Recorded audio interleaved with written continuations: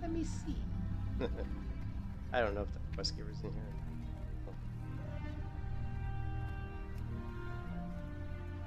Quest. Turn in.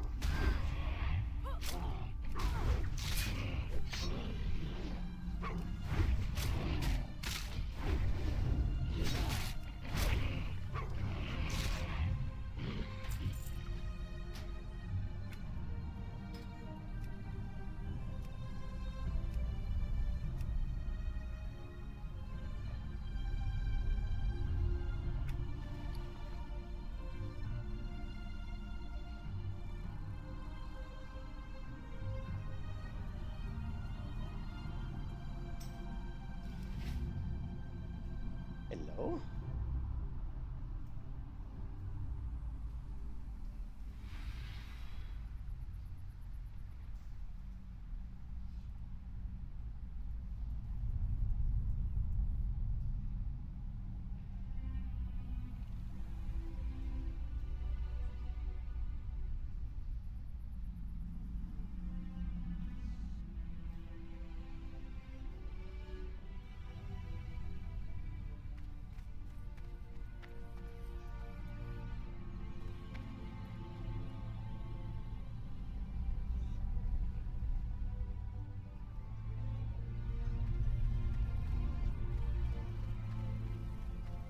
Person's gonna try to get me.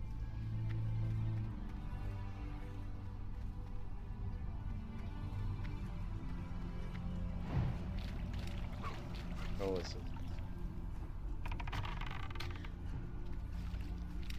Really?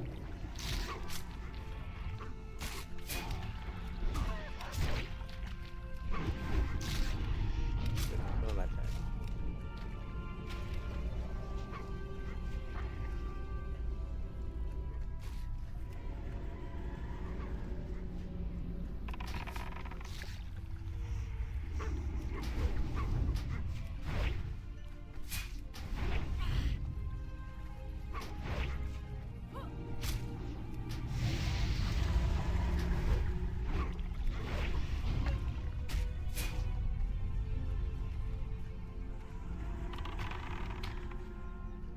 Pet. You killed my pet. The reason I didn't want to help this person is I'm a hardcore character. I was like, I really don't want to die. Yes. Right.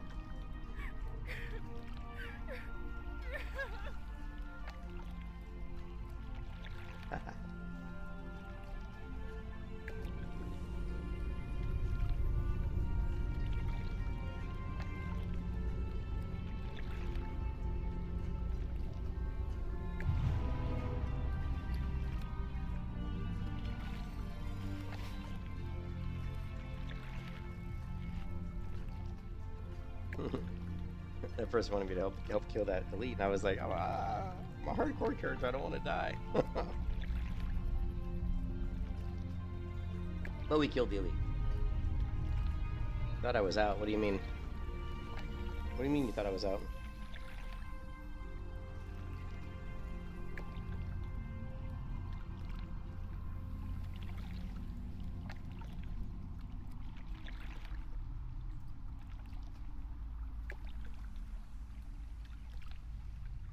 I was.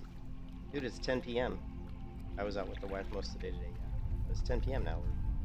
We're home and probably gonna go to bed pretty soon.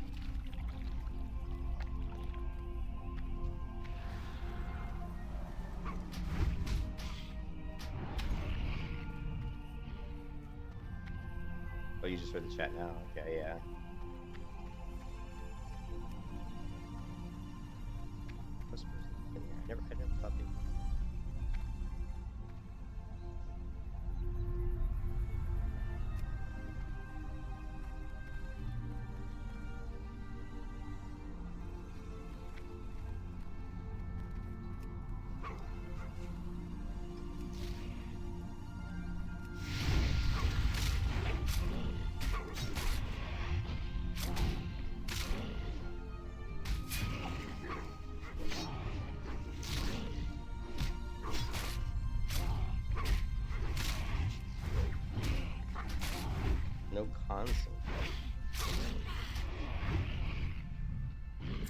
fuck? Why would you want rested XP? Are you joking? You know I hate rested XP. You know I like despise rested XP.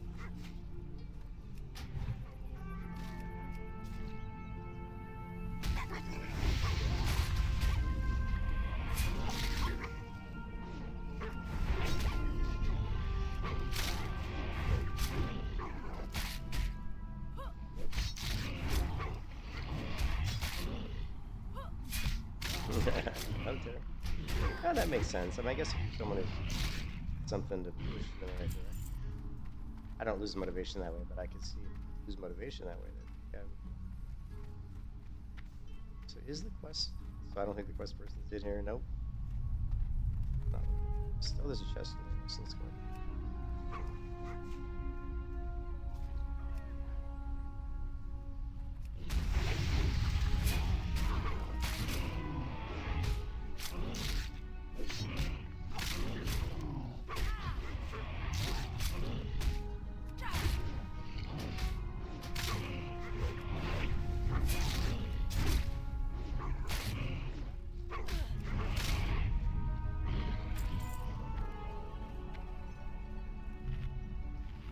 Oh, this quest has been a real pain to find. Must be on top of them.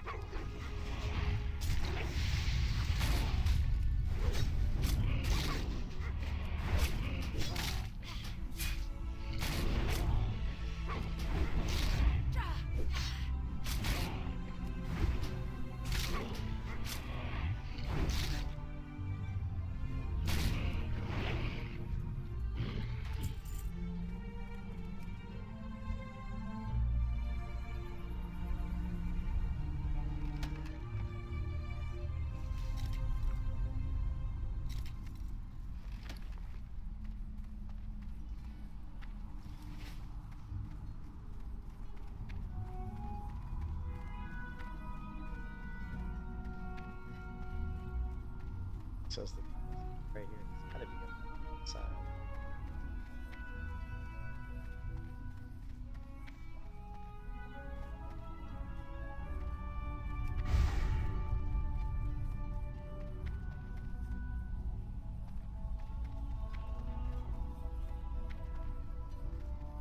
Bet I'm not another one.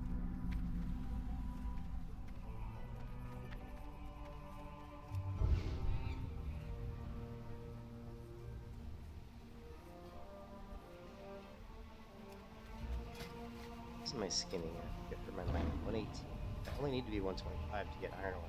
Get an iron like all I see is iron. That's all I see is iron. That'd be another thing I would tell the people that do this map is, first of all, it's a little too bumpy.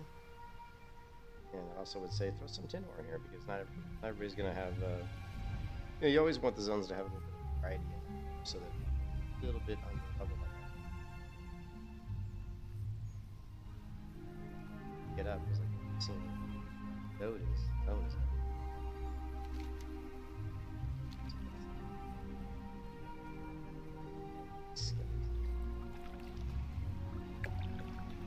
Iron. Burn out. You need your iron. This is the place to be. This is the place to be.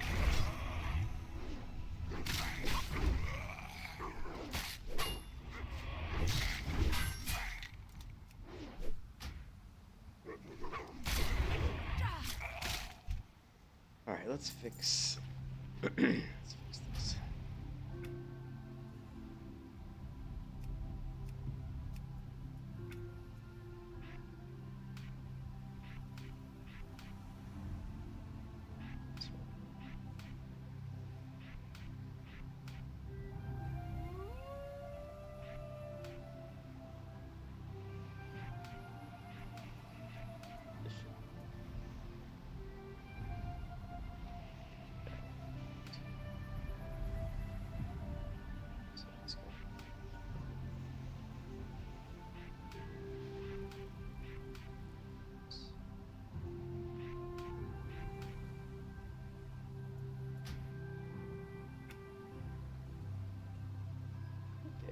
specs correct.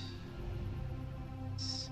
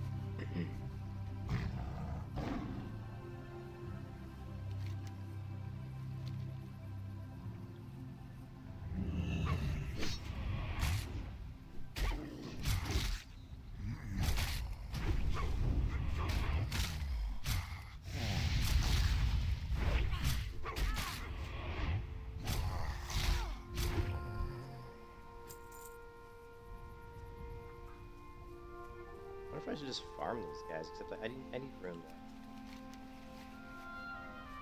Fine.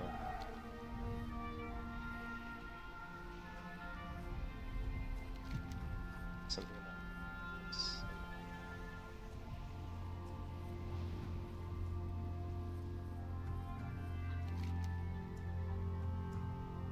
Find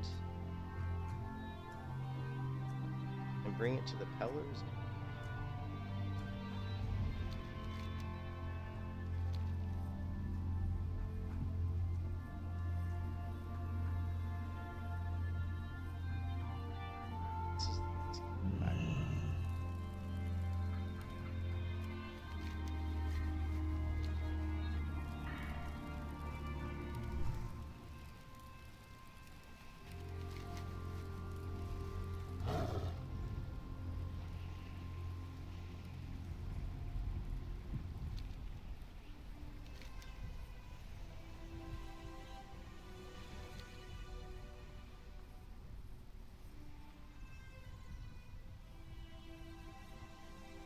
They got the snow.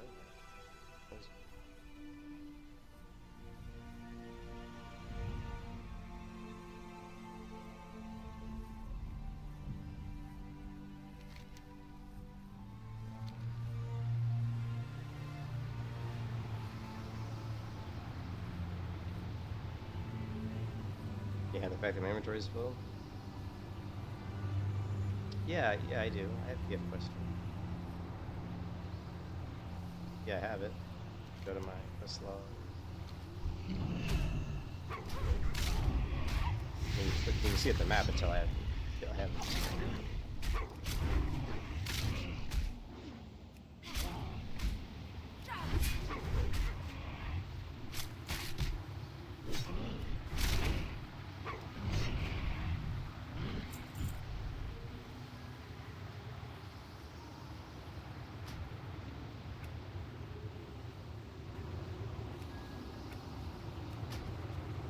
We have the PF quest.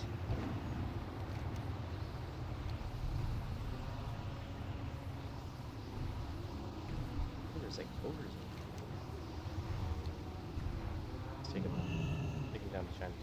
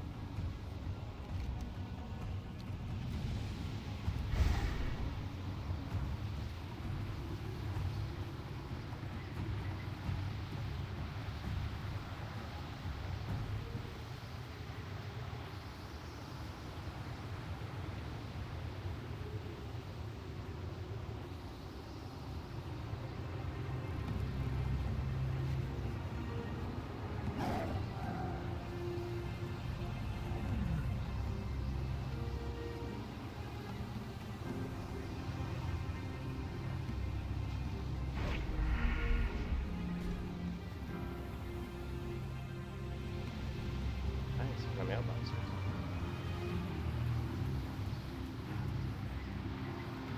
Here, got a report here or something.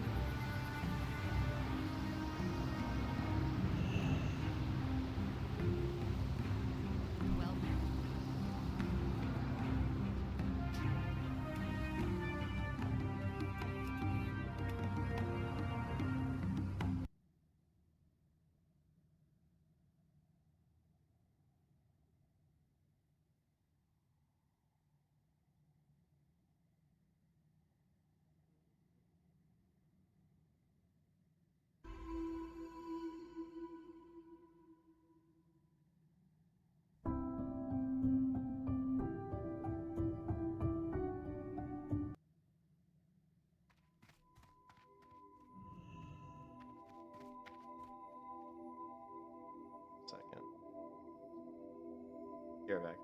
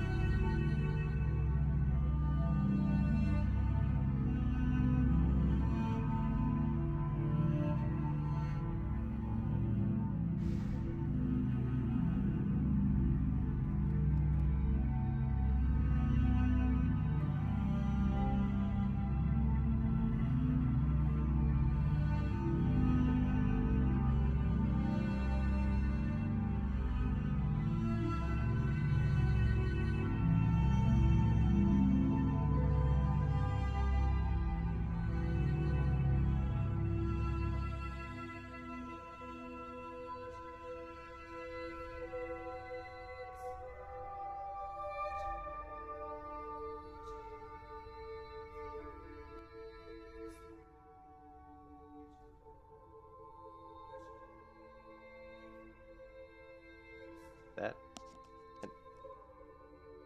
All right, sorry about that. Never been here before. In most of these areas, I've never been before. How are you? See you around.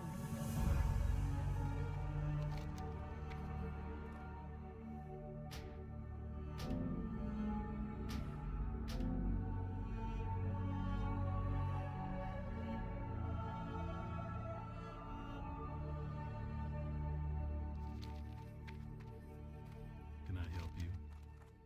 Be careful. Greetings. Have a good one. Hello. See you later. Class. Have a good one.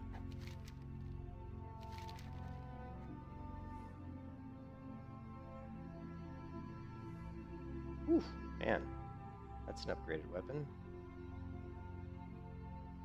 Robes. Pauldrons. Safe travel. So true. Song. Good day to you.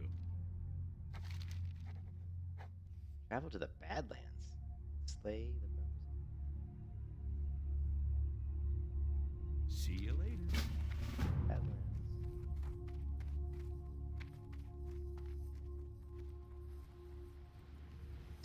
There's not a quest here. It's kind of. There are really this many quests here.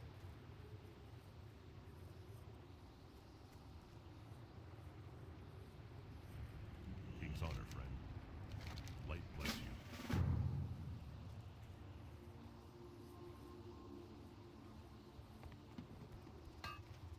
What can I do for you? Have a good Just one. find somebody.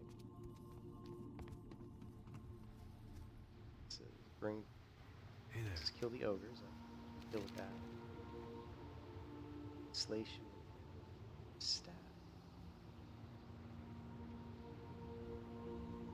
Okay. For the Alliance. See you around. Kill a bunch of ogres. Greetings. Eating. venture deep into the heart of the forest and see your sights. The bat-like creatures. See you later. We must get the meat. It's to feed the few. You need something?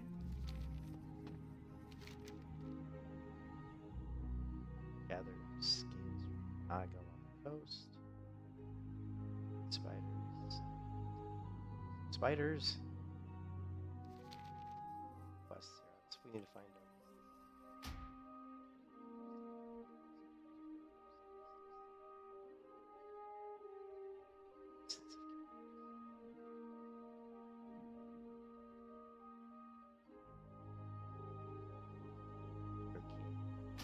Yeah. Looking for a vendor. Well met. Okay.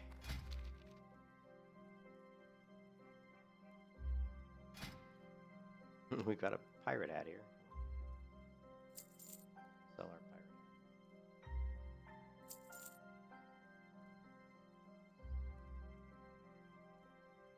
A lot of armor. 7 stamina, 3 strength. But we lose 18. Actually, that's Go with honor, friend. strength. We don't lose any DPS. We just lose some intelligence. Need help?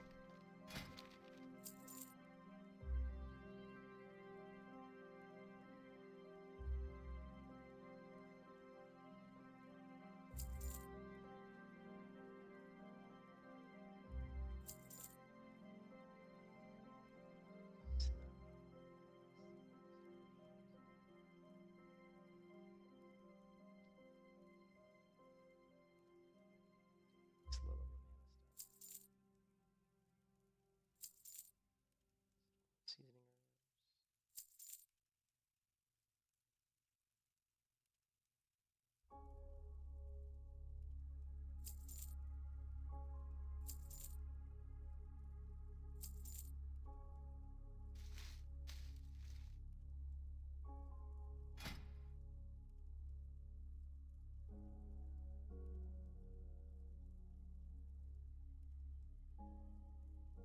Raptor flesh, but I don't know how to cook it apparently.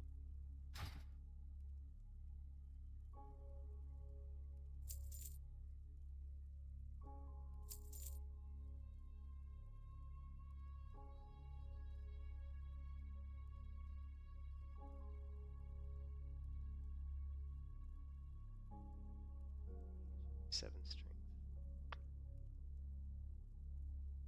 Safe travels. Light be with you. Be careful.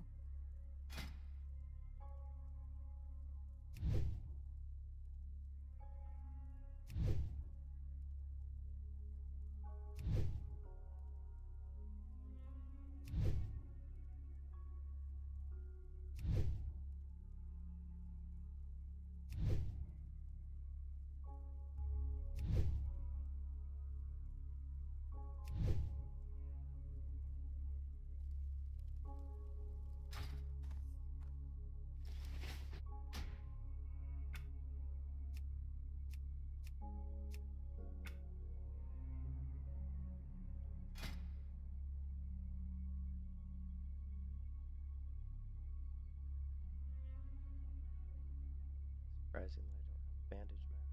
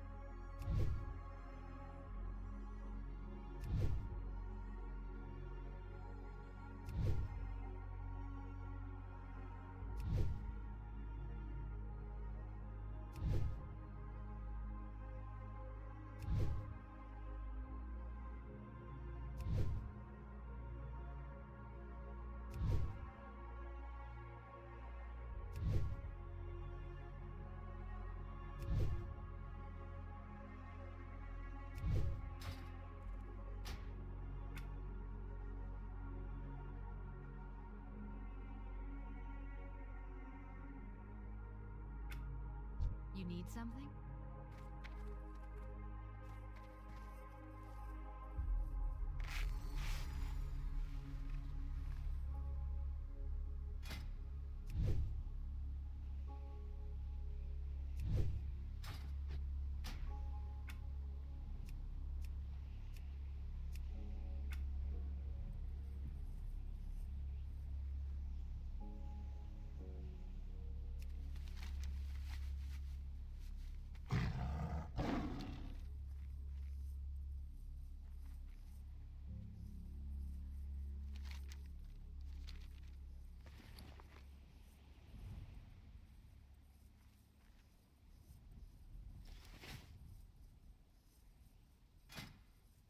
Really hate. I don't want to die on a hardcore character.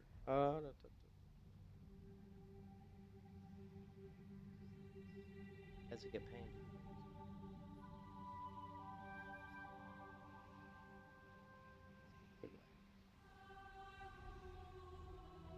What does that do?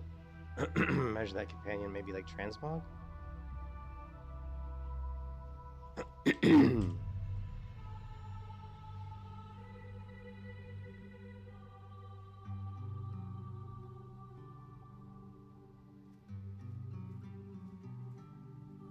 Yeah, look. It's famous fashionista glitter lamp, a stylish companion, transmog MC ready to help you. How does that work? 250. Or the famous fashionista. Sacred chalice. Vessel filled with the essence of the moon, allowing tailors to craft mooncloth anywhere in the world.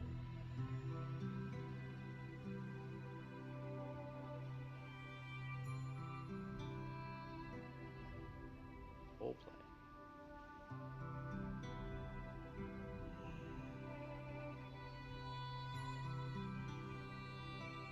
There's the backpacks. 36 slot bag. 28 slot bag. What do I have? Portable pot. I have 36 slot bags. I have 3 of them.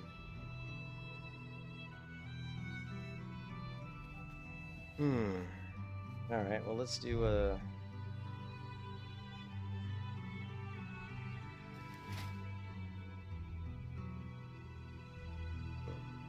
Hey, what's up, Blue? I know, totally. I think... You know, the one good thing about buying stuff on hardcore characters, if you ever want to get your credits back, you just kill your character. Like, even if it's a high-level character, like, I've got 4,172 ballots. But if I ever wanted, like, to start with a new character, you know what I mean? And I could just kill my character. I think you get all your credits back. So, that's the one benefit of the hardcore characters. So, there's really no risk in buying a portable pocket dimension. Because we can just kill our character off if we want to get that credits back. Now, how do I get it? Okay, it goes into my bag instantly. That's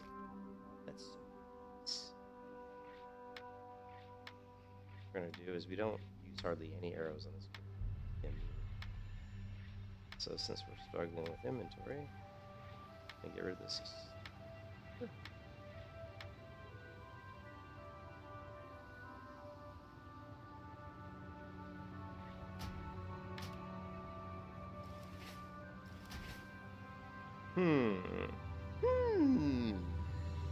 Interesting.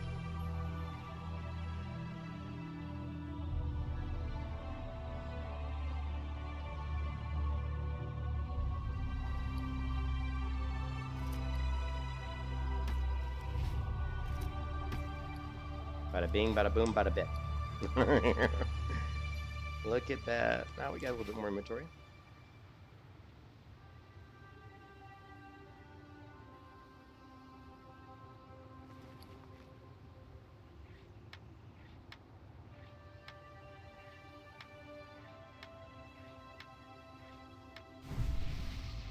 Thank you.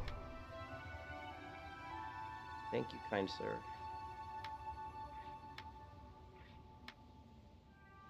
We probably don't need all these arrows, but I'm not gonna...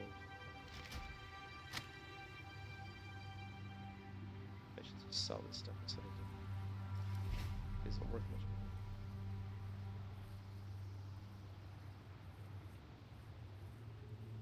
Yeah, I was a little nervous, Blue. I haven't played Turtle WoW in a long time, and I haven't played hardcore in quite a while, and I was nervous about running around on a high-level hardcore character. I didn't want to accidentally just kind of be, especially when I don't have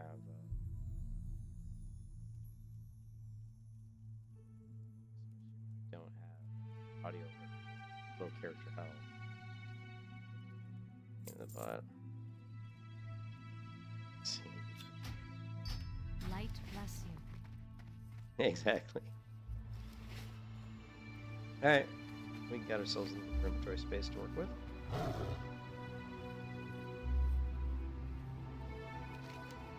We've got the new server coming up.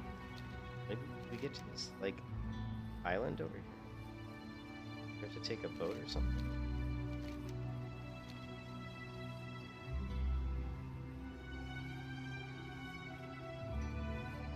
There's a bridge over here.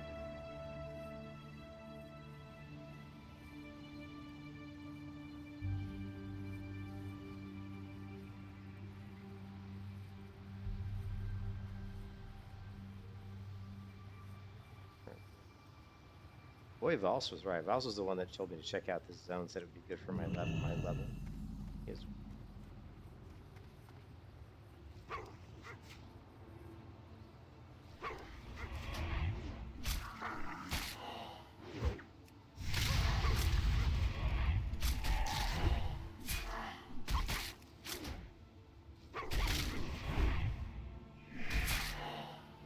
And these mobs are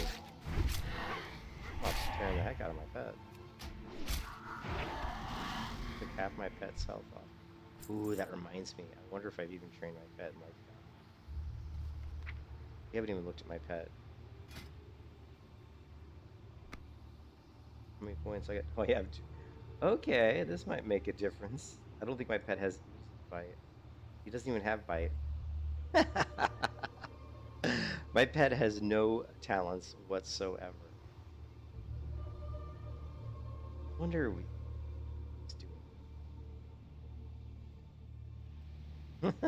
maybe he got reset because I haven't played this game, so you know, maybe he might have got reset or something.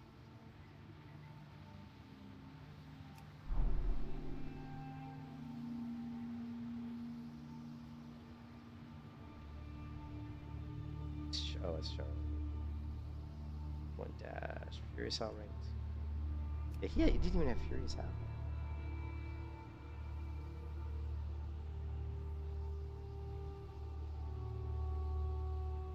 Yeah. Hey, what's up, John? Yeah, I've been playing it all day yesterday and today, playing on this character. My pet had no talents whatsoever.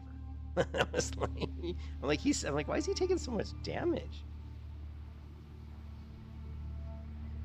I haven't played Turtle in a long time, and I'm like, well, maybe these mobs just hit really hard because I've never actually been in this zone before in Turtle 1. I've never killed these mobs before. Like, maybe they're just really powerful. Then I'm like, wait a minute, they shouldn't be hitting them for that much. One mob is one level above me. Alright, so, yeah, so we have 182 points, so we're going to train natural armor. And we only have 100 points left, basically. Yeah. How much is Dash? Dash is at least 15, so we don't have enough to get both. 15 plus great stamina. So we might have to... So the question is, do we want Dash? Dash is really nice, but I'm going to not get Dash. We don't even have outdoor movement. You know what? Maybe we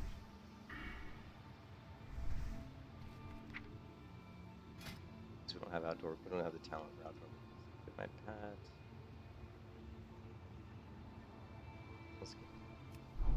Then we'll only be able to get great stamina like 6. So 17 stamina, so it's not too bad. But now we have 17.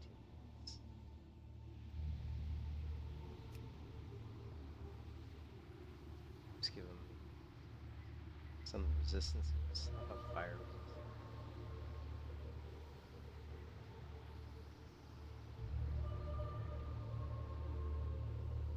Fire resist is our best bet. Usually the most common damage. Alright, so My pet now has more health, more armor. Let's see how he fares now. And I also was wondering why I didn't have Furious House. We've also got Furious House. Turn on dash. Let's check him out, go boy. Ooh.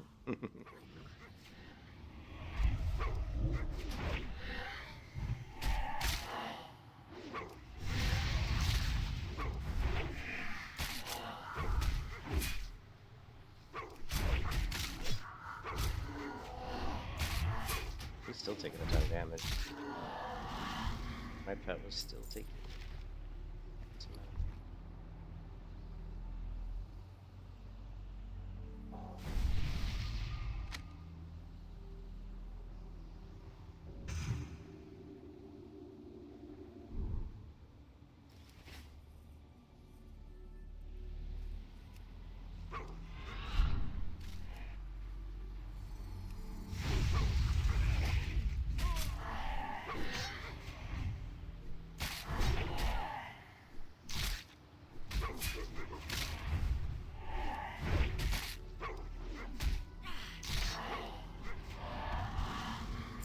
Well, he's only bite rank, what is it? Bite rank? He's only bite rank 5, so probably could go to bite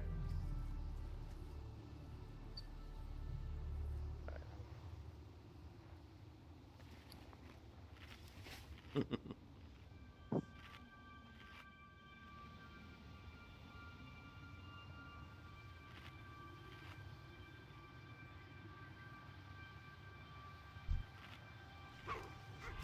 Level 45. I'm only level 43, so 2 levels above me. Don't really want to do mobs 3 levels. Try to get it crushing.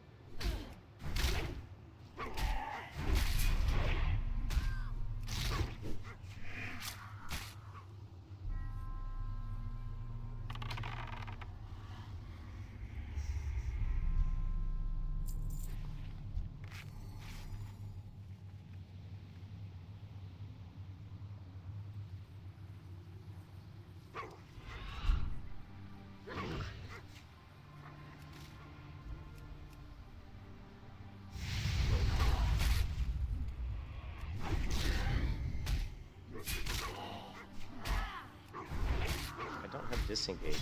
It's kind of. I need to find a hunter trainer.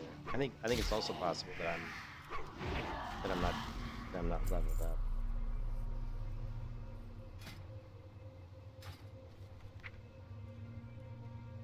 And we have Raptor Strike rank 6, so that's pretty high. What we don't have is we don't have disengage. Help me drop threat.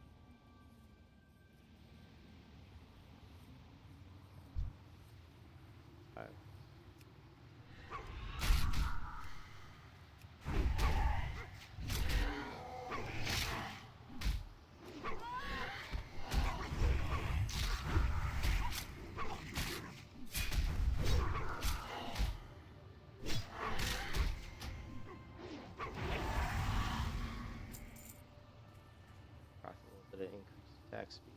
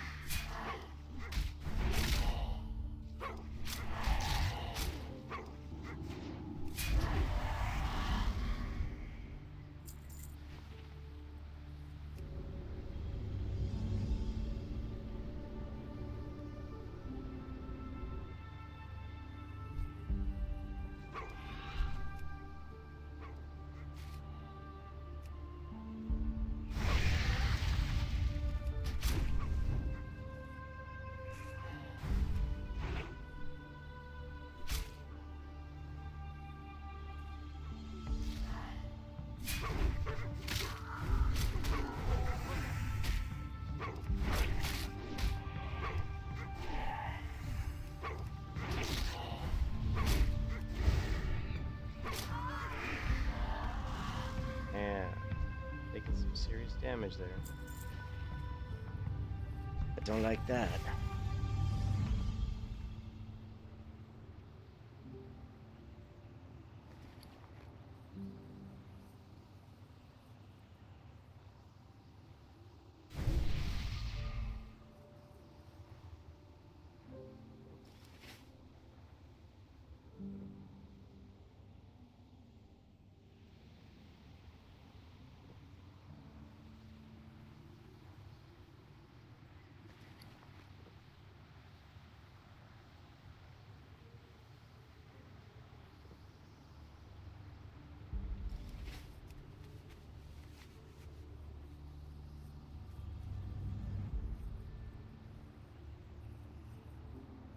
Shit, that guy's. You know, I don't want to die. I don't want to die.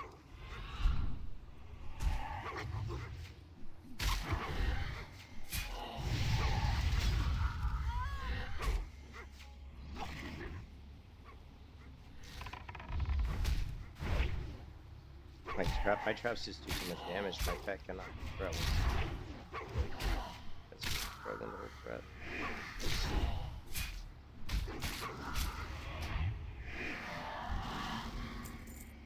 Wonder what level his growl is. Yeah, I think we need to hit pet trainer, pet trainer, and a. See if we're missing a few ranks. Definitely, my pet's struggling with that.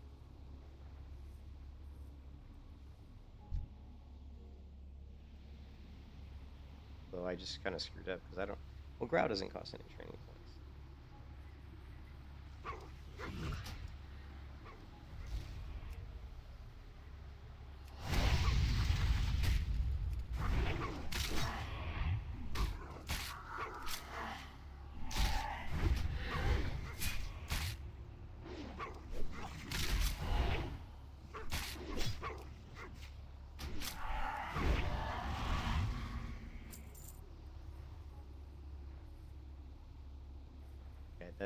That 45 elite scares the heck out of me. So,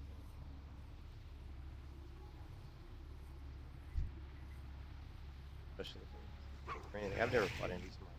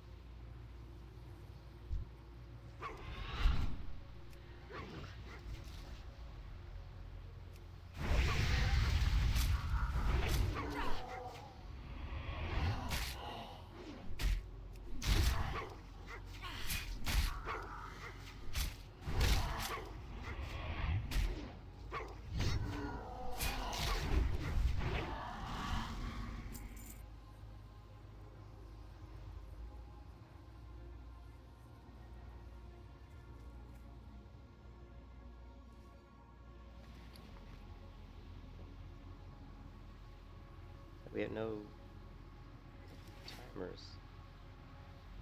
Do not have Omni CC.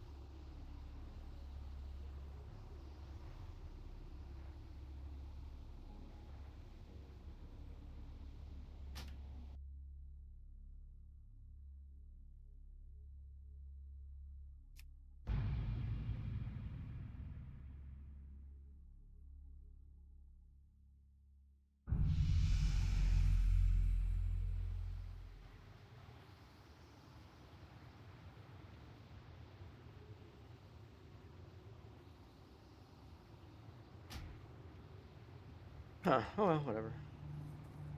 Cooldowns for... I'm just not seeing cooldown on the flute buff. Kind of annoying, but... Shit, that's that fucking... The hell am I gonna get out of here?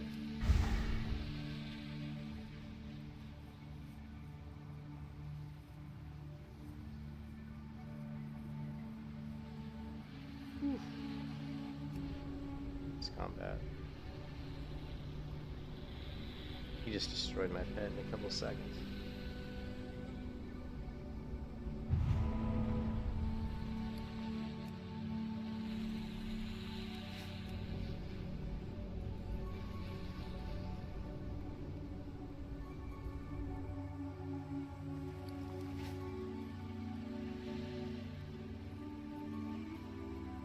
There's some other people here fighting out. I wonder if they see them.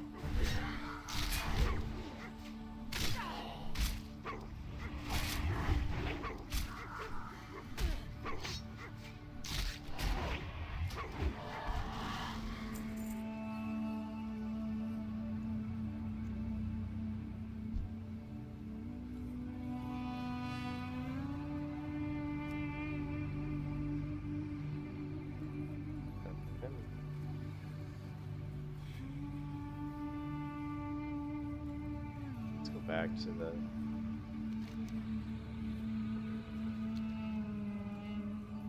side.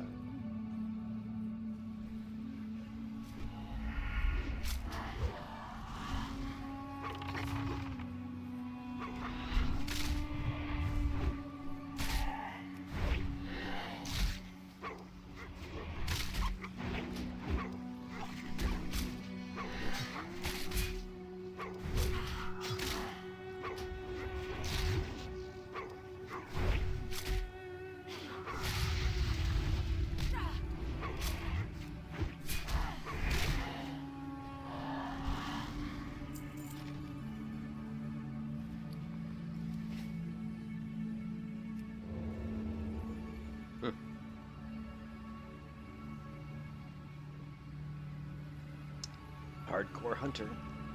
Hardcore melee hunter. Basically. Damage seems pretty good. But I just am really interested to see how the improved primal aspects is going to work.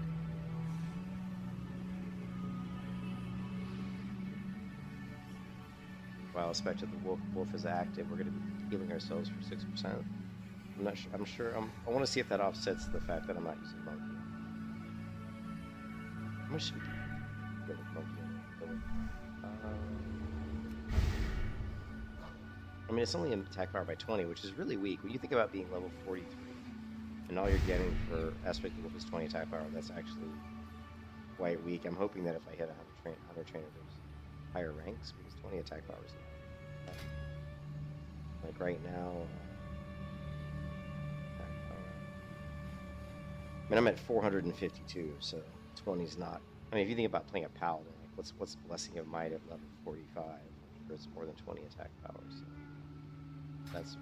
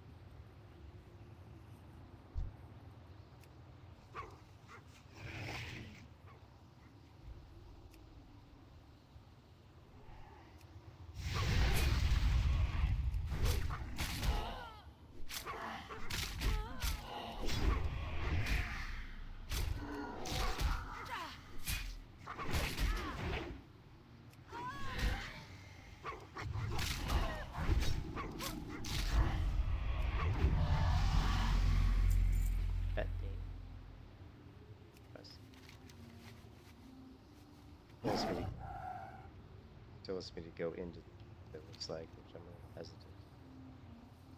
That if I'm pathing or some other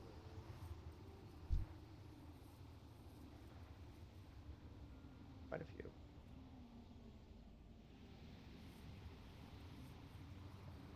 Take it.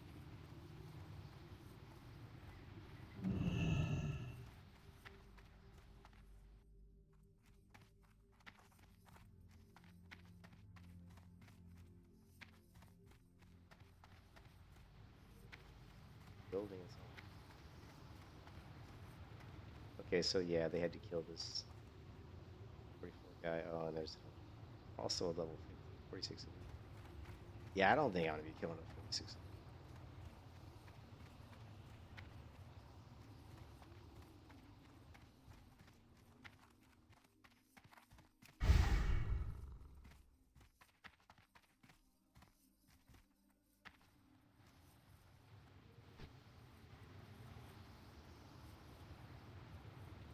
Hey, what's up, SL? How you doing?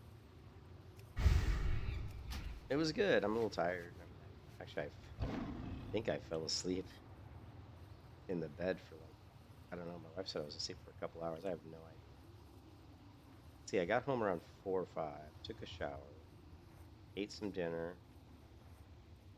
I must have laid down around 7, and then fallen asleep for like at least 2 or 3 hours.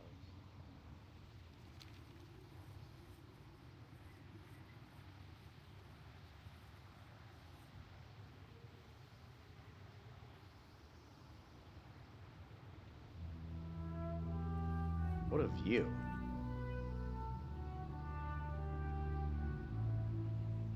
Pretty nice, huh?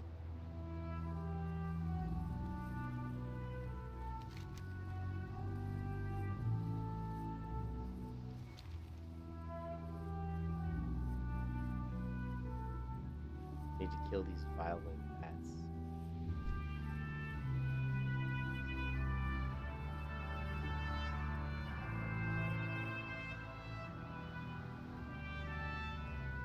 Yeah, this is a riding ice saber.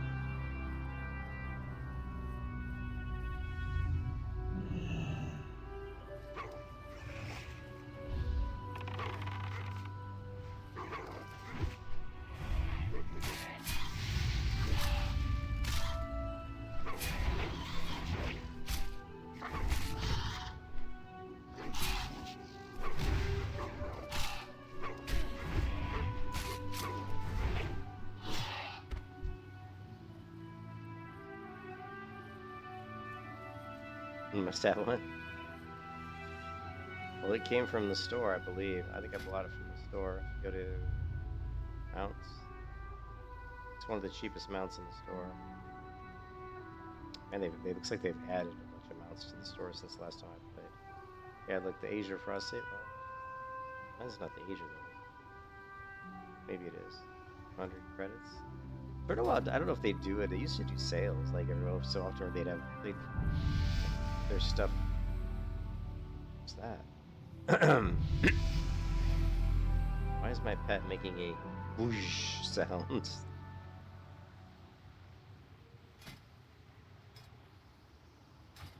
No. But they used to do sales on the shop. He just did it again. What is he doing? My pet's making weird noises.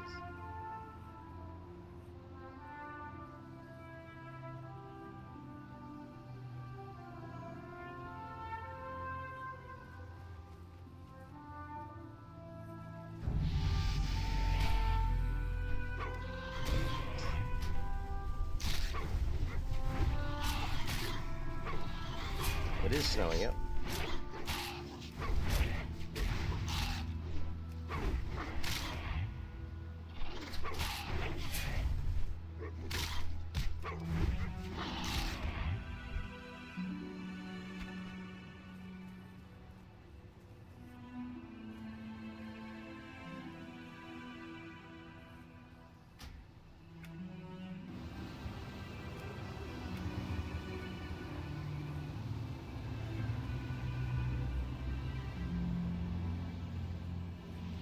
You know, I left Cargos' Discord, SL. I couldn't take any more of the. Yeah, I used to always kind of like Cargos, but I just couldn't take any more of the.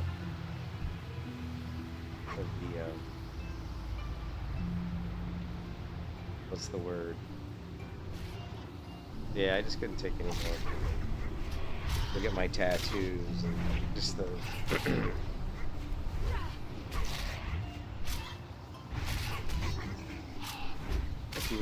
He never was really he would never participate in Discord at all.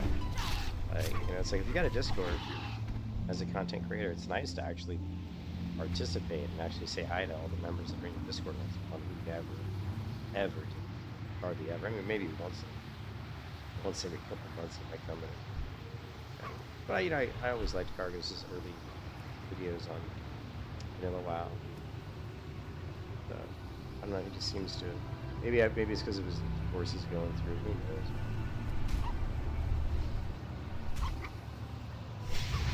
I feel like he's lost his way. Yeah, he has no interest in.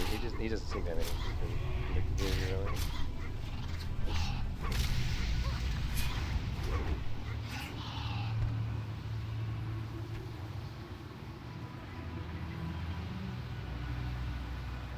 That's what it seemed like. I lost interest when he started posting pictures of him in a tank top with tattoos. I'm like, yeah, I don't care about your tattoos, bro. Sorry, I could care less.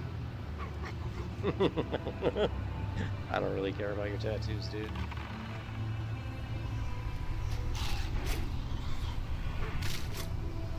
But it looks like, oh,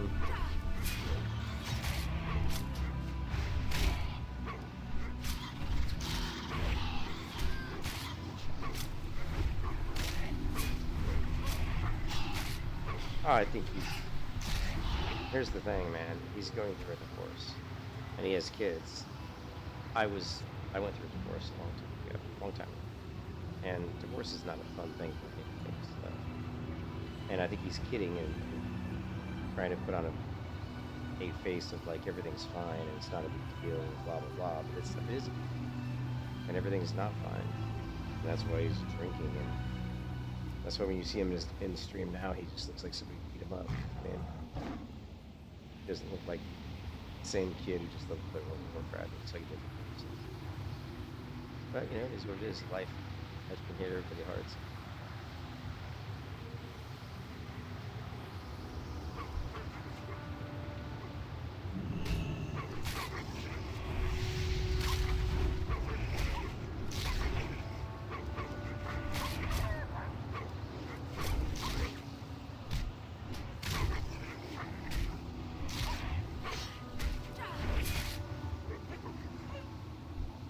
Sucks that I've got talent points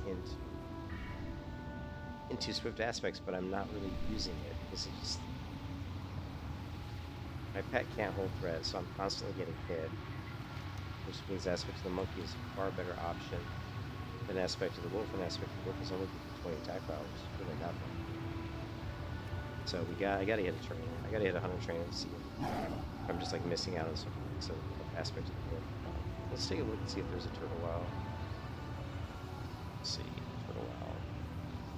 Hunter skills, right? That's what we're looking for. Not Hunter. I don't know what would be on here.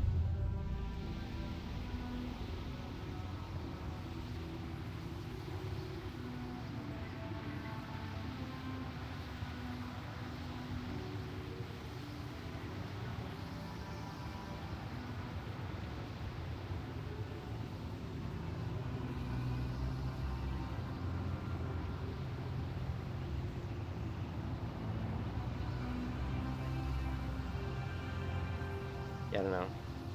I'd like to know what ranks of Aspect of the Wolf there are, but I can't. I don't know where it is.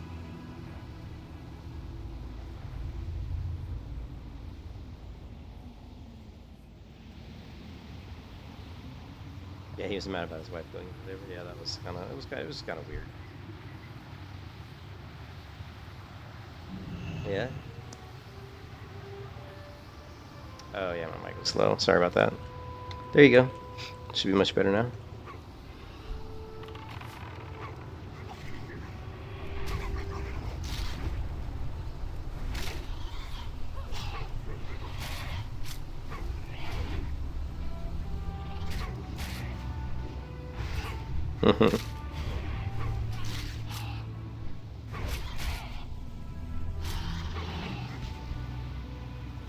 Ooh. Hopefully it's too bad it's two-hand. That's a lot of agility. But I don't want two-hand.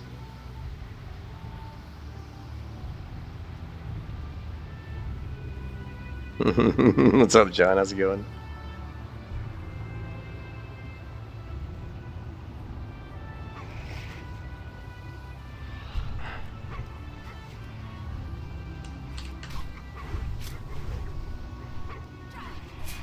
Come on, get over my trap here, buddy. There you go.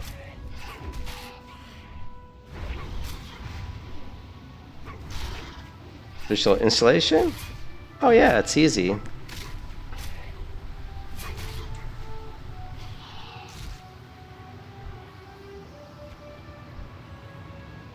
All you gotta do is go to turtlewow.org and just click where is it? Right here, it's right on the homepage.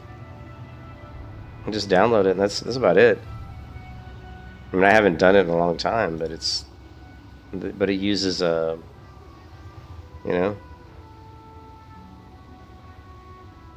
No way, you got malware? Are you sure? What malware?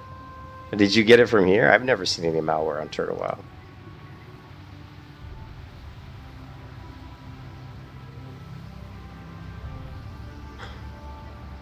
All's fine, John. Cool. Yeah, I've never been aware of any malware in the TurtleWow installer. And I've got... I don't really have any super duper anti-malware software, but... Yeah, but malware bytes can be a little finicky too. But we all know, SL, that you're paranoid. Okay, well, all I can say is go to turtlewow.org and click the download link and see, you know, hopefully that works for you.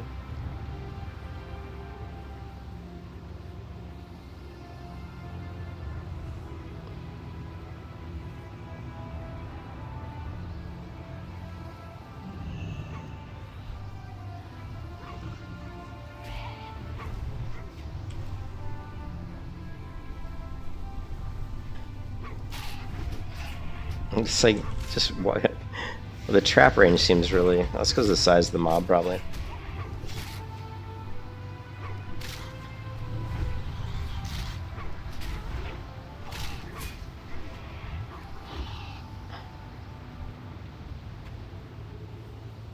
It did used to be just a floating zip file with the client version and everything. Now there's a launcher. Yeah, now you just get the launcher and it just downloads and installs the game.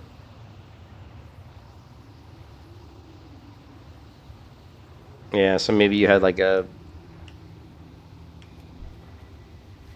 Yeah, I don't know. I've never had any problems, but I haven't installed TurtleWow, and I think I used the launcher to install it last time. And I just had all my files from my interface, my add-ons and stuff saved somewhere, so I just installed the game and then just copied my files in. And I was good to go. Well, they really love to make this zone very bumpy. I would say hilly, but it doesn't feel hilly, it feels bumpy. Like these mounds are like, look, bumpity bump, bumpity bump. I mean, I would have... I don't mind hills, but I just feel like this is a little... I just feel like these aren't really hills, they're just bumps. This feels like a hill that I'm on here.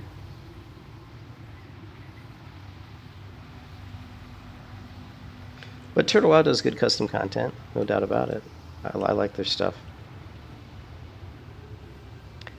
Look at that view, though. Some of the views are nice. There's certainly a lot of people on this server.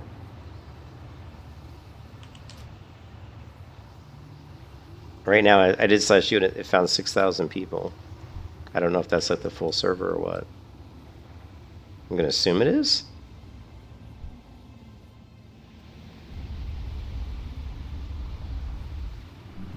I keep forgetting. If I try to use a skill while I'm mounted, it won't dismount me. So I won't auto dismount.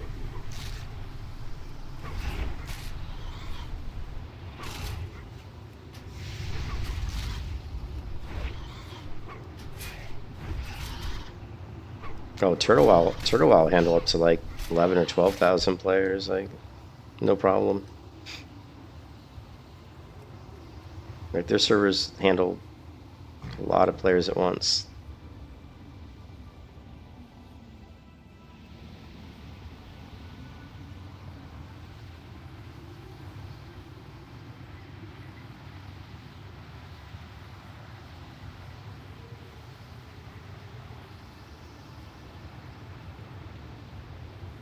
Murlocs, oh no.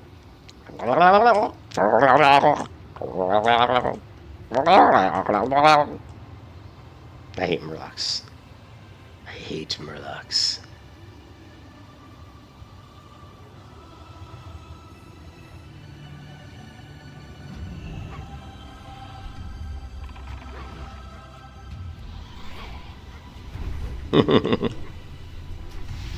I do it better after I've heard Murlocs do it for a few seconds. And like, if I listen to a Murloc make the sound, then my impression gets better. You know what I mean?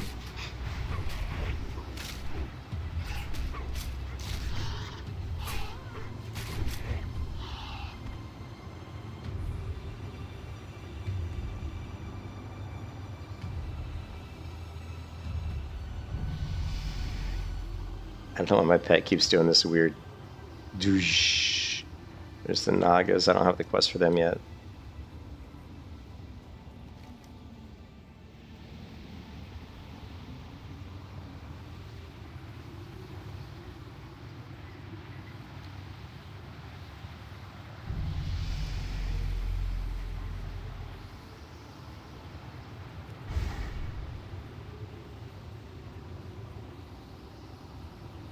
I suppose I could track, but I don't really want to track.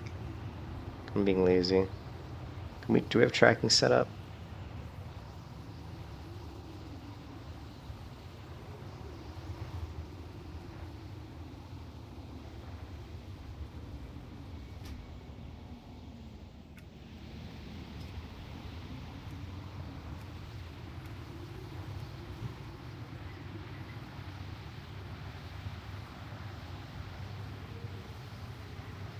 Hey, what's up, boss?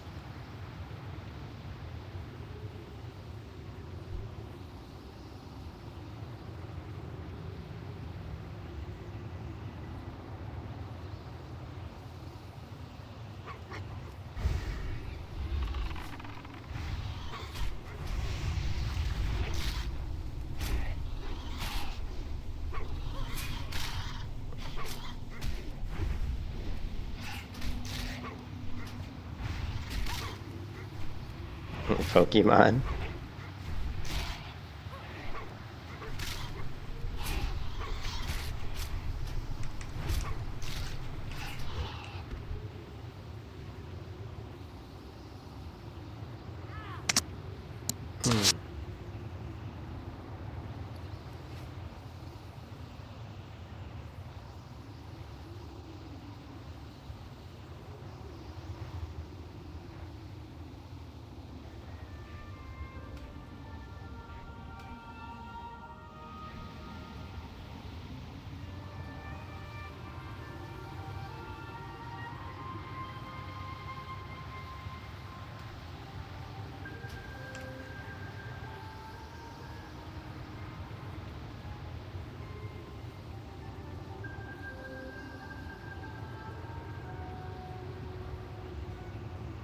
Oh no, spitters.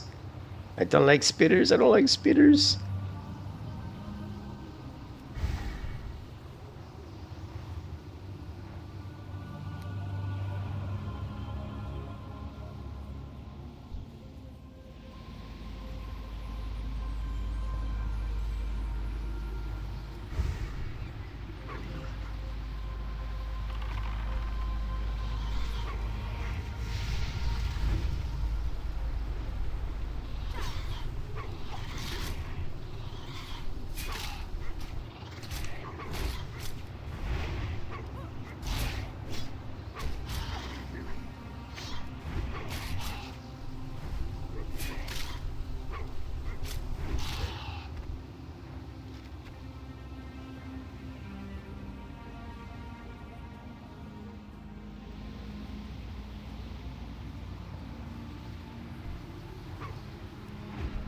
Oops, hit the wrong button. Hit the wrong button.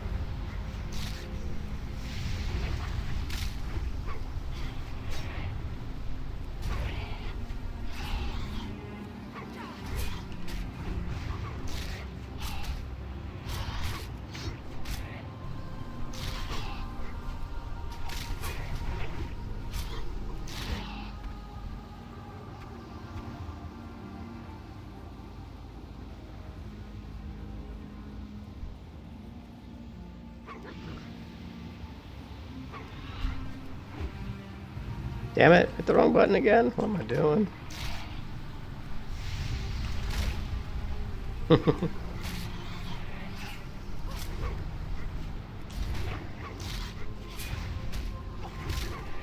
Hey, what's up, Nippon?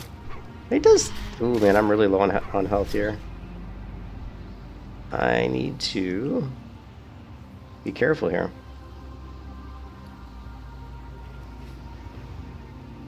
Damage seems okay. I need to hit the Hunter Trainer, though.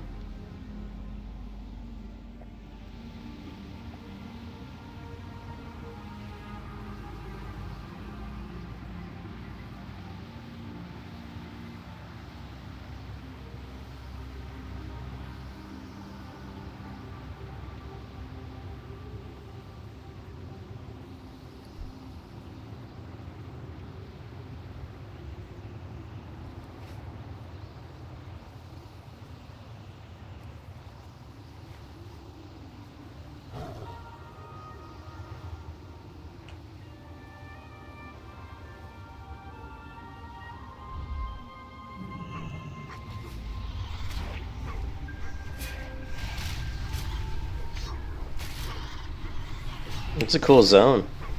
It was Voss that told me to check out this zone. I'd never been here before, but it's good. Definitely good for leveling at my level.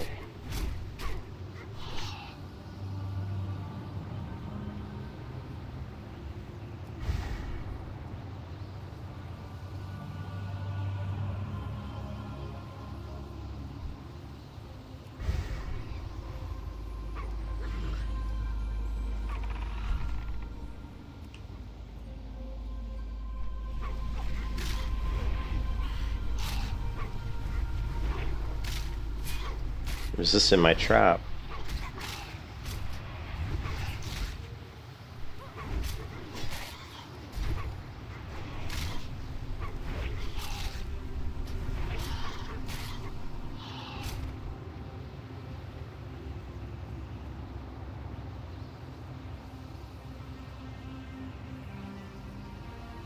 I don't know. Yeah, we still gotta wait for Ambershire. Kind of, you know what I mean?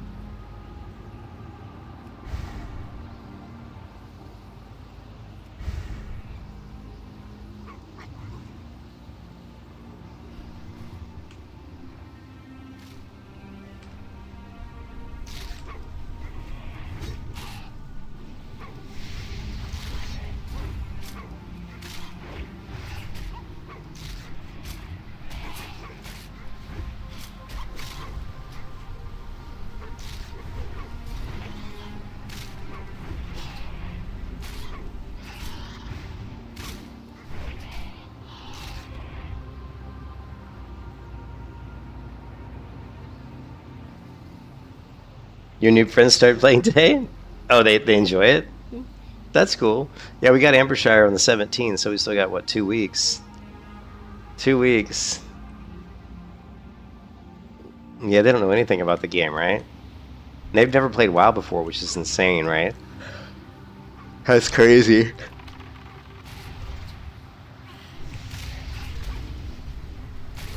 Not at all, man.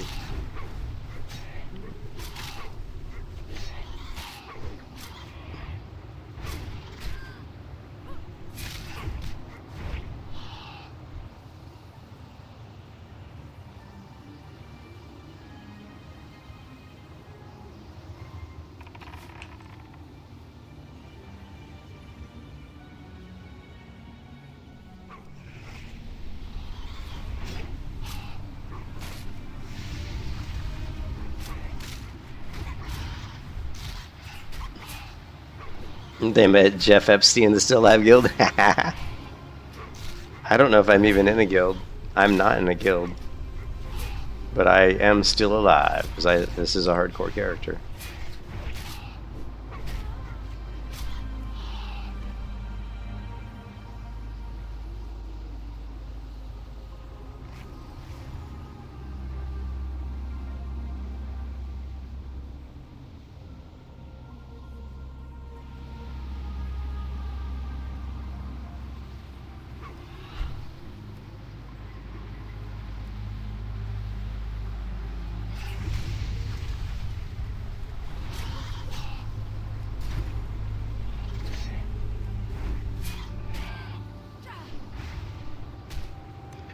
Well, I mean, the problem, I mean, right now the problem with Aspect of the Wolf is it doesn't do any. I mean, 20 attack power is not worth using at this level. I mean, so I'm hoping that it's just because, like, there's other ranks of Aspect of the Wolf that I need to go and train at my hunter, because I obviously haven't been to my hunter in a long, or my trainer in a long time. So I'm hoping that's all it is.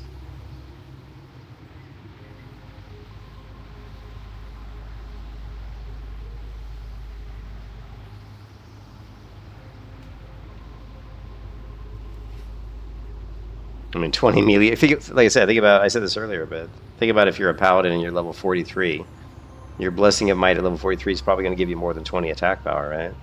So 20 attack power is nothing.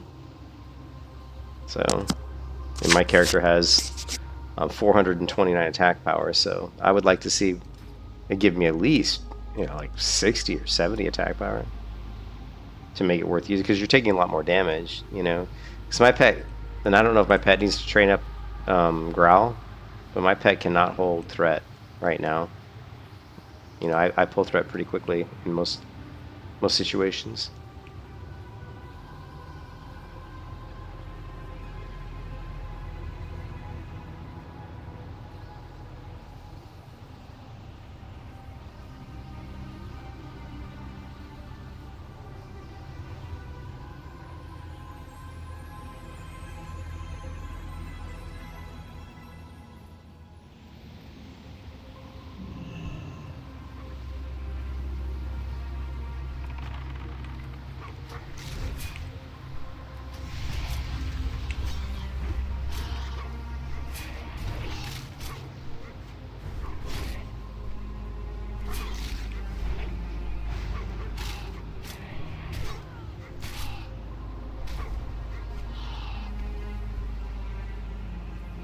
The drop rate on this quest is pretty, is not great. Which I'm fine with. I don't have to have a great drop rate. I'm just saying it's not. They don't drop the wings very often.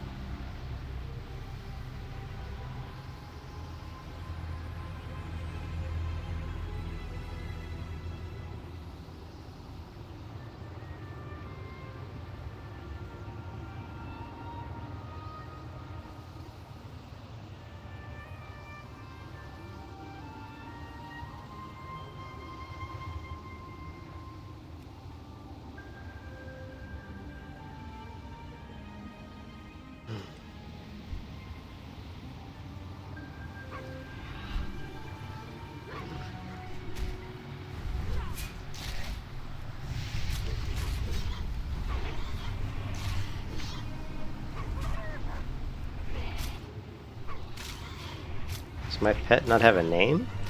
My pet doesn't have a name. Look at that threat meter. It says unknown.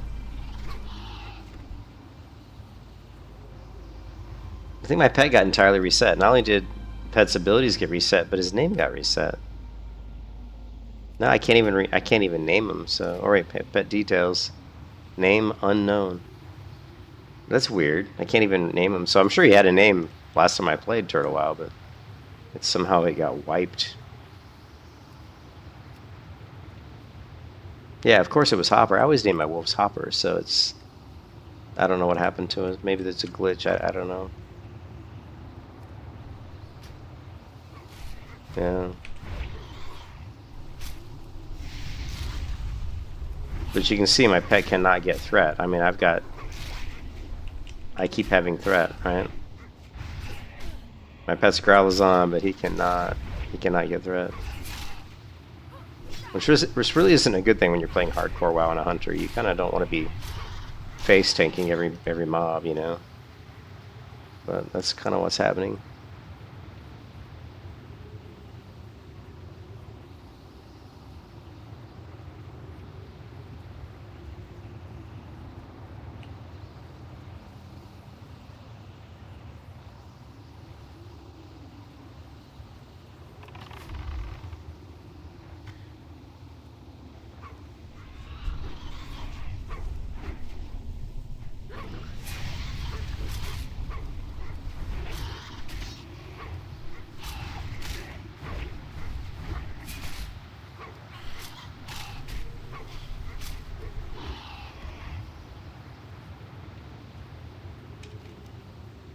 Oh, I guess I finished the quest. At some point in time, I finished the quest. I was like, why am I not getting the item? It's like, well, because I've already finished it. So let's go ahead and head back.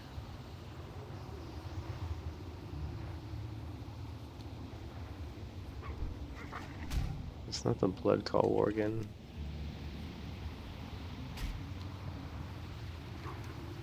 So I guess I didn't finish this quest because I didn't kill the guys inside the building. Oh well.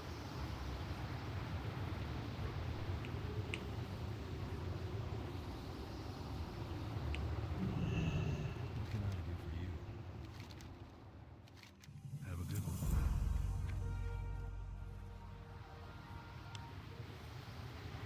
What can I do for you?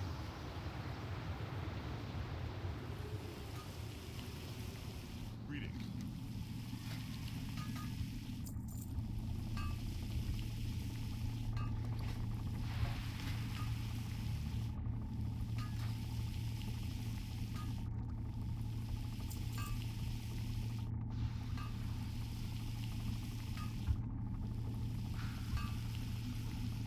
Hmm.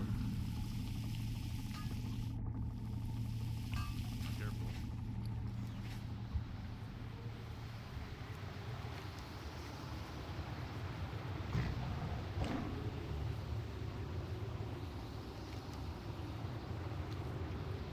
Guess we'll go kill some ogres.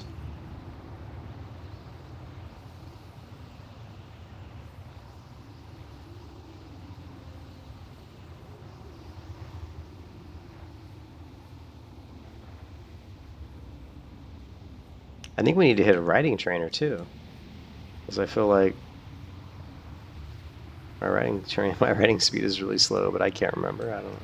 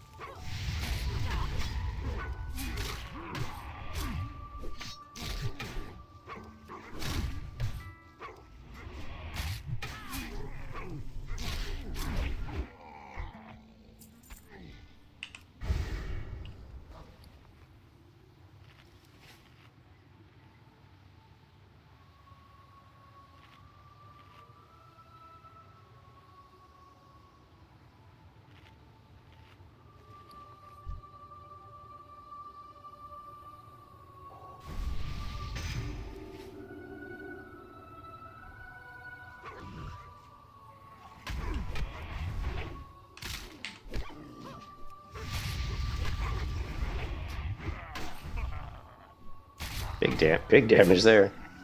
Big damage.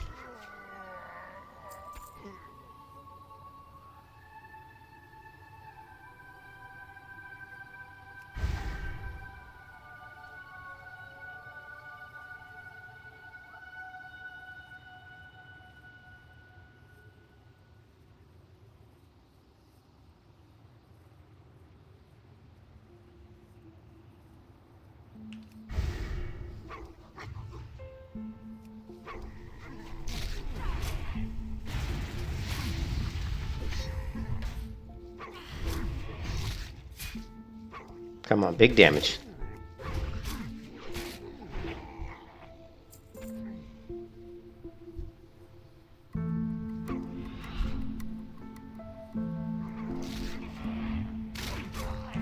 Big damage.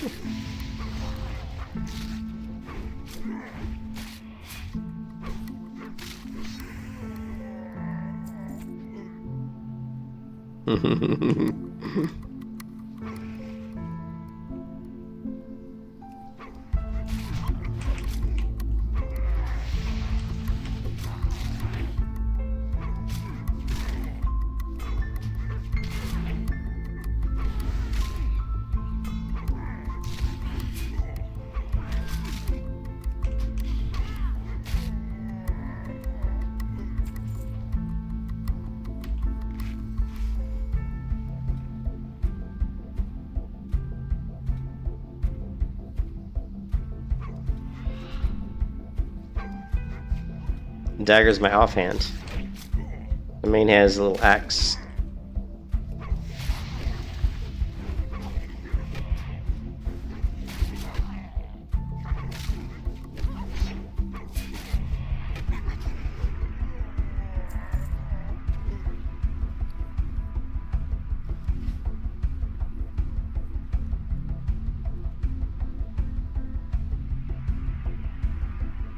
Ooh, this could be tricky.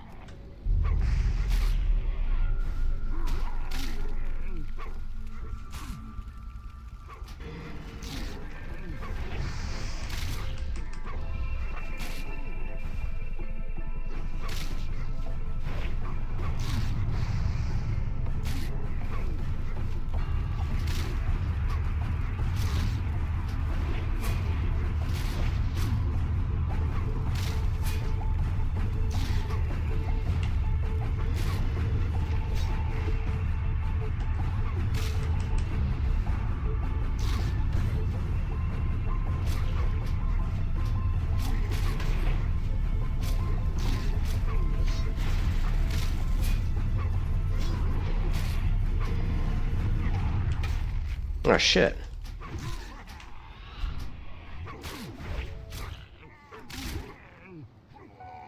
He came right out of that trap. That was a little scary, wasn't it? Yeah, the music was very dramatic with that fight because, you know, I'm a hardcore and I'm like getting down to some dangerous health levels there.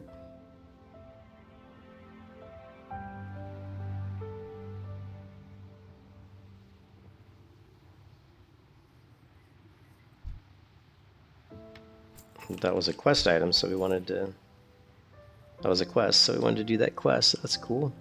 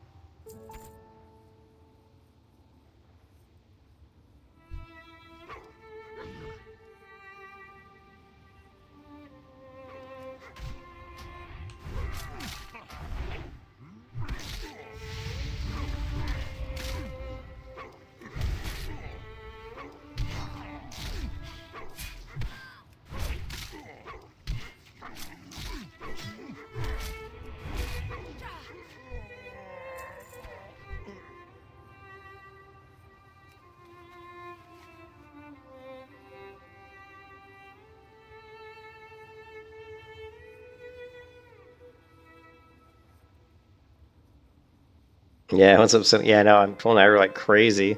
I'm wondering if my pet's growl needs to be trained up. I have to go hit like a trainer and see. It's been a long time since I hit a trainer. His growl is only rank 5, I think. So I think he's due rank 6, but I cannot stop pulling aggro, man, every time I go in. And even if I let my pet hit a few times before I go on, it's still I get aggro like almost instantly. Look, I'll send my pet in. I'll let him hit a few times. Yeah. Let him go in there and do a little damage. Let him get his growl off and all that, and then I'll come in. And you can see on KTM here, I have threat now. So it took me a little while to get it that time, because I didn't get any crits, I don't think. If I go in there and get a crit like right off the bat, it's just like boom, threat.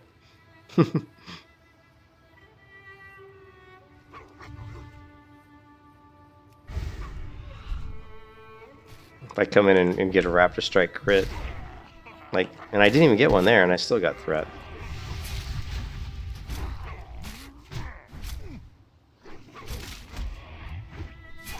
I think my pet just needs a rank 6 growl.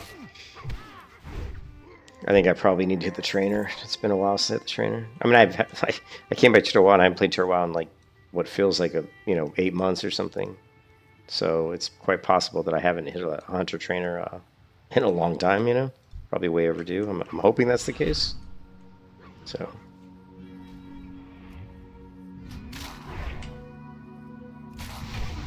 Pretty almost.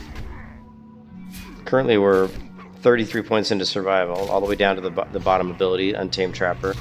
And now I'm just starting to go into BM to get Swift aspects and to get improved Primal aspects, so that when I'm in aspect of the Wolf, that I actually get 6% healing. 6% of the damage I do heals me. But right now, like, I think Wolf is fucked up because it's only giving me 20 attack power, which seems completely, like, way too low.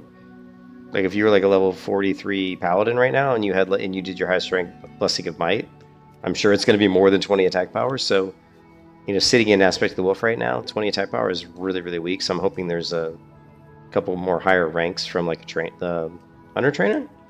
So that's why we need to, once we hit level 44 here, I'm gonna go see if I can find a Hunter Trainer and see if maybe there's some ranks that I'm missing in some of my abilities.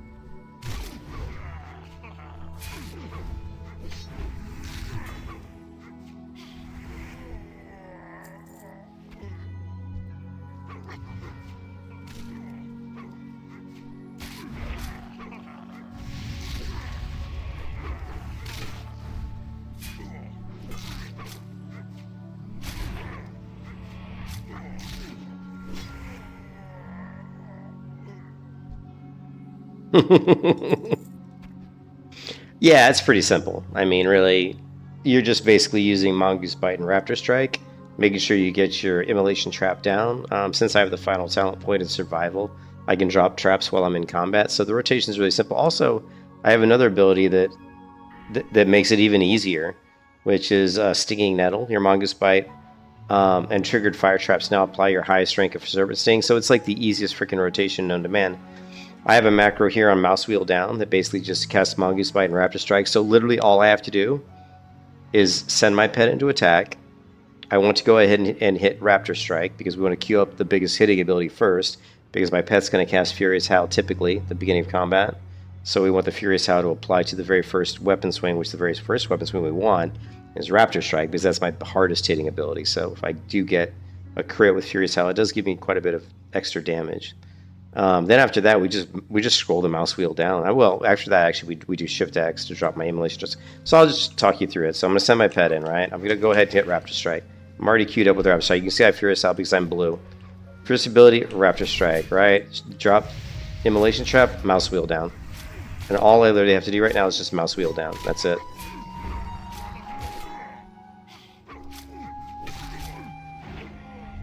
And that's basic rotation. Super simple. Like, really easy. Send pet in, queue up Raptor Strike, drop Immolation Trap, and mouse wheel down. Doesn't get much easier than that.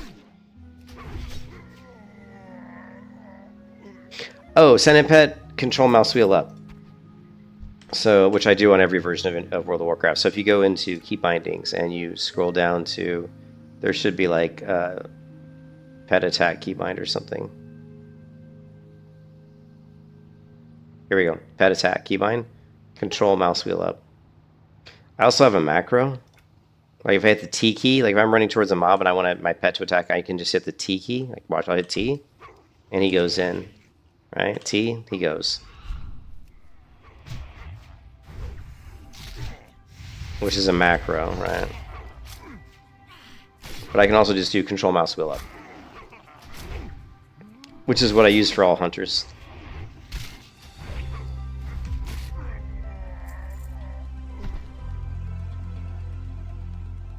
No, I haven't because I hate two-handers.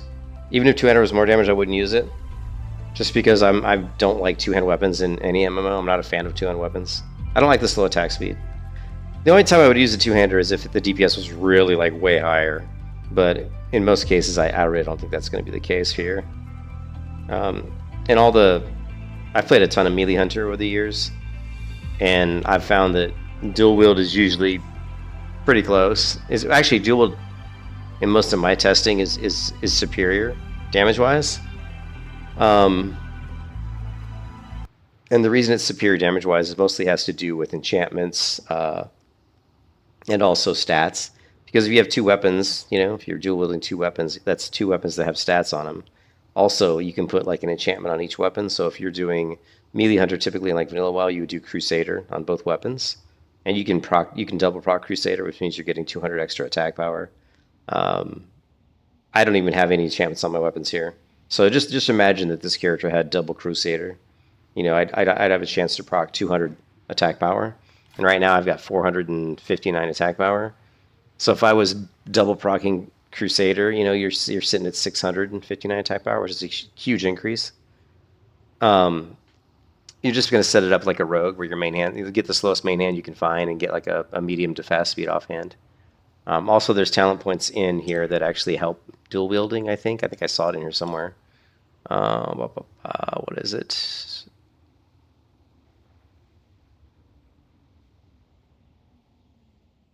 I don't know if I have that talent, but I know I saw some talents in here that actually, I think, benefit dual wielding.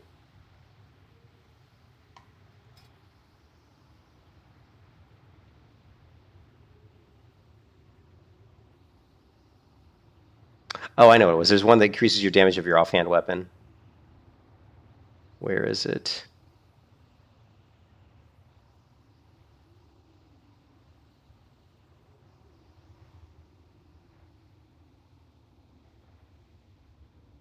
I think it's this one, isn't it? Here it is. Savage Strikes increases the damage done by your offhand weapon by 25%. So, you know, that's pretty good. So I think that alone is going to probably make... Yeah, so I would definitely... I haven't tested a two-hand weapon, but, you know, I'm never going to use a two-hander. Unless they drastically change the way enchantments and stuff work in vanilla, I would never use a two-hand weapon. Like, two-hand's good at, like, low level. Like, if you're, like, leveling from, like, 1 to 20... two-hand weapon is actually pretty good when you don't have any gear or anything, you know, because it hits way harder. So like if you're like leveling from 1 to 10, for example, and it's your first character on a server, what I would definitely recommend is getting, especially if you're a night elf, I would recommend, you know, picking up herbalism and skinning, and just pick up every flower you see and skin every mob you see, sell everything, and run to Darnassus and train staves, and then go ahead and go to the vendor there and buy like a staff, and you will that'll be like the most damage you can push out if you're doing like melee or melee only. But then once you get high enough and you start to get to the point where you can start affording enchantments, then you want to go dual wield. Also, what I usually do is I usually use frost oil on both weapons as well. So put Crusader on both weapons, put frost oil on both weapons. You're going to get quite a bit of damage out of that.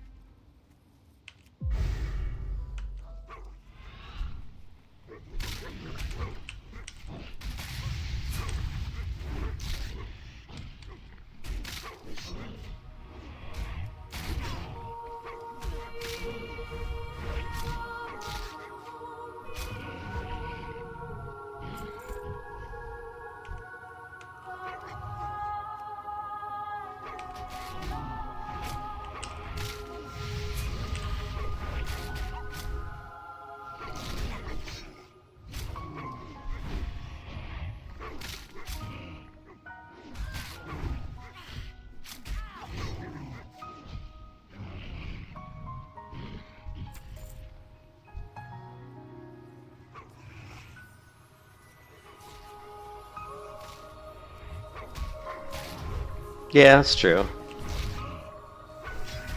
But I like to get him in there quick. Get some hits off. Hopefully pull a little. If I have dash on, he gets in faster. Gets a few more hits before I get to the mob. Gives him a little bit of time to generate a little bit of a threat. But yeah, I mean, a lot of times what you can do is too. I mean, honestly, if you're doing melee hunter, right? What you can do is you can turn off growl, turn off dash, and then go into monkey, right? Now this is what you do in regular vanilla WoW because you want to proc Mongoose Bite, but because Mongoose Bite doesn't require you to dodge an attack, it's not really necessary. But you could still do this if you wanted to, just to save your pet's focus. But since Mongoose Bite works the way it works in Turtle WoW, I don't think it's probably going to be a good idea to do this. You're better off having your pet do some damage. But if you're going to do this, you would definitely go into monkey, right? Yeah, I mean, for melee hunter and turtle WoW, I don't think. I mean, Wolf's okay. I'm not sure if Wolf's going to be the best pet. It's funny now that my pet's actually holding. Did you see that my pet actually was holding aggro, even though he doesn't have growl on? That was interesting. I wonder if his focus was giving him a little bit more. If he was pushing a little more damage. But yeah, you can do a lot of stuff with playing around with your pet's focus. And believe me, I've tried it all. I've tried it all.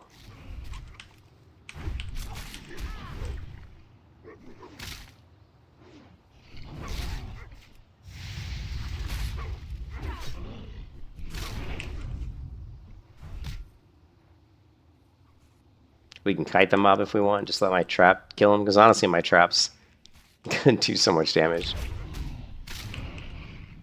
Like if we want to, because the trap on the melee hunter, the way it works is, you know, it does a shit ton of damage.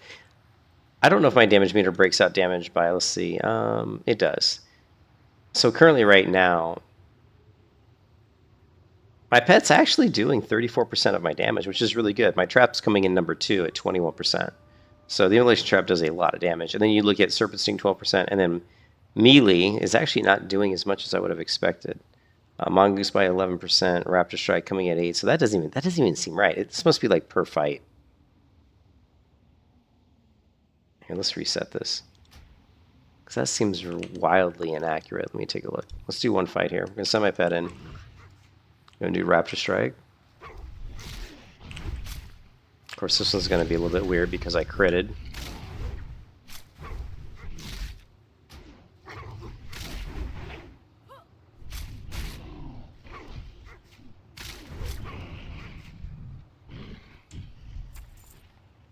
Alright, so in that fight, Raptor Strike accounted for 28% of the overall damage.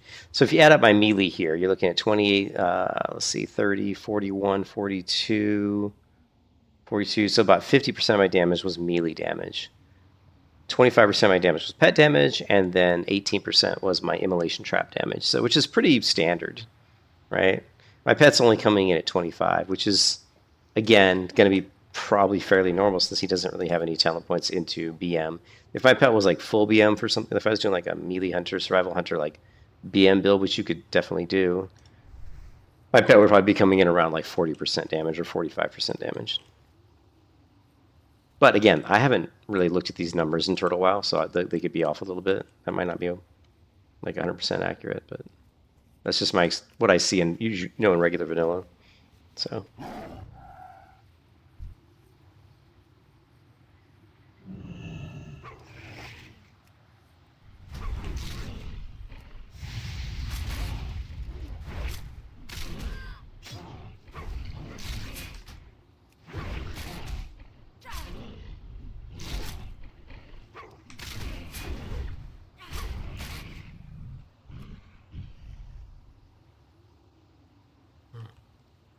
Guess he was just resetting. Okay, and now you can see after 2 fights, Raptor Strike's coming in at only 17% damage. I probably missed with the Raptor Strike there, then I'm surprised it's that low. 17, Mongoose. Immolation. But yeah, I mean, you can see, I mean, the way the talent tree works in Turtle WoW, though, it's a little bit different. Like, your traps do, like, insane damage in Turtle WoW. Because normally you get Savage Strikes, which increases the damage of your Mongoose by, you know, increases the chance to use your crit, but in Turtle WoW it's a little different.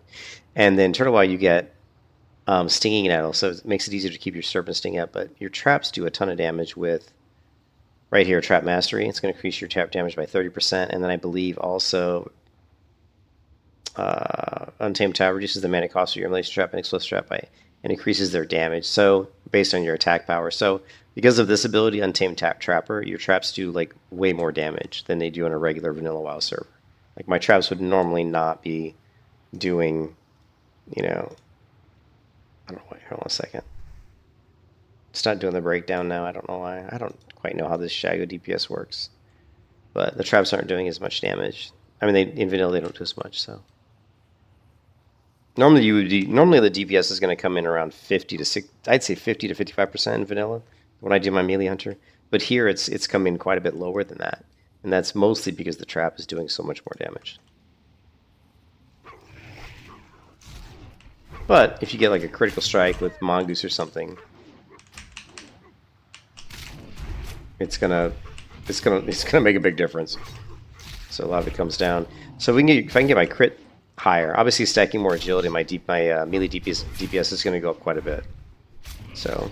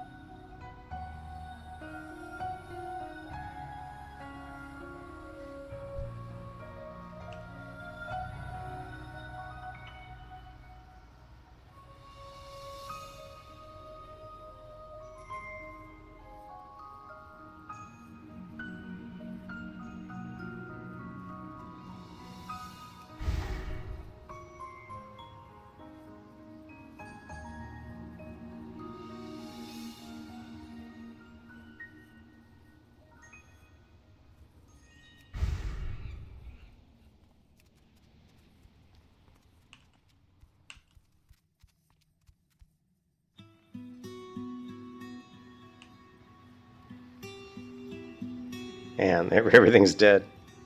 Like, all of these guys are dead.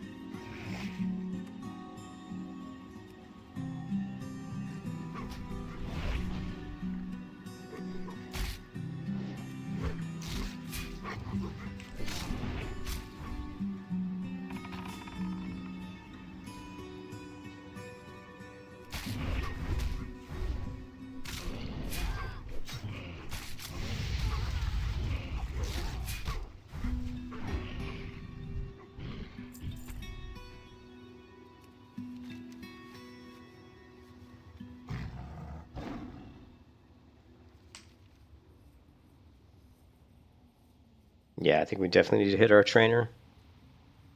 See what's up.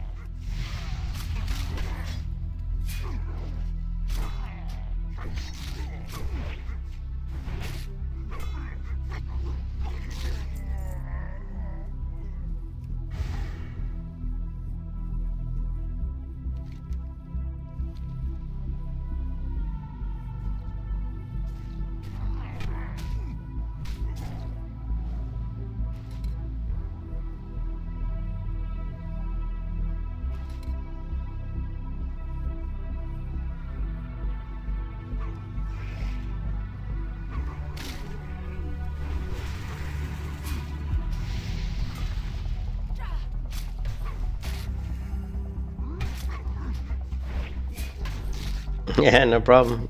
No problem, SL. I know I'm still keeping track of Epoch. I haven't looked to see, did they put out an update? Oh, they did. Let's take a look. No, I'm still keeping track of it, but I played Epoch this morning. I think it was around 3:50 this morning. I played Epoch for about 20-30 minutes, and they had about 4,000 people in the server, and it ran really good. Actually, it ran quite well. After Linux subs test 4,000 players online Linux round with no partitions, our first order of business today was to re-implement partitions. After much debugging using memory leak analysis, our developers were able to identify issues and fix them, allowing us to re-enable partitions. Nice to check much of today's time, porting over all of our infrastructure. We also had to rewrite our queue code and test. Yeah, they talked about rewriting the queue yesterday.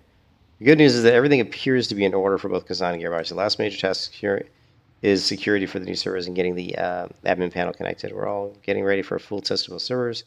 There's light at the end of the tunnel. The server may come up and go down at random intervals in the next 24 hours while we collect information. However, there's still a matter of how to handle the current state of players in the realms. We have discussed 3 options internally, and we'll present those once the server is tested. We know we're ready to. Okay, yeah, so it sounds like they're getting pretty close, actually. No, I'm definitely going to play. I mean, we got Turtle Walls not releasing until the 17th, so, I mean, my goal has always been to play Project Epoch because I like I like being on the Wrath of Lich King client. I just think the client's much nicer, you know? Yeah, they're definitely going to talk about, are they going to wipe the servers? Are they going to... My biggest concern is that they're just going to bring up one server. That's my biggest concern, is they're going to bring up one server for Kazan. They're just going to have Kazan, and so it's going to be too many people trying to play on Kazan because, there may not... I don't know if there's going to be quite as many people as there were on launch, but there's going to be probably... There should be, I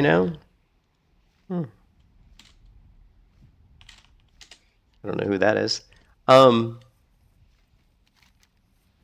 yeah, I mean, I think there will be. I think there will be probably a good 20 to 30,000 people, trying to play on Kazan. So if they just bring up the one server, I still think you're gonna have massive queues. So I still feel like they should bring up 2 servers, like 2 PvE servers. But I know they don't want to, but it's like, I don't know. I just don't know what to say. He's still streaming the log. Good old Muzzy. Good old Muzzy. The Muzzy army. The cringe army. I don't know. Oh my god, what the hell does he even do on his streams, man? He'd sit there with his bad mustache and talk about... I don't know what he does. He's so cringe, man. Wait, is he not live? Oh, he is live. Oh god. Project Epoch Hopium Center, Muzzy community chat, and variety show. Alright. He's like, hey guys, I hope Epoch's up because I got banned from Fall Guys. I can't play with y'all anymore. Yeah. Sorry. I have nothing against Muzzy, but I can't be a streamer that acts like that. Sorry. That's just not my thing. Anyways, I'm also waiting on Project Evo, but today Ascension sent me a free invite to Bronze for PTR. Definitely not my first choice.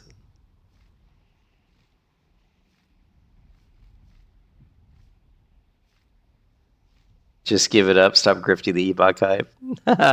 No, Epoch could still be really good. What do you, come on, Voss. Epoch could be really good. You're just worried that I won't play Turtle WoW on the 17th. Yeah, I mean, they're going to, sure, I'm sure they're going to test both servers. But the question is how many people are going to try to play when they launch the servers again. I don't even know what Fall Guys is, SL, but I don't know. You know, Muzzy's very, whatever. I mean, like I said, I have nothing against the guy, but I can't stream like that. I mean, that's probably why I won't ever have a lot of people watching me. Maybe that's why, because I don't act like a dork, you know. And but now the devs really make you. They seem so incompetent. I mean, I don't know. I don't think they seem incompetent, but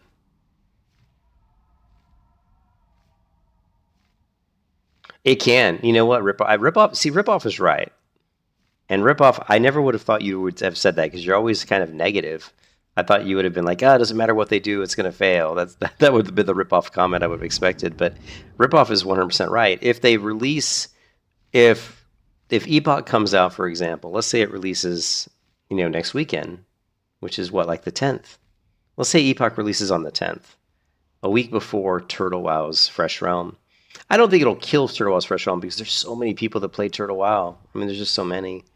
But if it comes out on the 10th and it runs really smoothly, and people are really enjoying the content and really loving the quests and the dungeons and all the new stuff that they've added, then it definitely will pull a lot of people away from the people who would have normally played on Ambershire. So I actually personally, I still plan, if Epoch comes out, I'm actually really going to try to play both. I'm going to try to play Epoch and Ambershire. So I'm going to try to do both. I was talking to my wife about it, and I told her how the private server came up with the name Amber. She actually loved the name Ambershire. In fact, she tried to go up and get a Gmail address today. She wanted to get a Gmail email address Ambershire because she liked the name so much. And of course, my wife's name is Amber, right? But she's just like me. I didn't know she liked the word Shire, but I've always loved Shire. I think Shire is such a cool word. For the Shire, Northshire, Southshire, Darkshire, Ambershire. But I do think if Epoch comes up and it's really good, it definitely will pull a lot of people away from Ambershire. So actually, there was that one streamer is really good. I think that one of the best streamers for Epoch is that. And like I said, I don't watch a lot of the streamers, but since Epoch's so new, I do search. I do go out and just search for Project Epoch on YouTube just to see what videos are out there. And I think I like Barry. What's up, guy? Because he just seems like a nice person, but also he was very realistic in this last video he did. I think it was this one. What's up, guy? It's in a matter of minutes. And what he said in this video, which I thought was really interesting, was he said that they did run into one crash, right? It's funny that I clicked right here because it came right to what I was thinking of. He said, well, the crash occurred at the end was our first real crash caused by custom content. We were generally so happy to see a real content crash because that's easy. That's something we could fix in a matter of minutes. So what Barry Gaming said about that was, yeah, that's easy, but almost all of their custom content has never been heavily tested. Like they've never really had 20 or 10,000 people in their servers hitting all of their custom content. So, he, and I think me as well, I think we expect there to be a lot of bugs and a lot of crashes due to the custom content, just because it's never been seriously tested under a heavy load of players. Sure, it's been tested under them internally, but you know how it goes. I mean, as a programmer myself, when shit gets tested by 100 people versus 2, bugs are found. Things are found that you just didn't think of.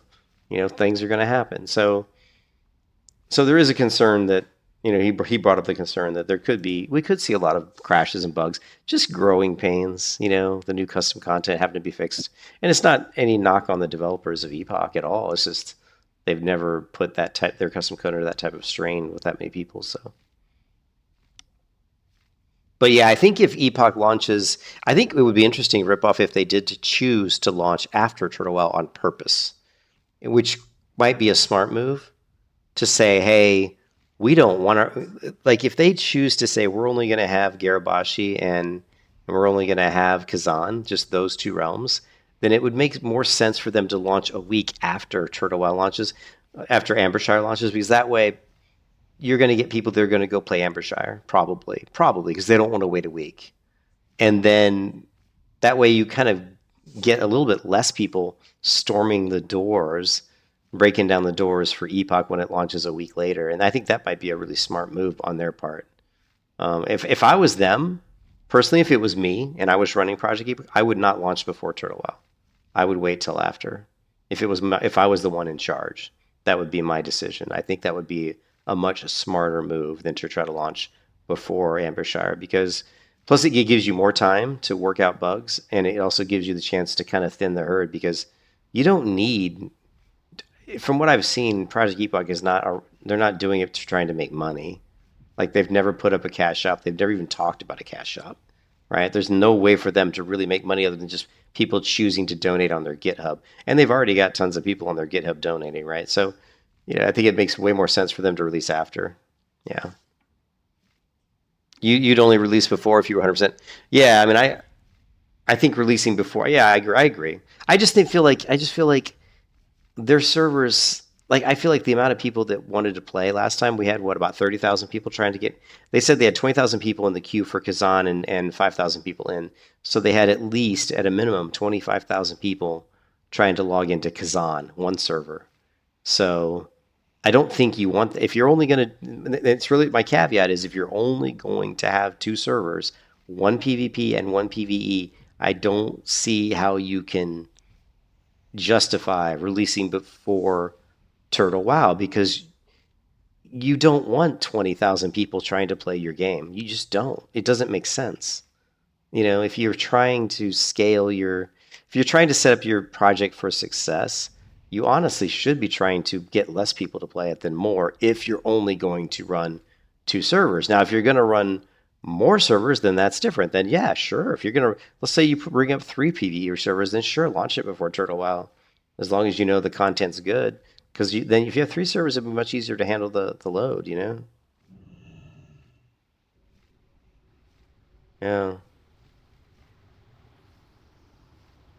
Yeah.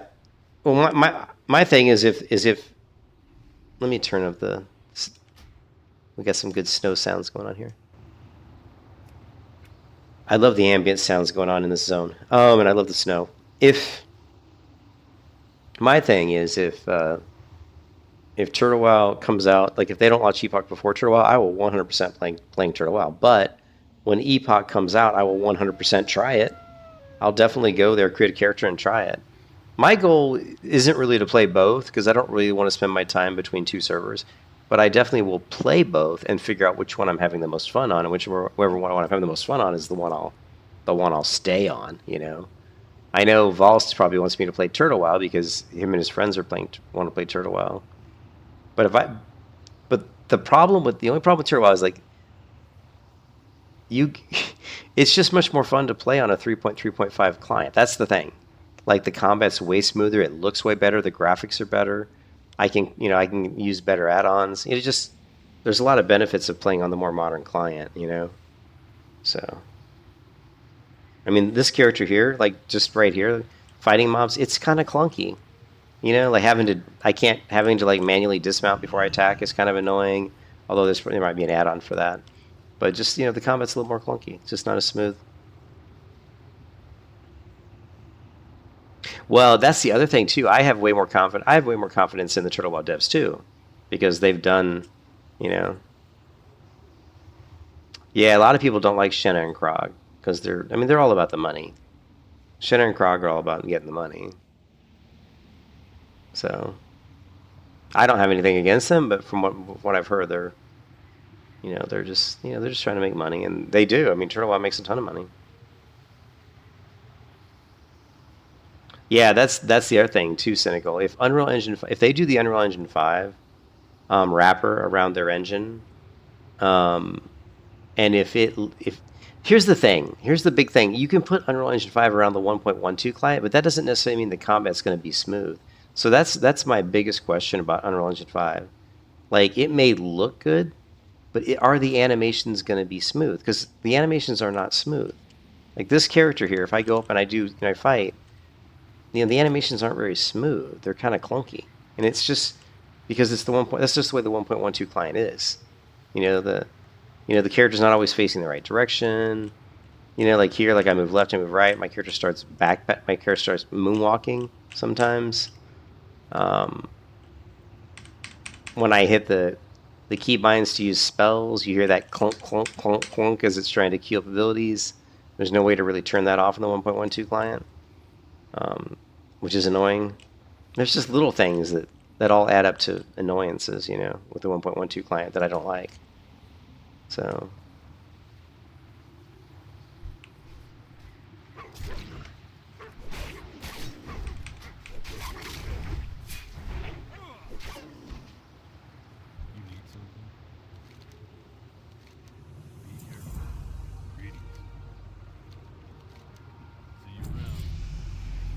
Ooh, I finally hit level 44. Most private servers make money, yeah.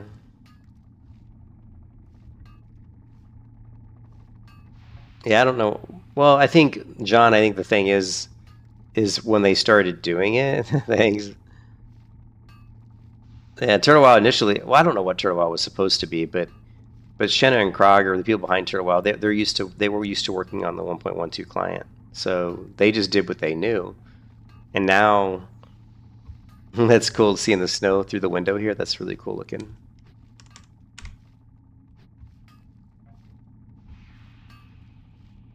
Here's what's funny. Check this out. Notice how the snow's moving at an angle here. Notice how, like, if I really quick rotate my screen, see how the snow, like, dynamically changes?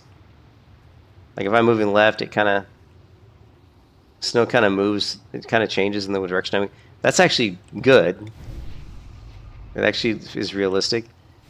I just find that funny because if you play Chrono Odyssey and you're like in the snow or something and you move, it doesn't move right. It moves completely wrong. I just find it funny that a modern gaming company can't make snow work as well as a bunch of developers working on a private server old vanilla project. It's kind of funny.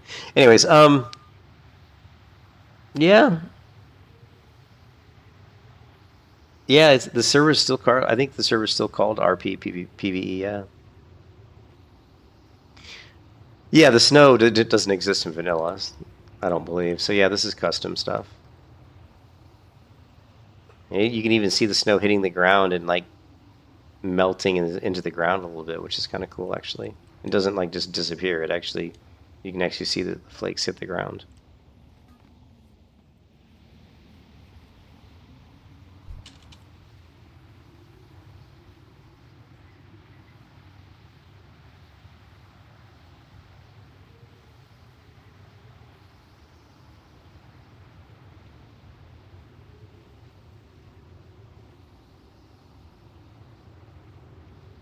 But yeah, I think the Unreal Engine, like I'm really curious to see how the Unreal Engine edition of Turtle WoW, like Turtle WoW 2, I'm super curious to see how that works. Like we saw, here's the thing, here's my thing with that. If we go to this YouTube video, we saw some people in what looked like who was that girl? We saw the video yesterday, remember Valst? That chick? What was her name?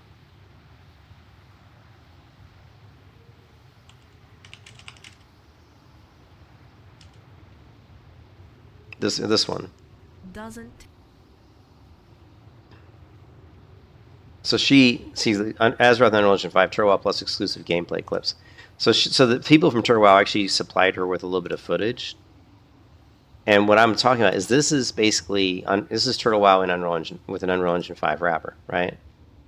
But notice that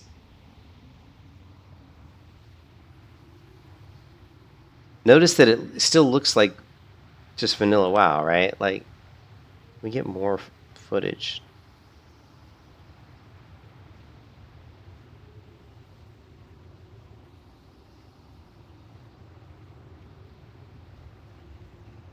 So what I'm concerned about is that even though it is an Unreal Engine 5, the only benefit we're going to be getting from Unreal Engine 5, yeah, Oblivion did it, I know, and they did a good job. I'm concerned that the only benefit we'll get is maybe better graphics and better lighting, but that the combat will still feel, like the engine, like the character controller will still have that 1.12 clunkiness to it. That's what I'm concerned about, right? Like the character, you know what I mean? It's just a graphic, but it's not really going to affect the character controller. Like how the character moves, how the combat animations work. Is that still going to just be kind of clunky 1.12? Because that's the thing I don't like about WoW is I don't like the 1.12 client. You know? Yeah, see that. Yeah, see exactly what Ripoff is saying.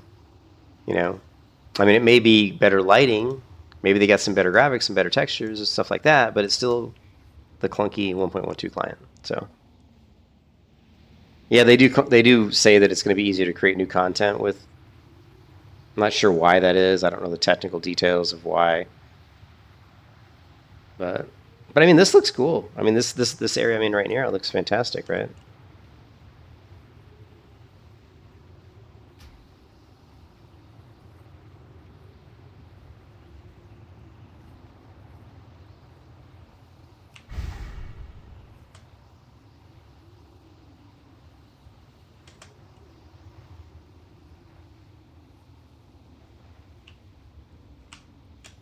Oh, geez, that was a bad jump.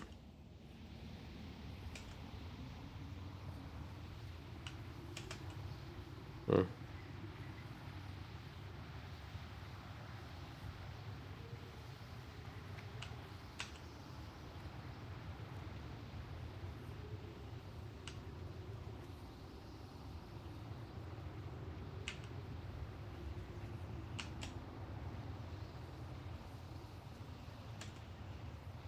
Hmm. Yeah, I mean, that's what it feels like. It feels like they're just taking a, you know, they're taking a pig and put it in a dress. Yeah, they're claiming that modifying the content in with the Unreal Engine wrapper is going to be easier, and it might be. I don't really know. I do not know. I hope it is. Anyways, I'm going to go and hit the trainer. Well met.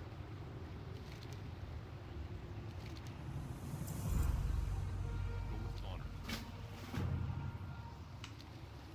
All right, where are we at? We're at Darkshire. Okay. Is there like a flight path around here? I'm really concerned that it's going to take me a really long time to get back here. Yeah, I didn't see any flight path here. I guess we'll just have to go to South Shore and run here again.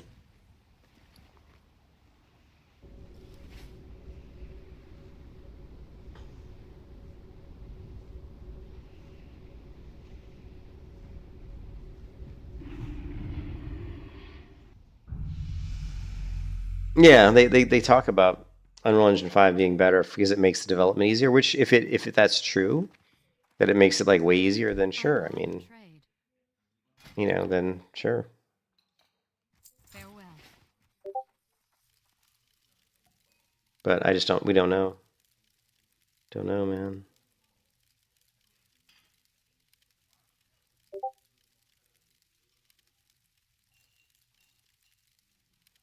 Is it easy to install and play? G-Snow's asking about Turtle WoW. Hold on a second. Turtle WoW. TurtleWow.org. Let me copy the link. I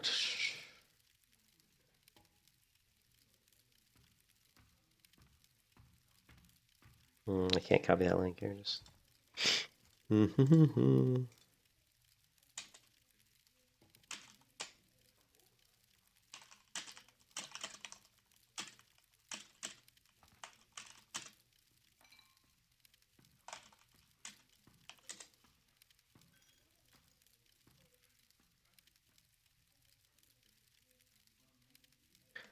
So this is what they said. Thank you, Vols. First of all, switching to you. I mean, this is, but you're taking their words for. I mean, this is the internet, right? Like, everybody can say anything they want on the internet, but we don't know if it's true or not. Like, we can't just take what anybody says. We can only take it at face value. We don't know how true it is. So, you know, you have to read this with a grain of salt. First of all, switching to Unreal Engine 5 significantly increases our development speed. Gives the entire team, client developers, 3D modelers, skin designers, tools they can only dream of. Okay, so what they're saying here is that they'll be able to use the Unreal Engine tools, right? Because that's what they're saying. And if the Unreal Engine wrapper, we're going to have the tools to do a lot of stuff, which if that's true, that's going to be great. They'll be able to create much better custom content. This cuts the workload down by at least 50% limits they need to get. This sounds to me like fluff, to be honest. Throwing out a number like 50%. How do you know? You've never even, Well, I mean, I guess they have. They have been using it, so maybe they do know. Limits the need to constantly convert files. I mean, it could be true. Constantly converts files, struggles with outdated tools. Would you consider 3.3.5, but the tools are limited and not future-proof? I'm not sure. I don't know if future-proofs are just talking about, down the road, 10 years down the road or something. It's not, you're still dealing with the same tools, basically. It's not evolving, whereas the Unreal Engine is always evolving. So that's one benefit of using the Unreal Engine is that Epic Games is going to continue to evolve the Unreal Engine. So it's going to keep getting better, which means that if you've got that wrapper around your game, you're going to get better and better tools with the Unreal Engine 5 as they develop them for free. We even ran a beta test to double check if 3.3.5 was an option, but our project leads representing every department agreed that UE5 is the better choice. Now, I think that's really interesting. If they did talk to, if that's a true statement, which I think it probably is, I think that's pretty cool. And I mean, who wouldn't want to use Unreal Engine 5? Unreal Engine 5 is awesome. It's amazing. I mean, it's got there's so much power in the Unreal Engine 5 engine. I think Unreal Engine 5, people like to make fun of like all games made by UE5 look the same, or all games with UE5 have these types of issues, performance issues. Well, that's just because the developers that are using it don't know what they're doing. There are plenty, and I mean plenty, of games created in Unreal Engine 5 that run fantastic. So you got to realize that a lot of game companies that put out MMOs are always rushed. They're always under the gun to get stuff out because it's all about money. It's all about the bottom line, right? And so a lot of times the shit just gets shoved out and it's just not really ready.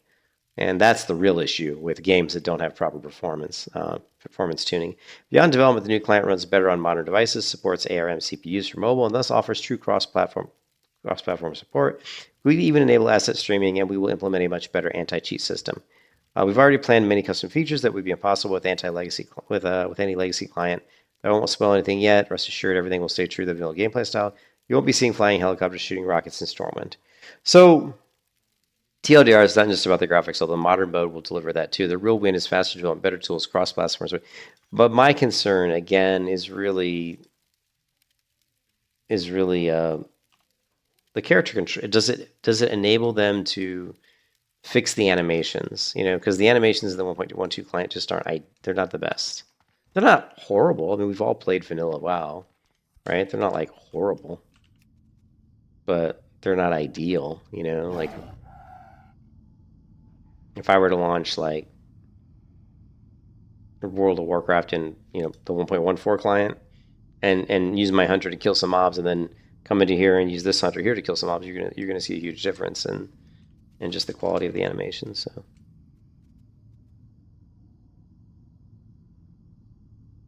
yeah, I don't know, Cerberus, and that's my question: is are they going to be able to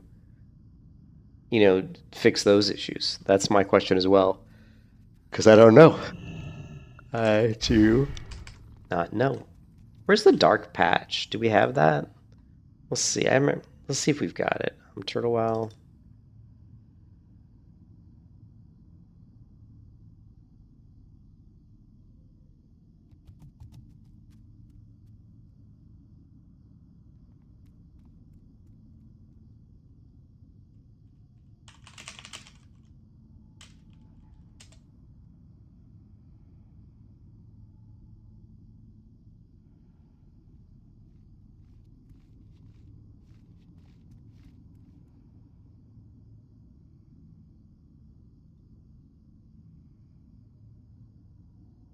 Where does the dark patch still work?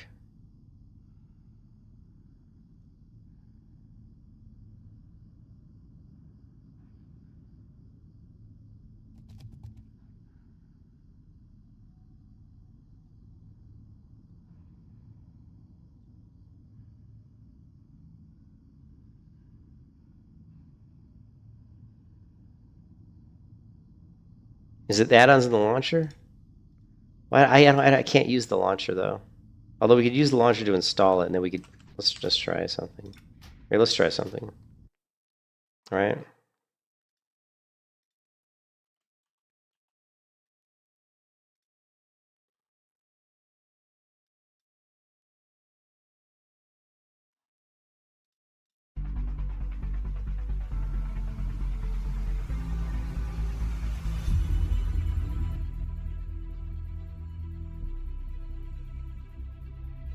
No, see, I can't.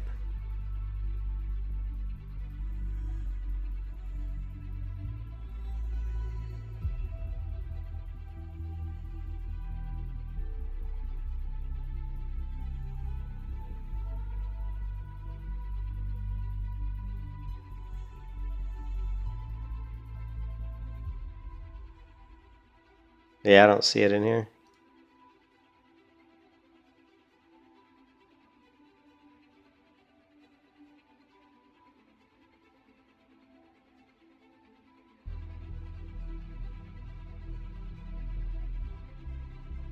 But yeah, I can't run the update because it's gonna break my. It'll break my. It'll break my my reshade.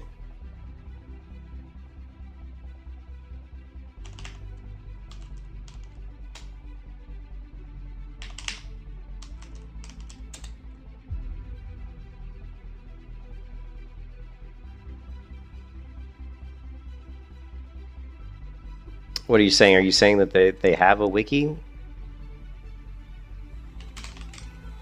But it's not really an add-on. It's not an add-on though. It's like a patch. You know what I mean? It's not really an add-on. You know, it's not. It's more of a patch.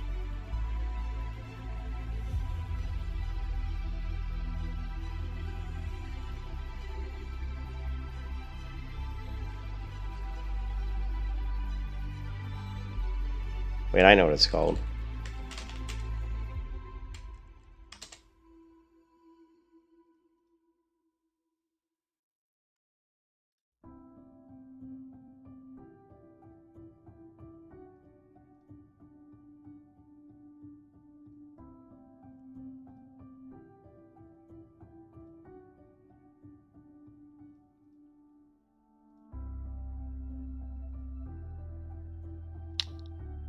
Ah.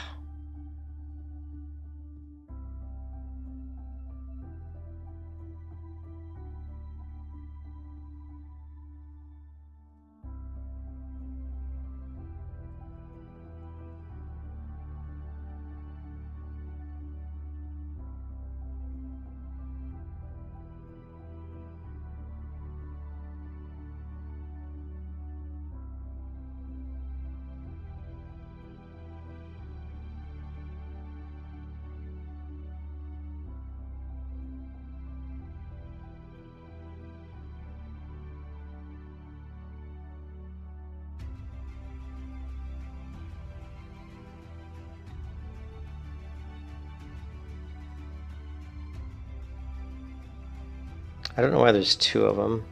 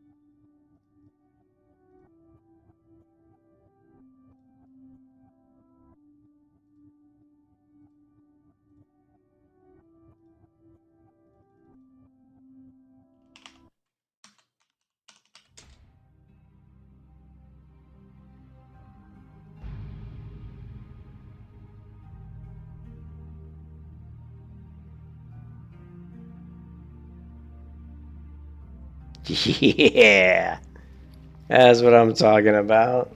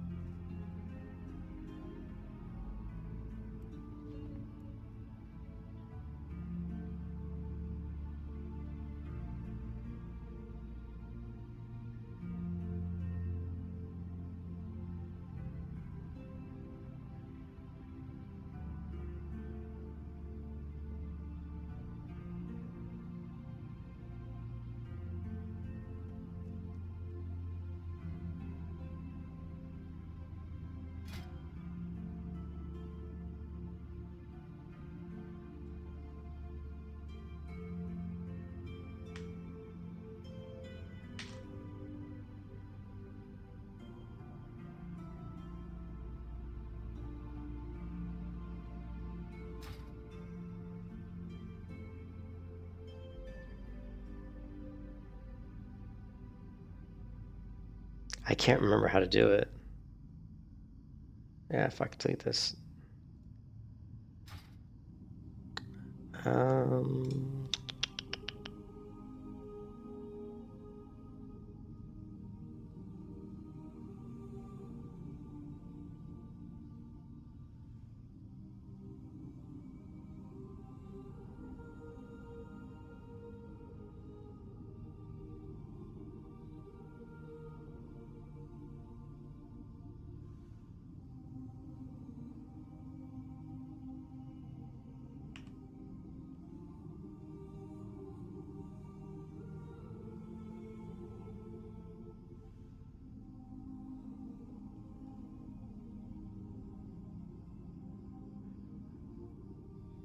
all right, let's do it this way.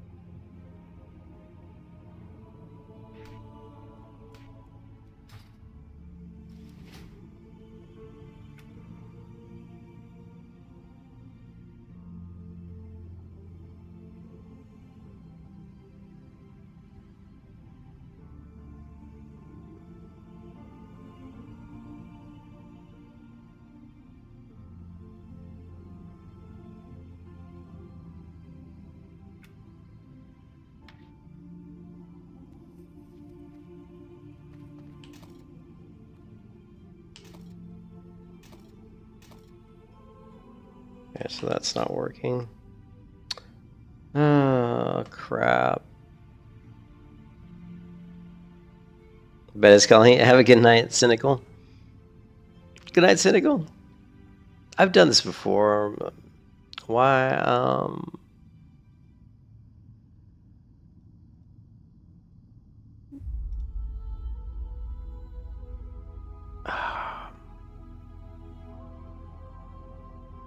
it's just been so long since I've done it for vanilla. Let's see.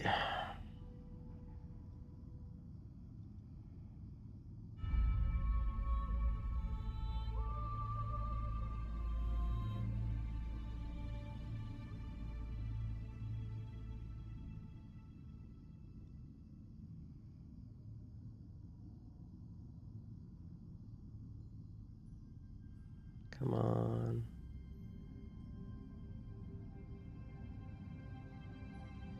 No.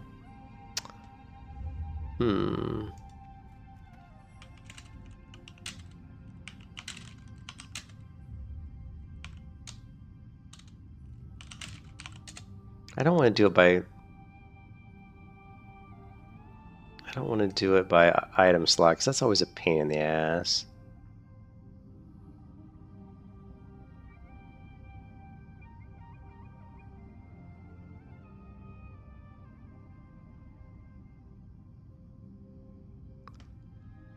Maybe it's...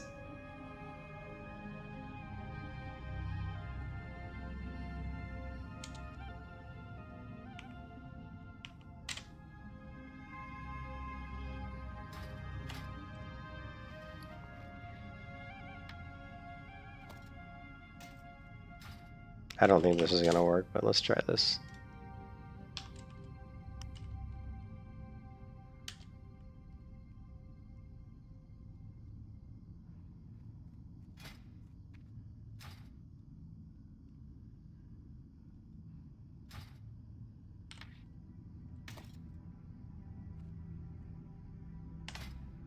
Oh. That does work. Okay, that does work. Nice.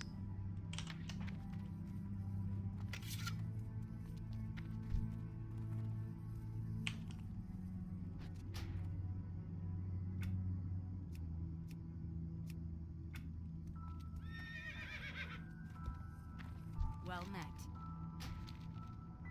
Safe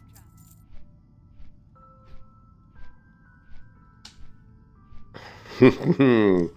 It is very dark in here.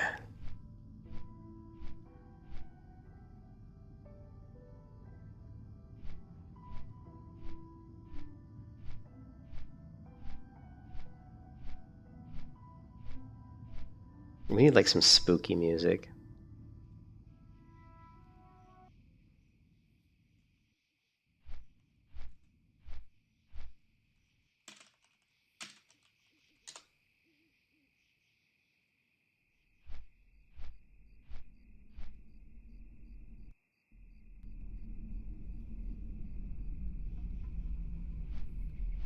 You want to see the Gilneas at night in the snow? We'll head back to the Gilneas probably.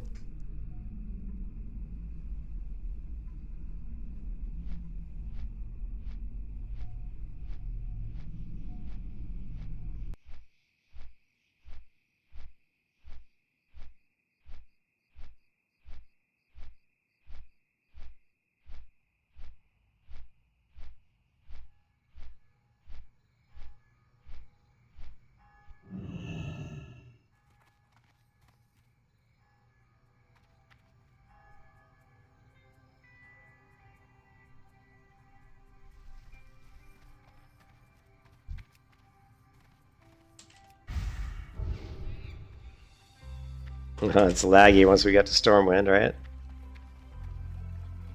Because there's so many people here.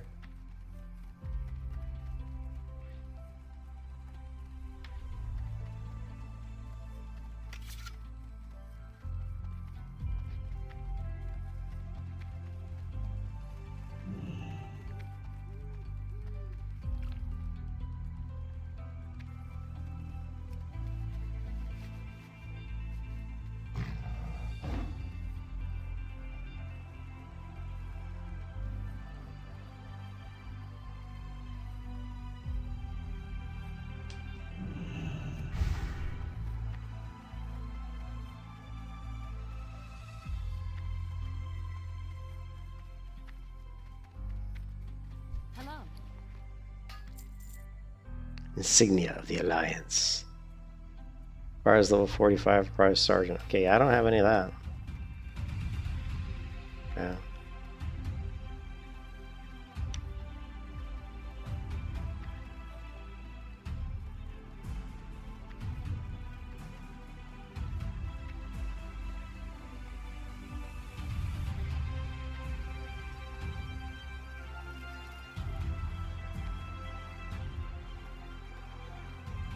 Hey there.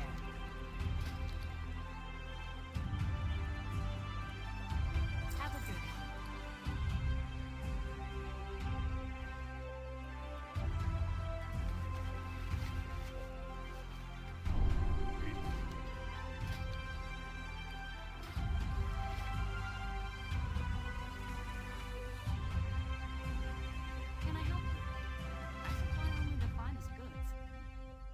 They put the barmaid here so she can't like move around, I guess. Interesting. Because normally she kind of paths around.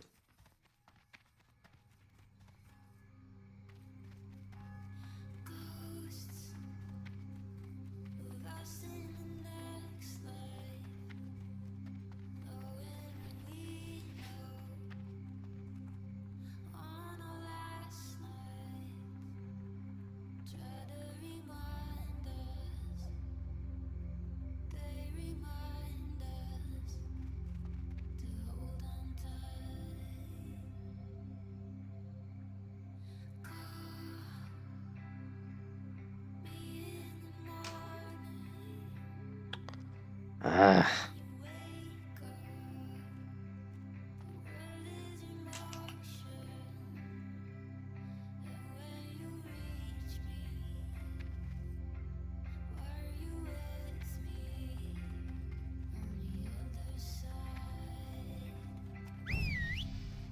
Oh yeah, see, Hopper's got his name. So it looks like what happened was in the other zone, maybe Hopper got wonky. Like, there might be an issue with pet's names showing in the other zone, or it just could be a glitch where I just need to maybe reload the client. Alright, so, oh wait, what do we got here? What can I do for ya? Hunter's Path, okay. Travel.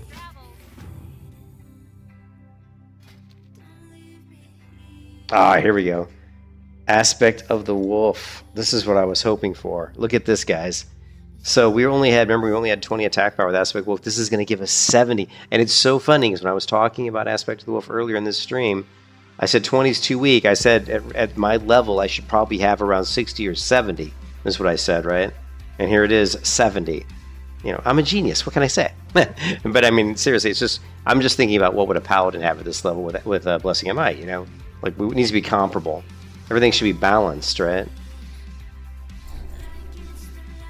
Higher level of men pet. We got aspect of pack. I don't care about that.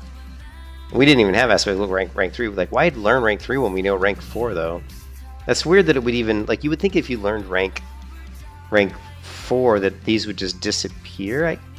I guess if you wanted to, because there's no reason you'd ever run a lower rank unless it costs more mana to cast, which it does, but yeah, I don't think that we would.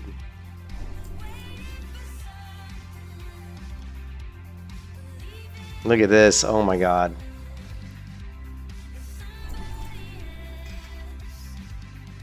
Oh my god, we got way more damage, man. We're good.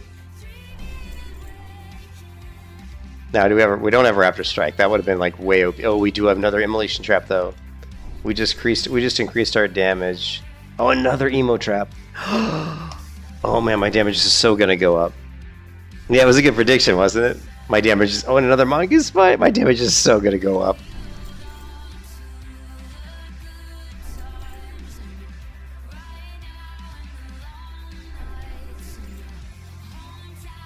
Oh, and Disengage, remember? I was saying we should have Disengage and we don't have it.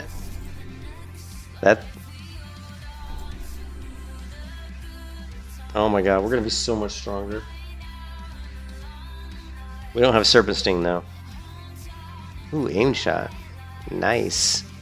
I wonder how hard my aim shot would hit. We won't train any of this yet. We don't need this stuff right now. Okay, so we got that.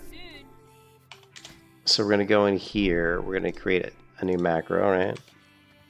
And we're just gonna go new super, and we're gonna say scare beastie. And I don't know. We always have to find the icon, don't we? In the 1.12 client, it isn't smart enough to know which icon. I don't even remember what scare beast looks like.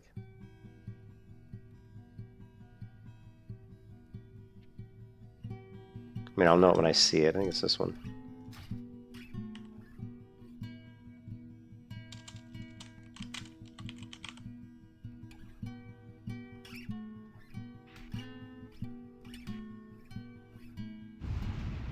Ooh, we just got the Rallying Cry of the Dragon Slayer. Okay, so we're at monkey rank 3. I mean, monkey, mongoose. So it updated automatically. What was the other one we updated? We updated aspect.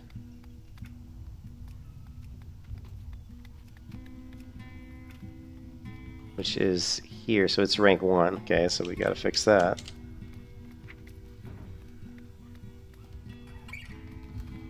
Aspect of the wolf rank 4.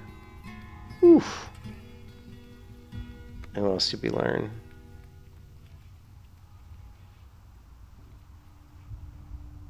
Okay, we learned Mongoose Bite 3, Carve rank 2, which it says 2, we're good. Explosive Trap rank 1, that usually is on...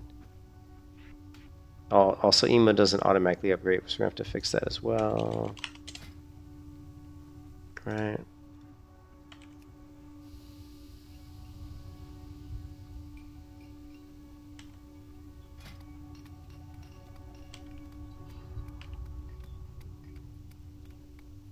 Yeah, we don't have to worry about it upgrading.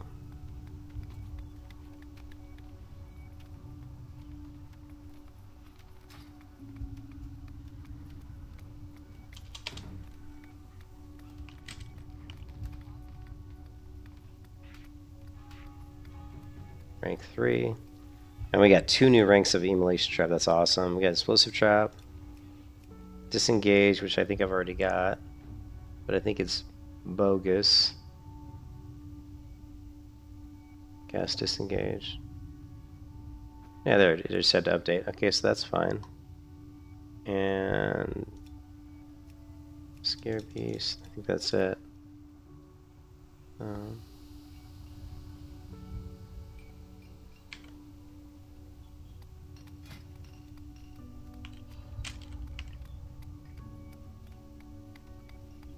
What does Explosive Trap icon look like? This one, I think.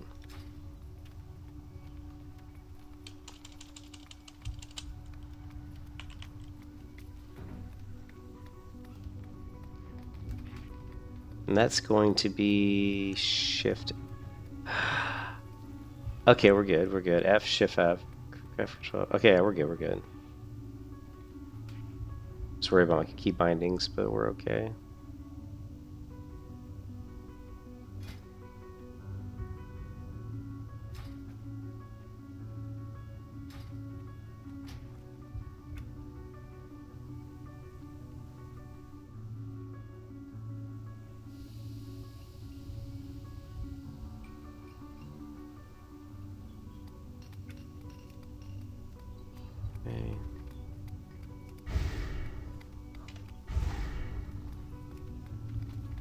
Okay, now he's got to hit the 100. The pet trainer. What's up, Winter Mood? I am gonna play. I am gonna play on Ambershire. I'm super excited for Ambershire. Welcome. Okay, so pet trainer. Please give me a higher rank. No, higher rank of Growl. Nope. Shit. What is this?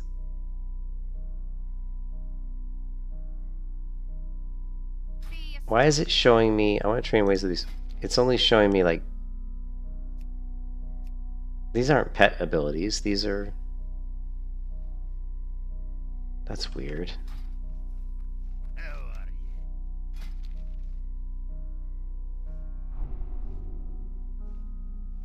Watch your back.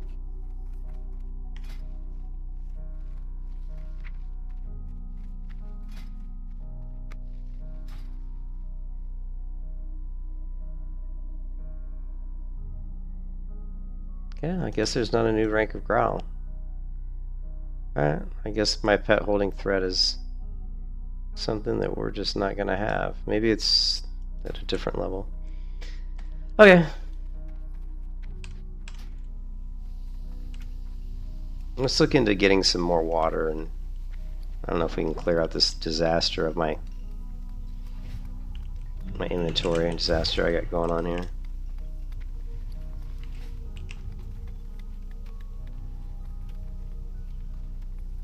So what we need is, and I think I saw, what we need is another torch, like something in my main hand that would also produce light.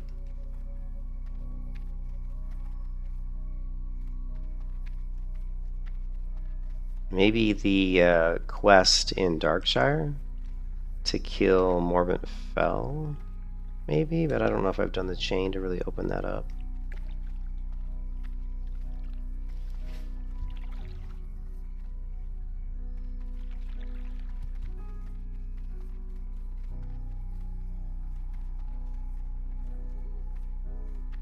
But how you doing, Winter? I haven't seen you in a long time.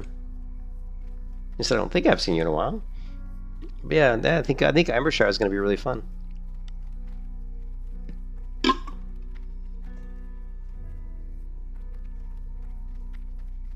What is my mining at? I think it's one. Okay. Sharing mining. Okay.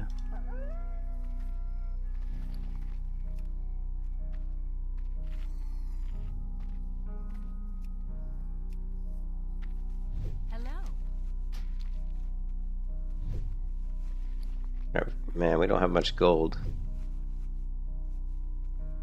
Well, I think we can probably, what we can do is we can make, we don't need silk cloth, I don't think, really. So let's, well, we need some silk cloth for engineering, but I don't think we need this much silk cloth. So let's get rid of some of this.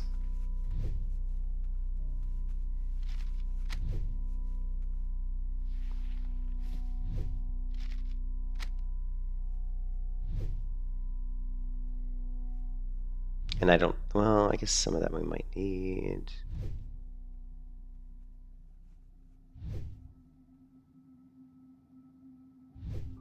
I don't know if we need this much I don't know if we need this much medium leather. Damn. It's been a minute. You been good? Good. You just moved back to Seattle a month ago looking for a job. It's been quite a task. Oh yeah, that's never fun looking for a job. Oh, you can't even register. I've been a part of the Project Epoch for a while. You know, I've played some of their earlier betas from a couple years ago. And I'm definitely going to play Project Epoch when it comes out. So I mean, it may come down to me trying to do both, like playing Project Epoch and playing Embershire. But I don't know. We'll see. We'll just have to wait and see. See you around.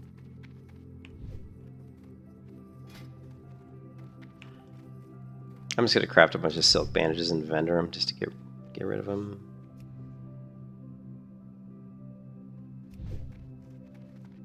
And then we'll clean up my UI. Then we're going to head back to Gilneas, I think. I'm super excited to go kill some mobs that I was killing, because man, we upgraded like 2 ranks of Mongoose Bite, 2 ranks of Immolation Trap, plus we're going to have 50 more attack power with Aspect of the Wolf, so that's crazy. Yeah, I definitely want to play Project Epoch. I mean, the thing is, like, Turtle Well is really good, too. I mean, I want to play Project Epoch, but I'm hoping... I mean, I guess it's good. Competition's good, right? It's nice to have options. So, you know, Turtle Well also has the Unreal Engine version coming out, supposedly at the end of the year, so we got some options.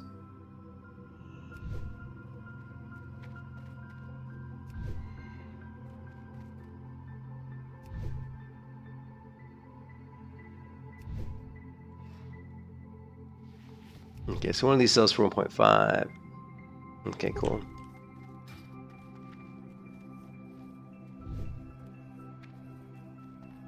Help you find something?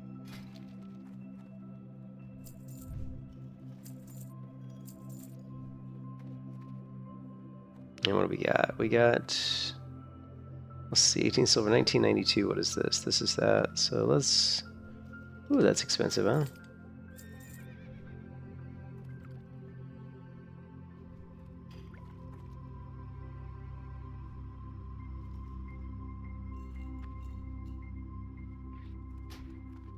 We don't need this many arrows. In fact, that should be enough.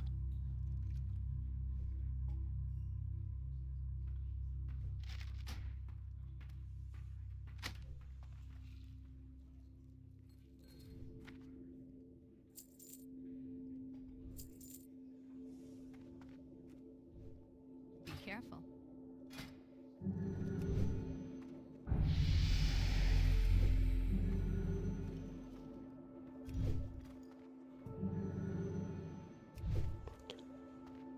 Well, it's interesting because I was so bored at playing like classic WoW, like the Blizzard's version of classic WoW, the 1.14. I was kind of bored of playing it, so I was looking for something else to play, and so Project Epoch announced that they were going to come out. So I was super excited for Project Epoch, but then of course the launch was a complete failure.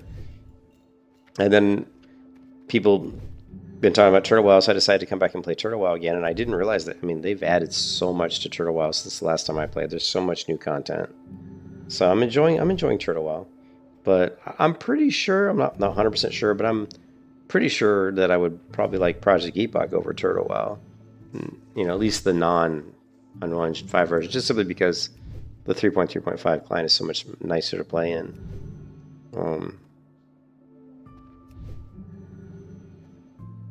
But I guess the jury's out. We'll just have to wait and see.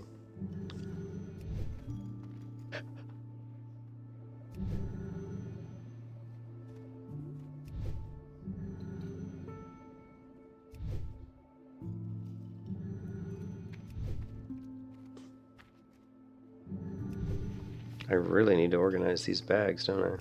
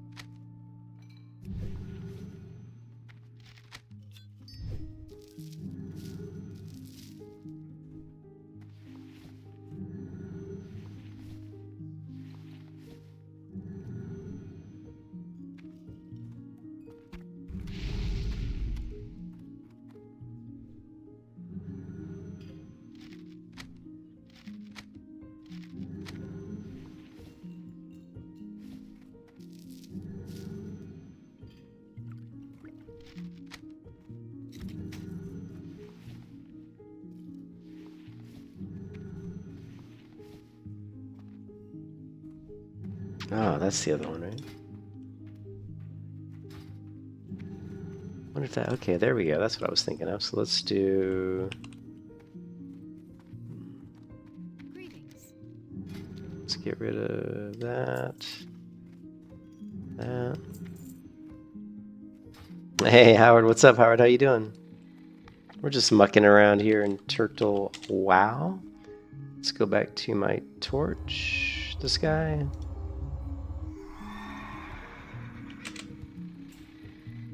Save. Torch, and then didn't I have a lantern? Here, this guy.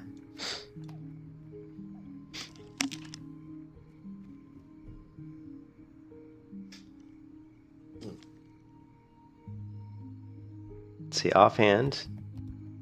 Oh, they're both held in offhand.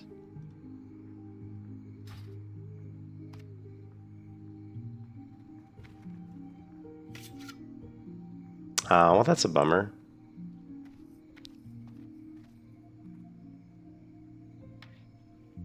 The torch probably puts out more light, I would imagine.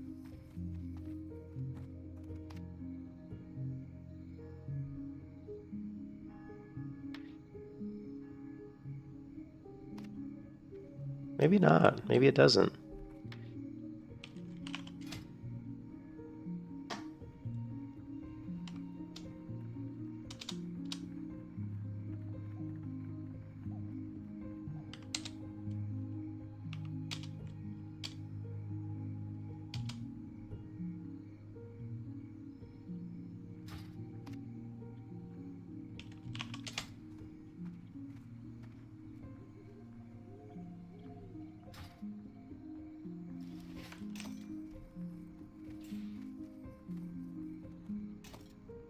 Okay, well, that's weird. I think the macro just only... There we go, daring turret.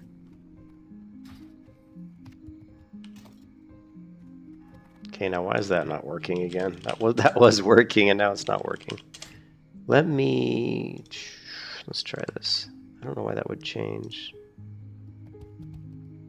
Oh, because I had the unequipped. That's right. I forgot. So it would have to be...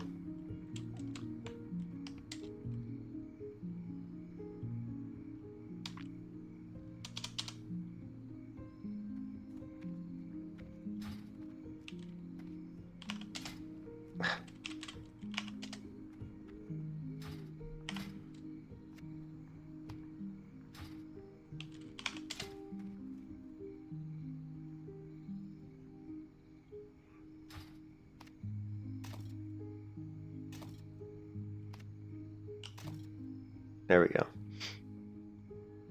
I'm doing pretty good. I'm a little tired, but I'm doing good.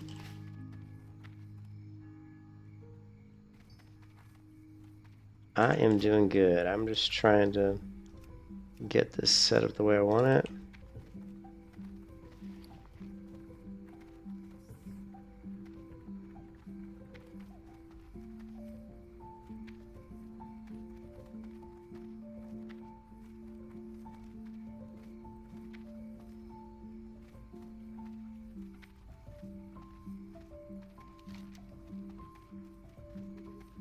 I wonder if I...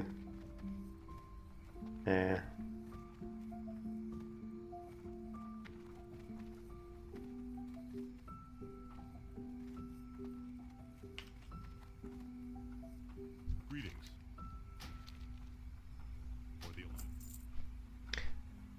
We're going to head back to Gilneas. Alright, while I'm in flight here, I'm going to take a quick break to go to the bathroom, maybe grab a bite to eat, and I'll be back.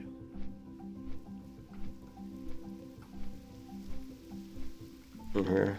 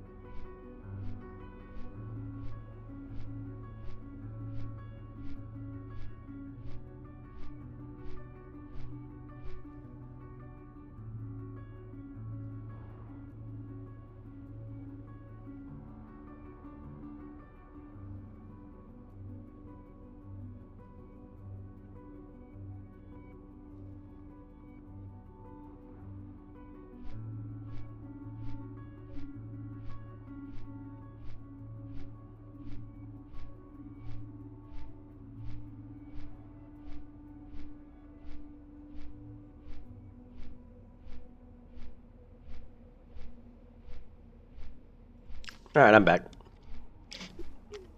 This is quite the flight, huh?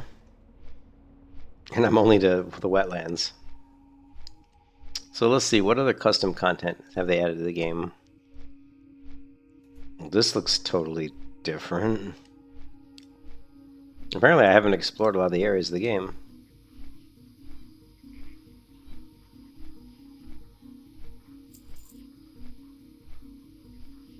And I think in Ironforge, this is here too. So there's like, I've never been here.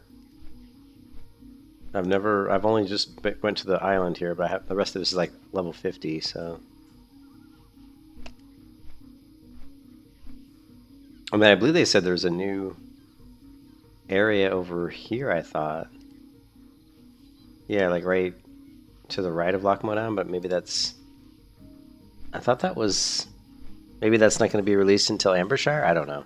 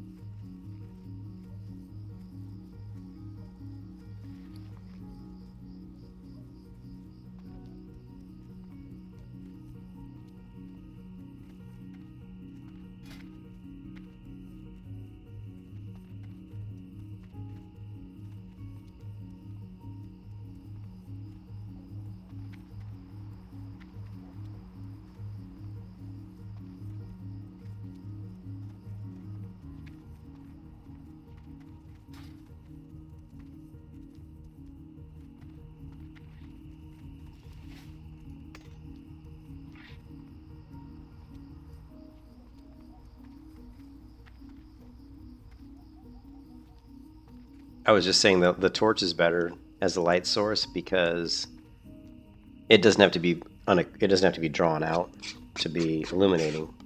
Whereas for some reason the lantern, when you put it away, it disappears. It doesn't sit at your hip like the torch does. So torch is better.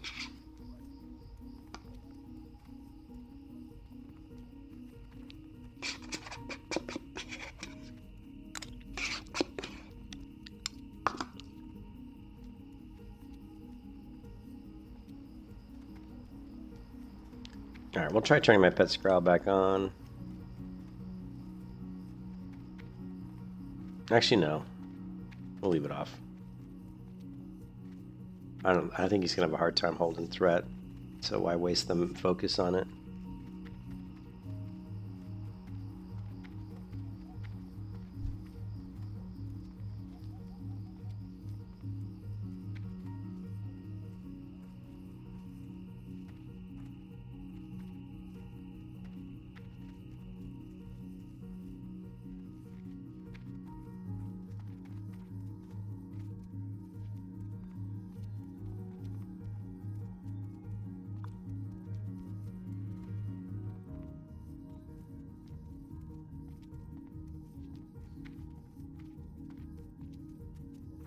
So just looking at that post by Kess, or even the post by Katos from yesterday, it had 6,000, 7,000, 8,000. It had well over 10,000 reactions. So if you look at this post by Katos, so 6,000, 7,000, 8,000, 9,000, 10,000, 11,000, 12, 13, 14, 15. I'd say about 16,000 reactions. So I still think there's a huge amount of people that are definitely going to be playing Project Epoch when it comes out.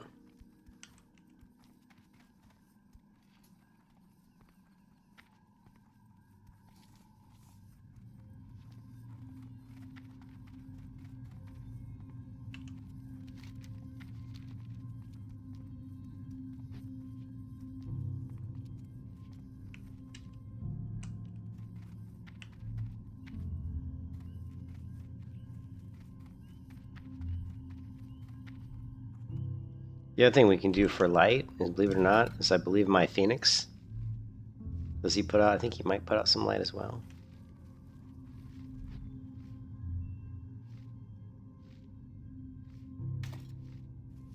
Okay, so that's just the Phoenix out.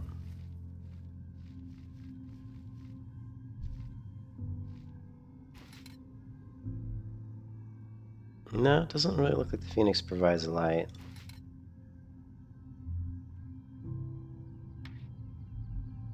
Okay. Hey, what's up, Cucumber? How's it going? Pretty good. I was excited when I went to the trainer because I knew something wasn't right. I was like, man, my aspect of the wolf is only doing 20 attack power. And I'm like, that can't be right because I'm like level 44. So I finally finished some quests, went to the trainer, and realized that I had 3 ranks of aspect of the wolf I hadn't trained, 2 ranks of Mongoose Bite I hadn't trained, 2 ranks of Immolation Trap I haven't trained. So I'm super excited to go back out and to Gilneas and kill some mobs and see how much more damage I can do, because I'm sure it's going to be quite a bit more. It's going to be interesting to see. We also have a talent point to assign. And I think we're going to go into... Oh! Wow, that is the first time we've crashed. That is the first time Turtle's crashed. That is the very first time it's crashed since I've been playing it again. Now, it could be because, remember, I am running a custom... kind of a custom hack that lets me go around the launcher so that I can use my reshade.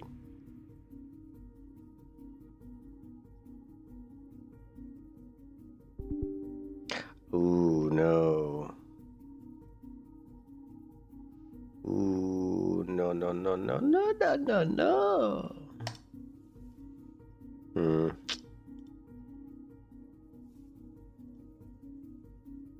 Let's see. That could be an issue. I don't want to run the launcher if I don't have to.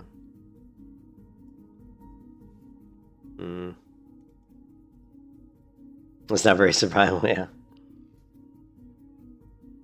Yeah, I think we could be screwed here. Let's try logging with a different character. It seems like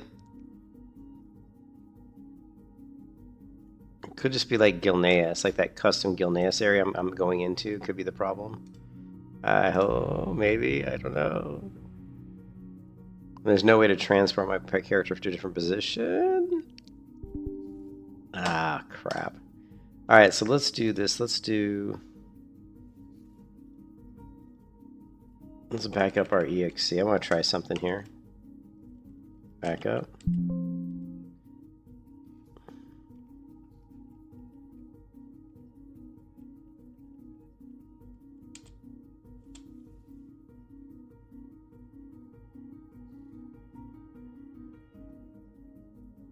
Yeah, so it wants look see by running custom stuff, the Turtle Wow launcher wants to prevent all this stuff from running.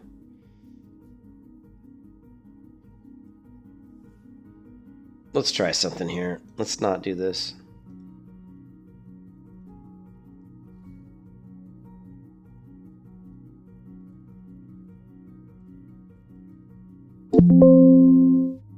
Damn, that was loud, wasn't it?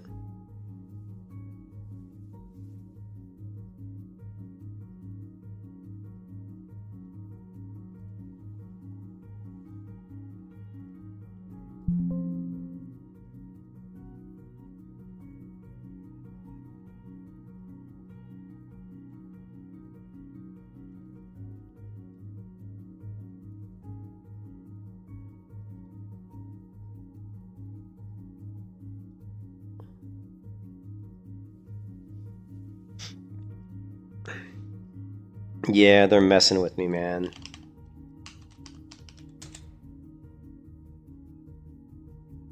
Of course, now the game doesn't look as good.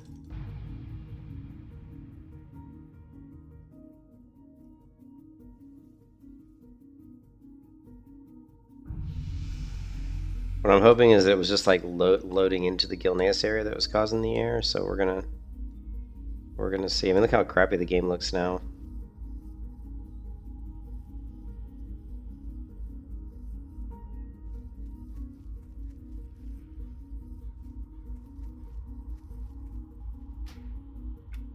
Okay, now what we're gonna do is we're going to just bring back the Direct 3D.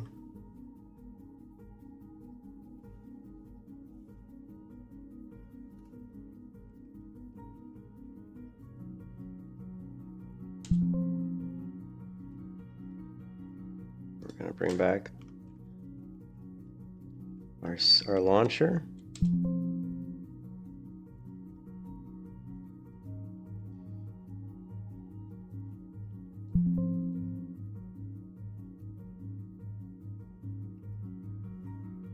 Oh, it actually created this one, didn't it? We don't need to do a backup of this guy.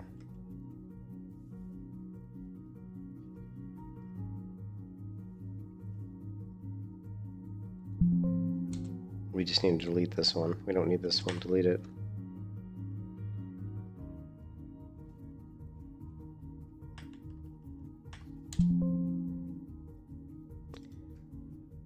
Let's see if it... Give me gibbles. We'll see if it works. I hope so. Now we're not using the... So the issue is... I'm hoping the issue was just loading into the new area. But we'll see.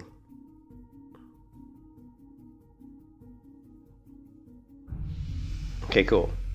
So we're back. Now we're going to try to... We're going to take it one step further and bring back our darker nights. This could be I think this is the one that was causing it to crash.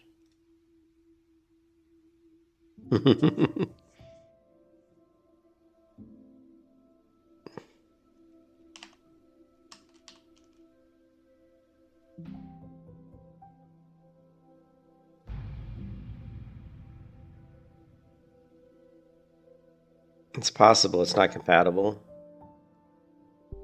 Yeah, it isn't. So it looks like Darker Nights isn't compatible with the new zone.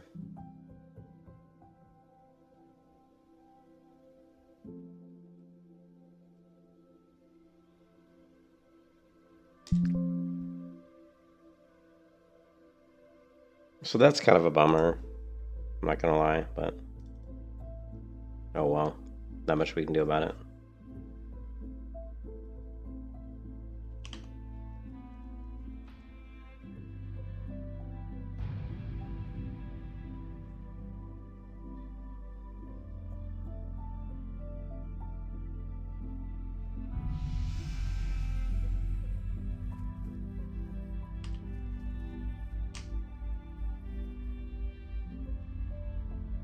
Okay, why is my macro not working? Oh, the agony of it all. All my keybinds got wiped. Okay, so it looks like a ton of the settings I made got lost.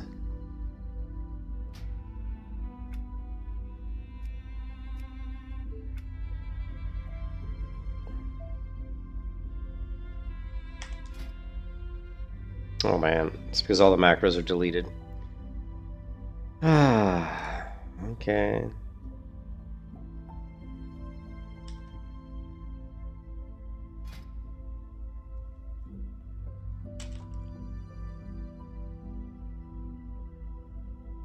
Yeah, wouldn't be well without.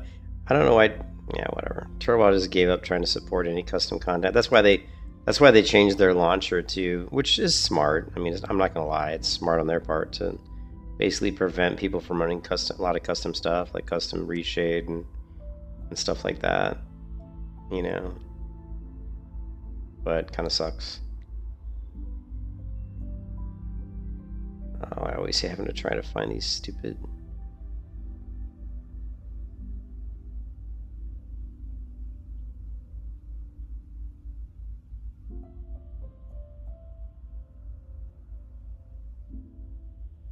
Where is Hunter shit?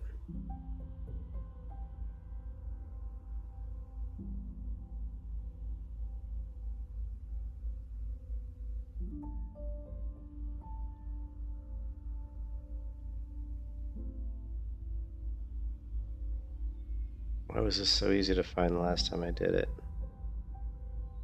But now, not so easy. Okay, here we go.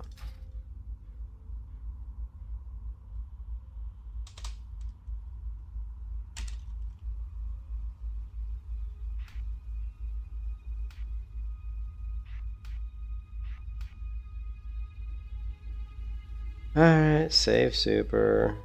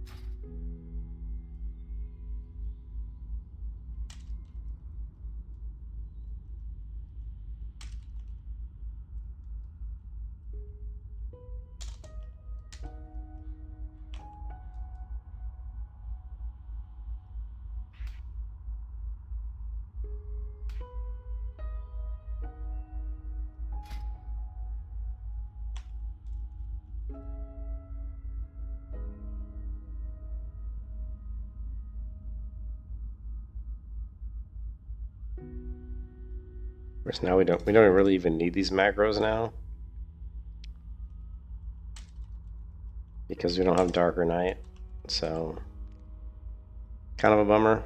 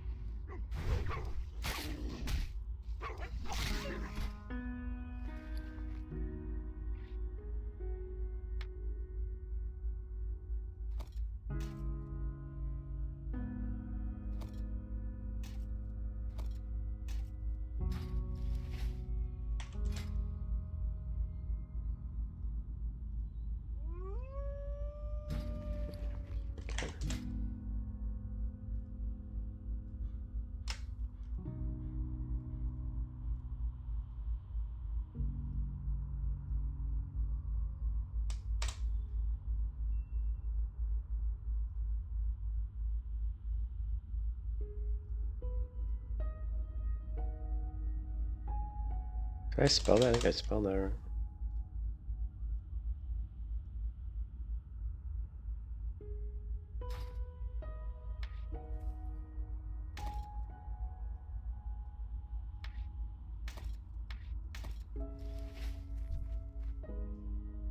Have you maxed out? Oh yeah. Oh yeah, I've leveled lots of tunes to 60 in hardcore. I've done 2 warriors, 2 hunters, and I think that's 2 warriors to 60, 2 hunters, and a paladin. So those are the ones I've done to 60 in hardcore. Not in Turtle WoW, but in like regular classic WoW. Alright, so we just need our keybind for explosive trap. Also, fuck, we're missing this. Right, 2. Just trying to think if there's any other macros we lost when their stupid launcher decided to blow shit up.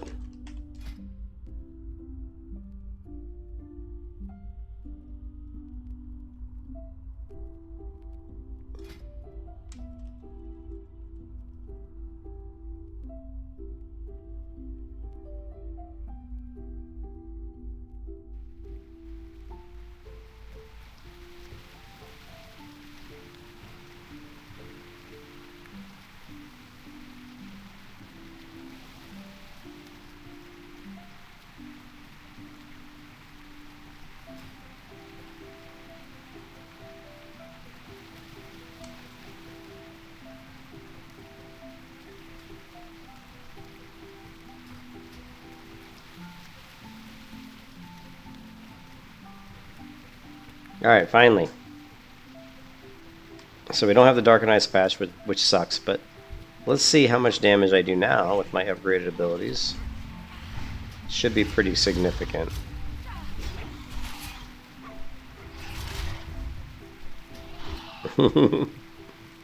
That felt pretty fast, right? We took that mob out pretty quick.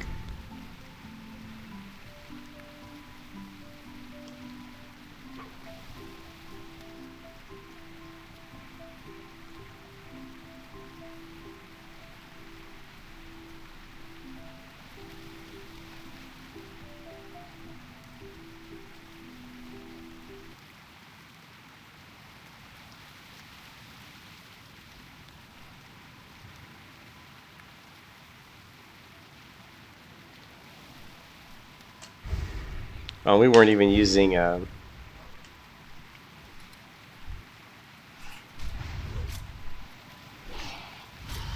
where's my pet at?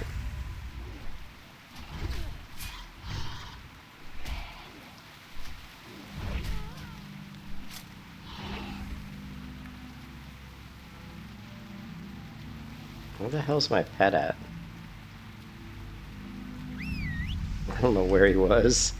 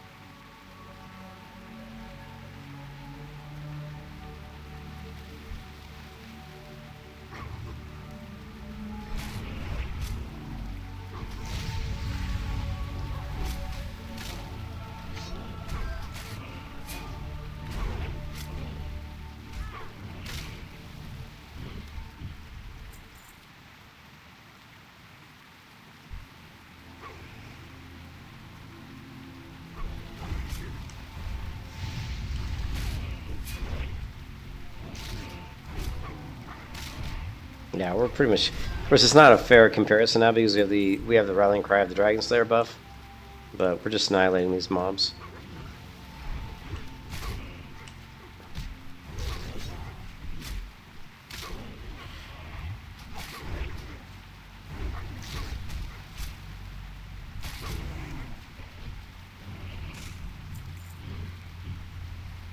I mean, even my pet has the Rallying Cry of the Dragon Slayer.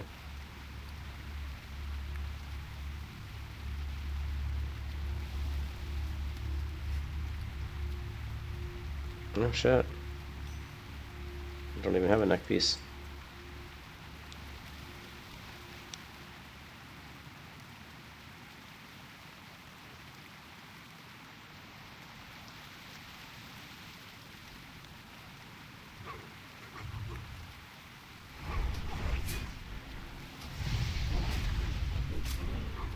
Lost.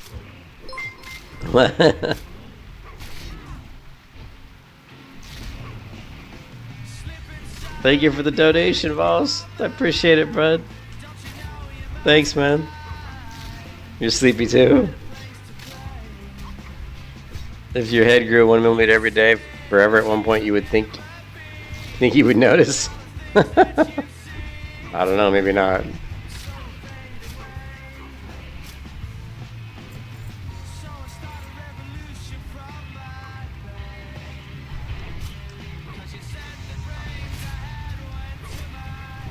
Yeah, I'm pretty much annihilating these guys now, but I got the rallying cry of the Dragon Slayer. But Mongoose Bite hitting for 311 damage is pretty crazy. That's insane.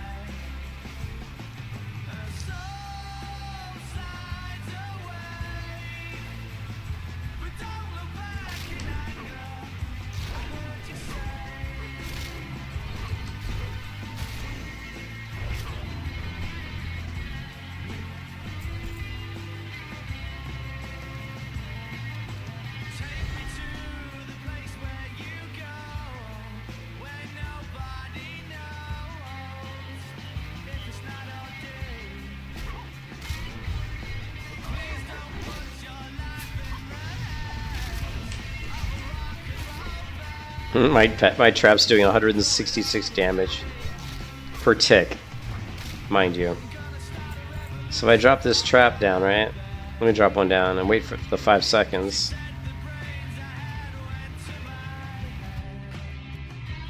We're gonna drop my trap down. Let's wait 5 seconds.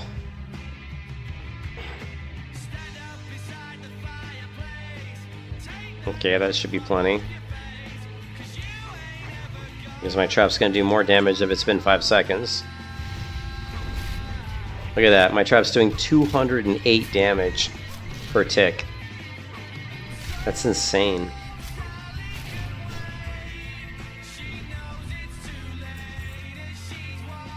That's insane. Let's just...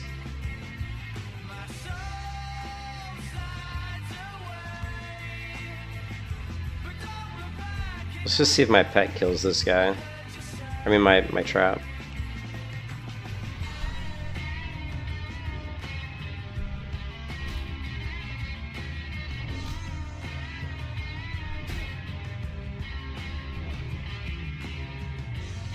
It did like over half his health.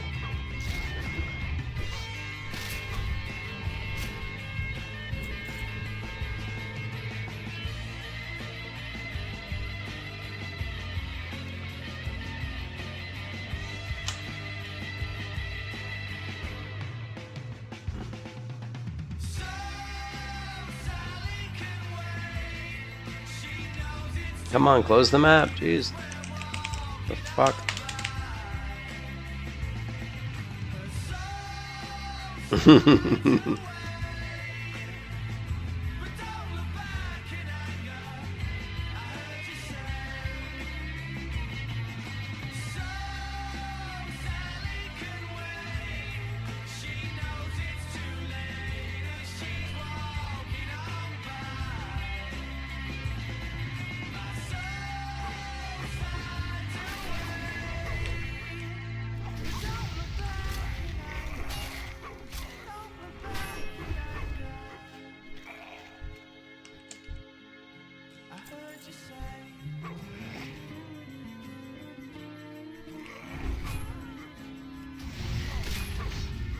At least not today.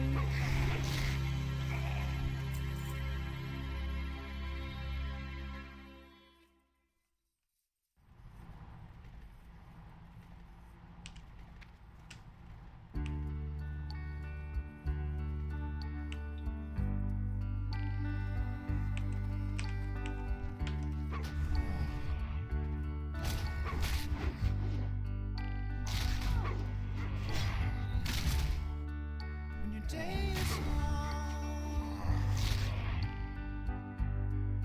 and The night is yours alone. sure you've had enough.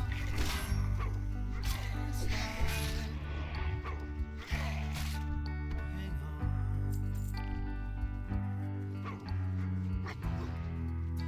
Don't let yourself go.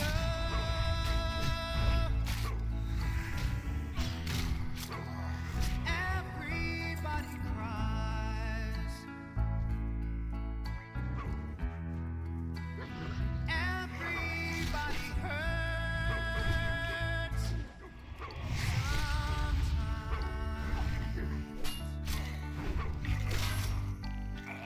Sometimes everything is wrong.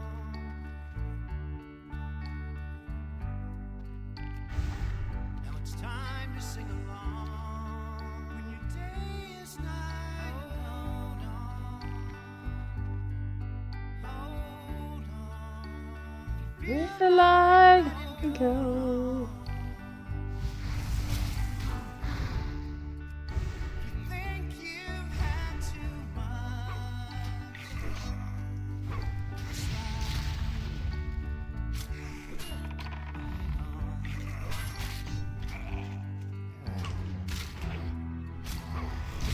Everybody hurts.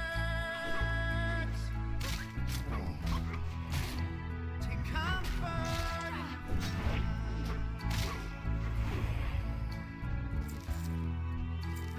everybody hurts.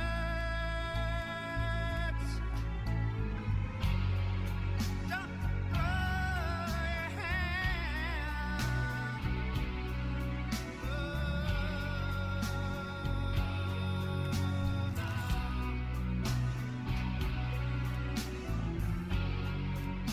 Don't throw your hand.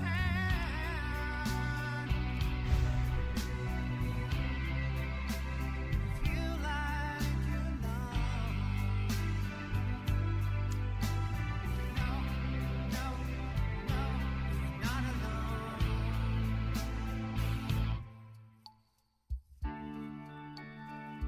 If you're on your own, it's like days and nights are long. When you think you've had too much with this life. Whoever does their levels just has an affinity with always creating lots of hills and bumpy hills and elevation. All the new content they add is always like really, the elevation's like up and down, which is great. I love it, but this like bumpy shit I'm not a big fan of. Like everything's always like these little bumps everywhere. Everybody hurts. But it does feel much more massive, doesn't it? Everybody hurts. Sometimes. So hold on. Well, how the hell do I get up there?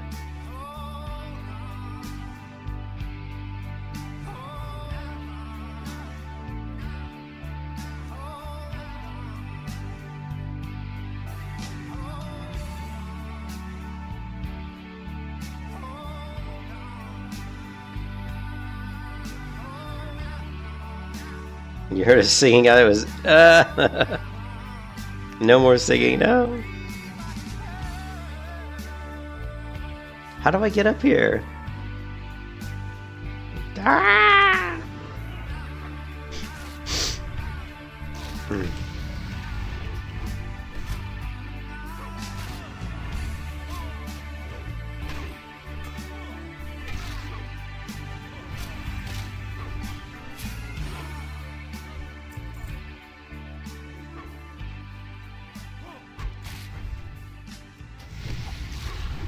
an hour and a half ago, we've had no official explanation. Police estimate some 300 or 400 people. They just got out and walked. God, we've gotten confirmation. We cannot find anyone. I've never seen anything like this. This is the second time. Like this hill here, I can't seem to get to the top of, and I can't seem to get to the top of this either. It's like the second time now that they've had these high elevation points that I can't seem to find how to get there.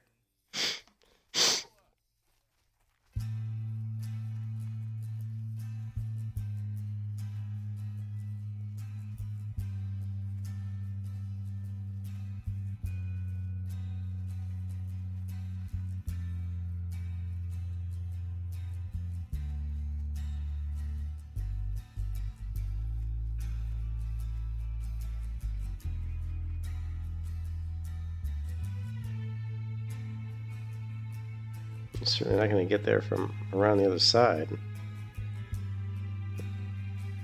There's very steep cliffs over there.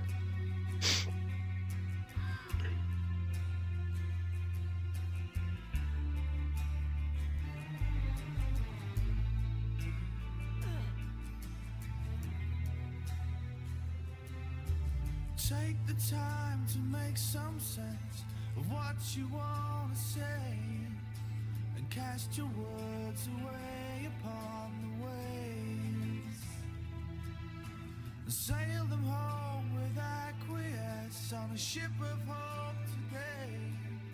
And as they land upon the shore, tell them not to fear no more. Say it loud, sing it proud today. And then dance if you wanna dance. Please brother, take a chance. You know they're gonna go which way they want. Is it? Well, I saw what it looked like. I mean, I saw it too, Mike, like right here. But I don't think that goes up there. Let's find out. Yeah, I saw the fence post. There's this. I did see it. I was gonna go back. I wanted, because I've been this way before, but see, you can't get up the mountain here. This is the way we came. This is how we got here. Was coming down this little trail here.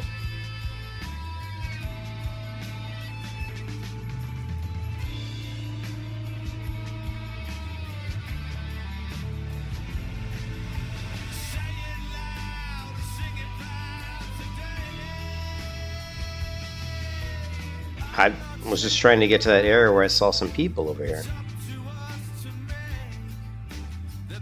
I'm just trying to get up top to where the building is. But I can't seem to. I guess the mine. That's the first time I've been to this area, so I don't know it. I'm just trying to get up to the front of the building here.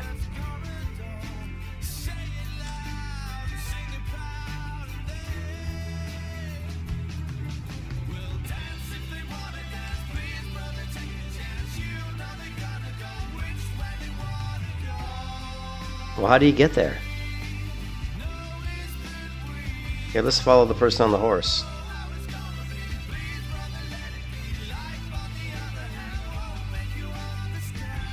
Wait a minute, maybe this is the path. Here, this is it. This is what I was looking for. Right here. I found, this is what I was looking for, right here.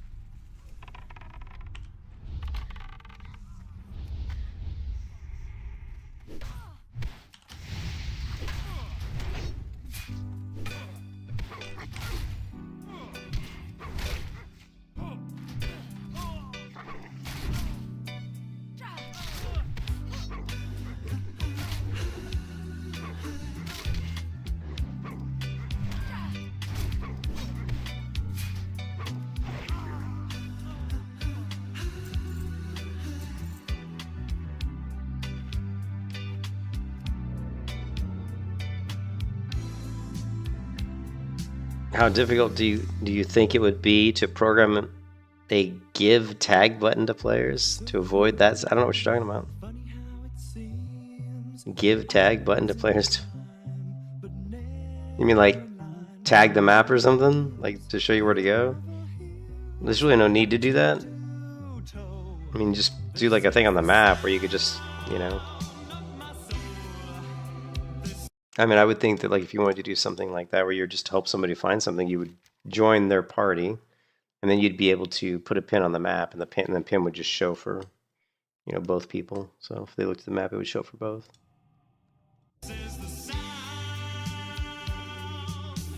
I'm about to take it to the world, but now I've come back again. Why do I find it hard to write the next line? Oh, I want the truth to be said. No, to avoid accidentally tagging someone else's mom? Oh, you mean like, I don't know. I think it's kind of a wasted effort, really. It's not that important. It doesn't happen that much. I don't think it's really an important change.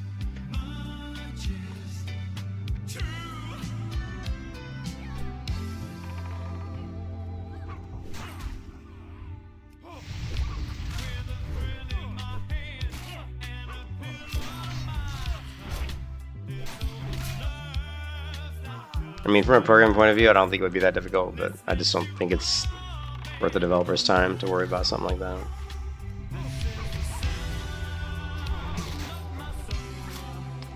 This is the sound of my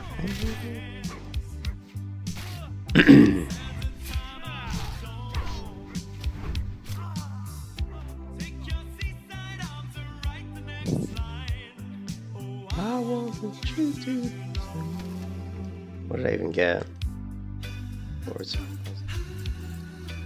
Lord's Arm Guards of the Isla. Not bad. What's up, Pigeon? Stamina, intellect.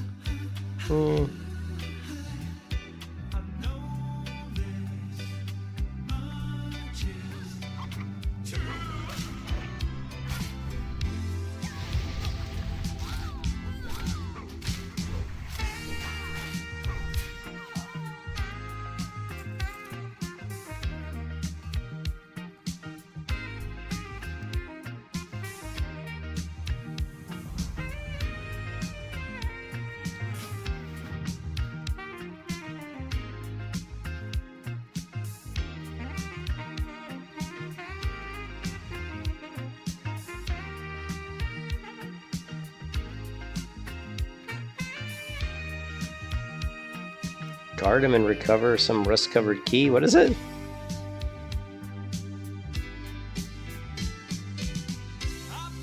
Take it to the wild, but now I'm come back again. Oh man, why do I try to write the next line? Oh, I want the truth to be said. Oh man, I need a soda. What is this? I don't know what does he want me to do? One chain at a time. I must be free of these chains. Guard Captain Marson. That's the name of the brute that holds the key to my freedom. Oh, guard. I thought it was telling me to guard this guy. Guard Captain Marson. Okay, we just have to find this guy. I misread that.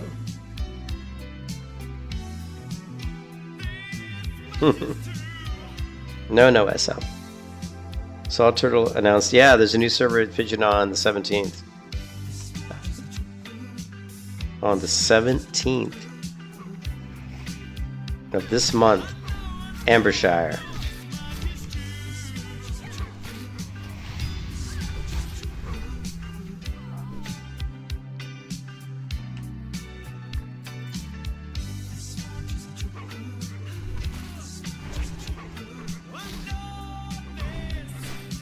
Much is true.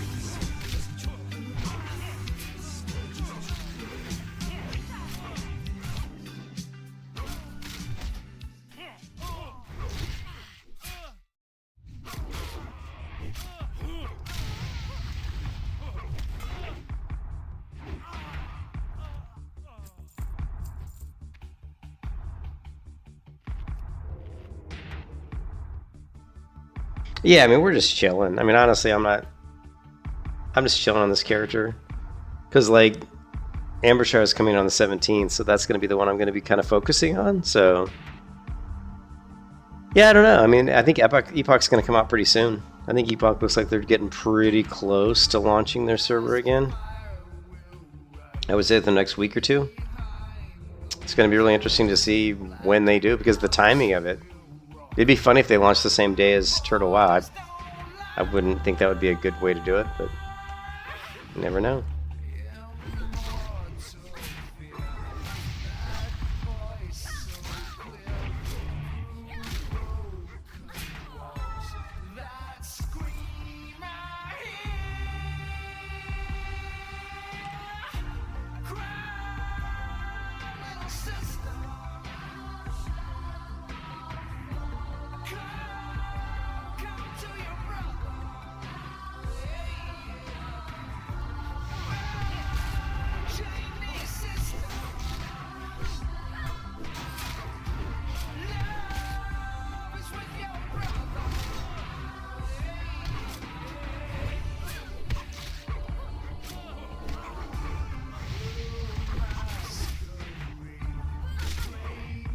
Which frame? I mean this thing down at the bottom?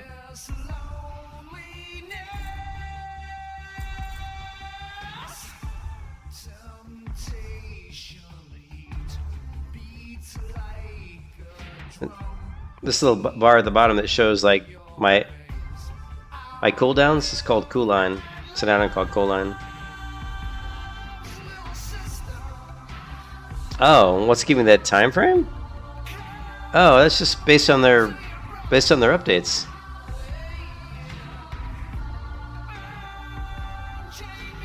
I mean, if you look at their updates, it's pretty clear that they're pretty close. I mean, right? Basically, you know, we recently put up the Linux server with the partitions disabled, and it was our best test yet. Connections did not start. I was actually on the test this morning at 4 a.m. that was around 4,000, and the server ran completely fine. And then you see even here, like after last night's successful test of getting 4,000 players online on the Linux realm with no partitions, which means that's not the best case scenario for how many they could possibly handle because they weren't even using the entire multi-threading and multi-partition. Our first order of business today was to re-implement partitions. The next thing I thought was going to take the longest was for them to get the queue system up. But it says right here, they said the next task took much of today's time porting over all the infrastructure to our world authentication service to Linux. We also had to rewrite our queue code and test it, which apparently they did today, which is amazing they did it in one day. The good news is everything appears to be in order for both Kazan and Garibashi. The last major task is security for the servers and getting our admin panel reconnected. I mean, getting the admin panel reconnected shouldn't be a big task. And then security for the new servers. Again, most of this stuff shouldn't be a big deal. But we're getting ready for a full test of both servers. So, you know, I'm just judging it based by what they said. Based by what they've said, most of the times when they've said they've had tasks they need to do, it's only taking them a couple days to do them, right? So if they're saying, oh, last major task is securing an admin panel reconnected. I mean, it's probably going to take them, what, a day, 2 days tops to do that? And then just to test it, okay, a day, maybe another day. I mean, you're thinking, you know, 3-4 days, they can knock all this shit out. Then it comes down to However, there's still the matter of how to handle the current state of players on the realms. We have discussed the 3 options internally, and we'll present those once the server has been tested and we know we're ready to continue with the launch. So they're still deciding on how they're going to relaunch the servers. They're going to wipe all the servers, which is what I think they should do. But how are they going to launch it? Are they going to launch with just 2 servers total? Are they going to go 2 PvE servers and 1 PvP server? So, which I think they should go at least 2 PvE servers. I'm going to be pissed if they launch and it's 1 PvE and 1 PvP. I'm not going to be happy about that at all. I think that'll be a big mistake. But we'll see. We'll see what they do. But yeah, I mean, I think, you got to look. Ambershire is releasing on the 17th, which is like, 2 weeks? I can't believe it's 2 weeks. 2 weeks from today, Ambershire is coming out. So based on what I'm reading in the last 2 updates, these guys are going to definitely be ready, right, before 2 weeks. So the question is, are they going to try to release before Ambershire, Turtlewild's new server, or are they going to try to release after it? Personally, if it was me, I would release after, because they don't need more people in Project Epoch. In fact, there's a ton of people who haven't even created accounts.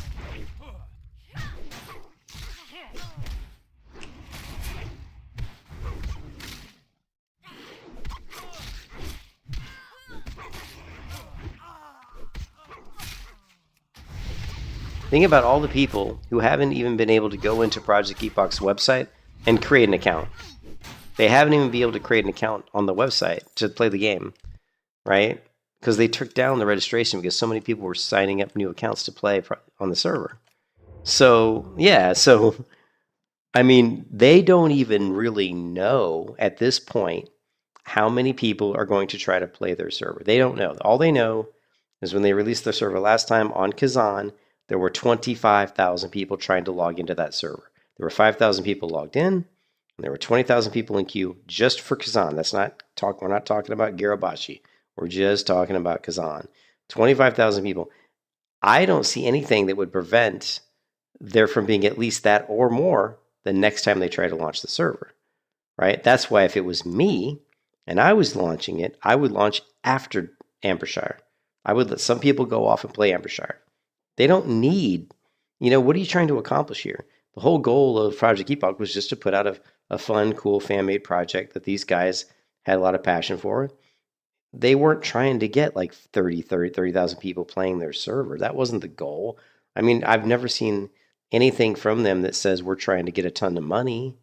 They haven't put up any cash out. There's been nothing about buying in-game items, The only way you can even give them money is if you go to their GitHub and just become a sponsor, So to me, it was always about these guys putting together this cool little fan-made project, So my biggest concern is that they're going to launch like next weekend. My biggest concern is that they're going to say, okay, we're going to launch next weekend on the 10th or maybe the 9th. They're going to say, we're going to launch on the 9th and we're going to have 2 servers. And everybody who can't get in is going to be thrown into a queue. To me, that would be the worst case scenario. Because you're going to have too many people and you're going to have everybody sitting in queue. And then the worst case scenario would be they don't wipe the servers. They say, well, we're not going to wipe the servers because since a lot of people are like level 14, 10 to 14, they're already spread out through the world a little bit. So it'll be less of it won't be so difficult on the servers themselves because everybody won't be in the same place in the world. So we're not going to wipe the servers. And so then all these people are going to be coming in at level 1. You know what I mean? And those people are going to be like other level. I don't know. And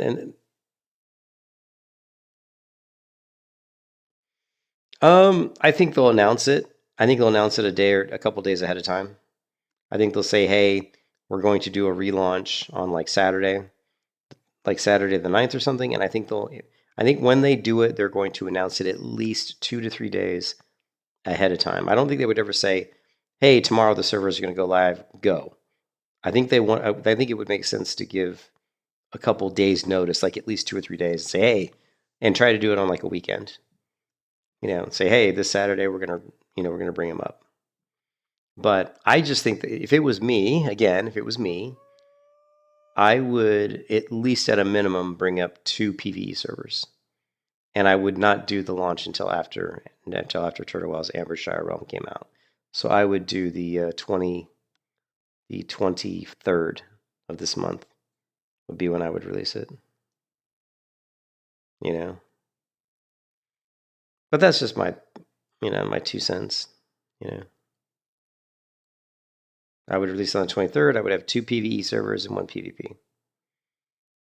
And if you really wanted to do it right, I would do 3 PvE servers. I would do 3 PvE servers because you don't need that many people in a server, right? You just 5,000 connections, but I think 3 would be a little. I think would be too much, just because, you know, people eventually leave, get tired, to go do something else, and so I think if you launched it on the 23rd with 2 PvE, I think that would be good. Yeah. Good night, SL. Have a good one. Have a good one.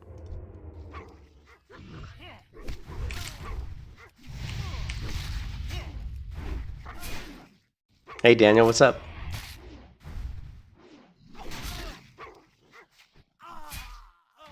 You just glad private servers are getting attention? Yeah, well, I think it's great. I think the private server wars are on. You know, you've got Ascension, Turtle WoW, and Project Epoch. They're all kind of. I don't think they're really necessarily doing it on purpose, but there's some private server wars going on right now. You know. But it's all good for us, right? The more private servers trying to create custom content, hopefully the better quality of the content that we get, you know. So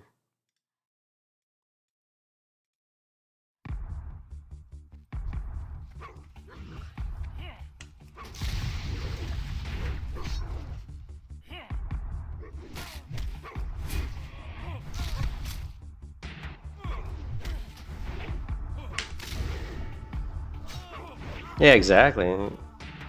Exactly, Daniel. Competition breeds innovation. You're right.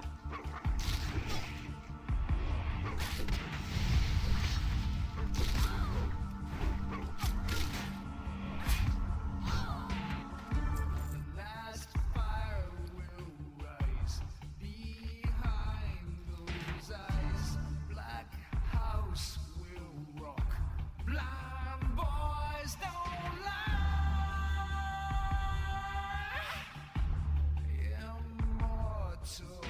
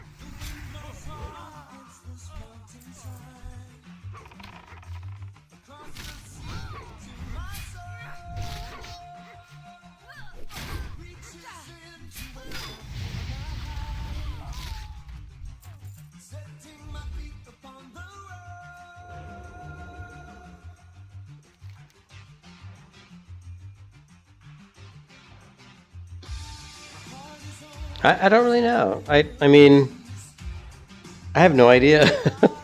I haven't. This is the first time I played Turtle WoW in a long time, and I've never really researched like what people consider the best pets. I just know like Mike's. I know what in vanilla WoW. I know what's kind of good and what's not good. You know, cats are always going to be pretty good DPS, of course. I mean, cats are always going to be good. I like wolves because I'm a melee hunter, and wolves pretty much are going to have Furious Howl going on almost every fight. So I'm going to be entering combat with Raptor Strike. So if Raptor Strike crits, you know, while I'm buffed with Furious Howl, I get a little bit of pretty good extra bump in DPS. But you know, I've ran the numbers. I've ran the DPS numbers with Cat versus Wolf versus Scorpion in Vanilla WoW, not Turtle WoW, but just regular Vanilla WoW. Old Vanilla WoW, like the 1.12 client. They're all come out fairly close. There isn't that big a difference. But again, in Turtle WoW, I have no idea. I don't know if Turtle WoW's pets are in any way scaled differently. Like if they're the same, like if there's nothing different about pets in Turtle WoW, then yeah, cats are probably going to be your best DPS. But you know, they are going to be your best DPS. But if you go with something like a wolf or a scorpion or something, you're not gonna fall off by too much. You know, I think the biggest difference would be a low DPS pet versus a high DPS pet. Like a wolf's a medium DPS pet, right? Cat's high DPS. Wolf's going to be medium DPS, medium armor, medium. What's the other one? Health. Cat's going to be high DPS, I think medium armor, maybe low health. I can't remember. I know it's high DPS. It might be like high DPS, low health, medium armor. I can't remember. But yeah, they're not that. I mean, just go with what you like. I mean, unless you're really trying to min max, you know.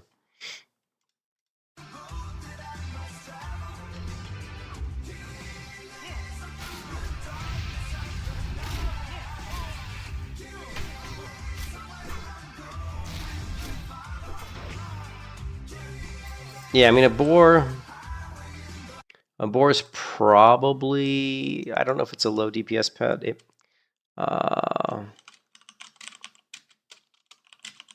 It might be considered like, let's see. Okay, a boar is considered high health, medium armor, and low. So the damage is considered low. So, I mean, the boar is definitely not going to, like I said, it's low. So you will see a difference running a boar versus a cat, for example. But again, it's not going to be, you know, unless you're like, okay, here's what I say. If you're running BM, if you're running like a BM build, I wouldn't use a boar just because you're definitely going to get way more damage if you go with something like a cat. But if you're running more of a survivor build or a marksman build where you're not really using that many talents into your pet, like, you know, if you're not putting much into BM, I don't really think it's going to matter too much. But if you are, going straight up like BM all the way down and getting like, ferocity and frenzy and bestial wrath, then you're not going to want to use a boar because you will lose out on some DPS. So yeah, if you're running marksman, it's not going to be as big a deal because most of your damage is going to be coming from marksman. Like if you look at your damage breakout, your pet's probably only doing like 25-30% of the damage. So, so if you're running a cat versus a boar, instead of the 25 to 30%, maybe he's doing 28 to 32 or something. It's not going to be you're talking probably 2 to 3 to 4% probably. So it's not really.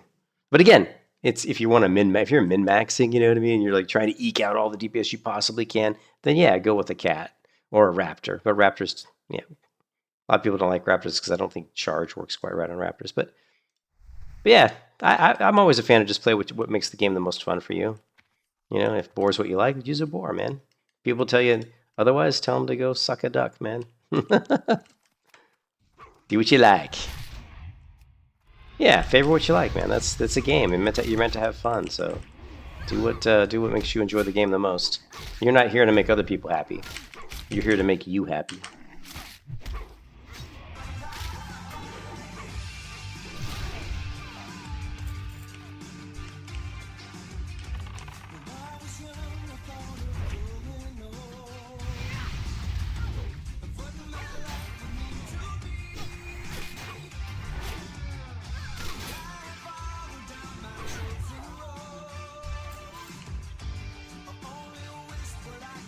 Where is this miner that I'm looking for?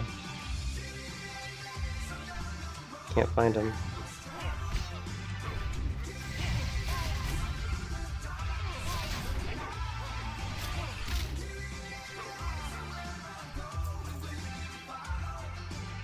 And my DPS has gone up a shit ton since we trained.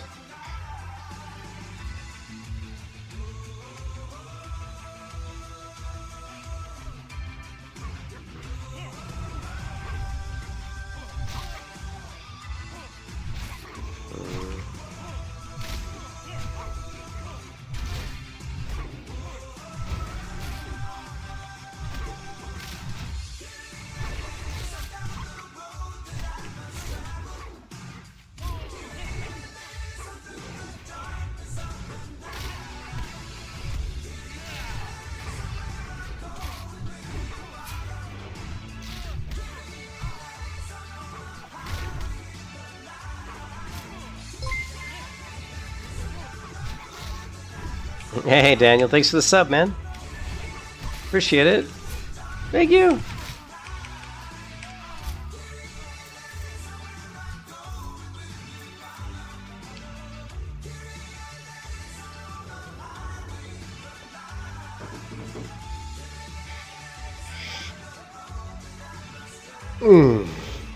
I can't find this damn quest guy.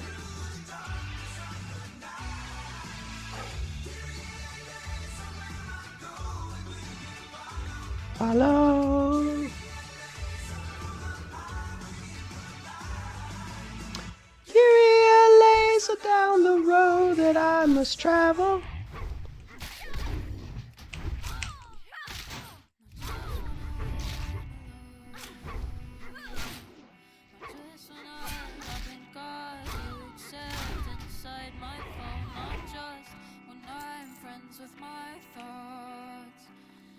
Just when I'm gonna get caught, not just when I'm inside out, not just when I'm outside it, not just when I'm down by the lake. Might as well have my head on a stake. It's when I'm having a blast, twirling around in my dress, and you'd say that I'm looking my best. Fill me up to the brim as the people cheer. I guess I'll always miss you when you're not here.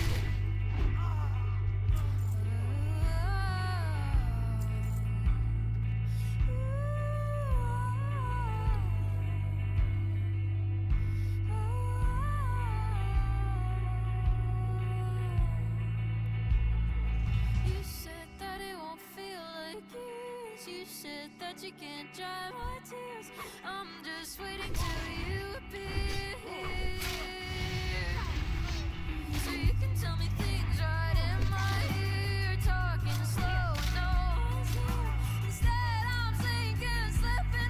up again.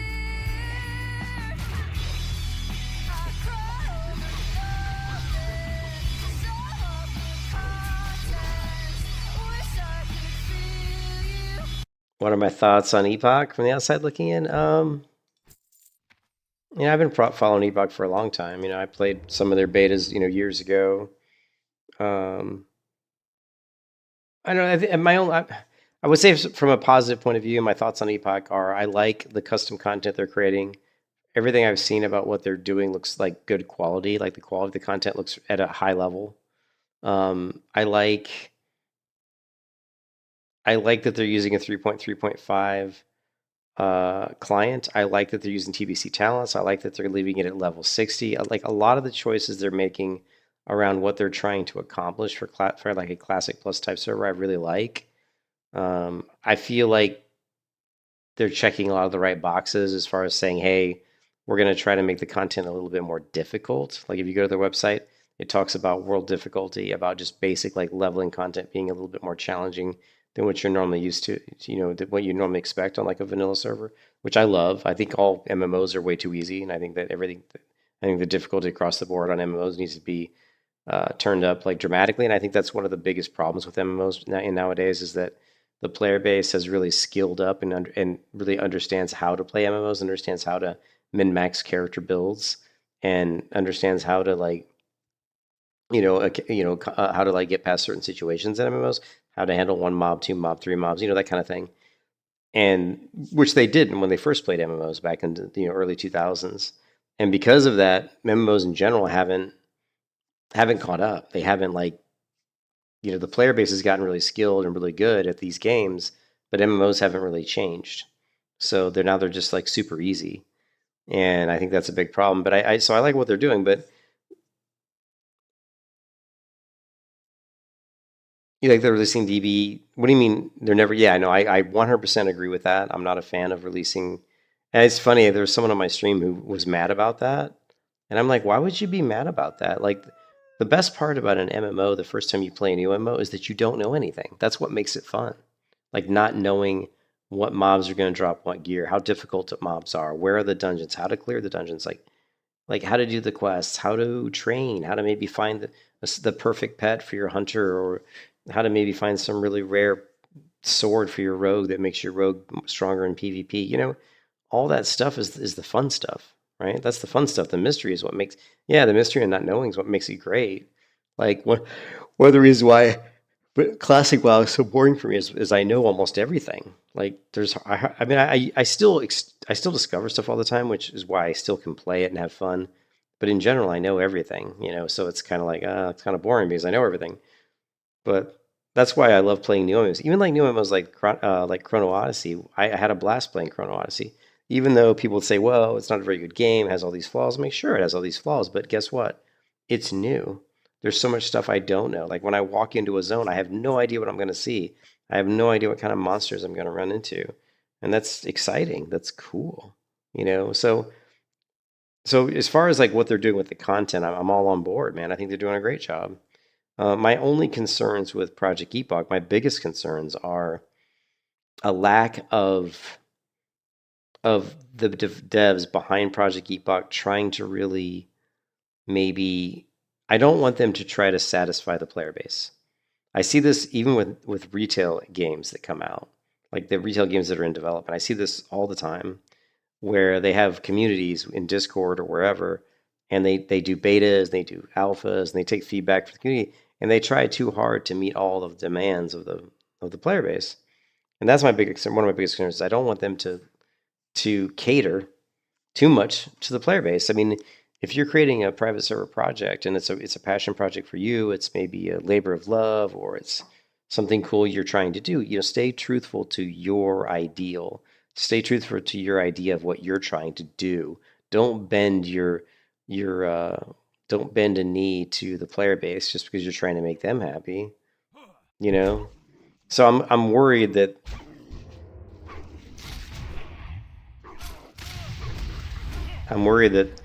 that they'll do that they'll let the player base influence them too much, right?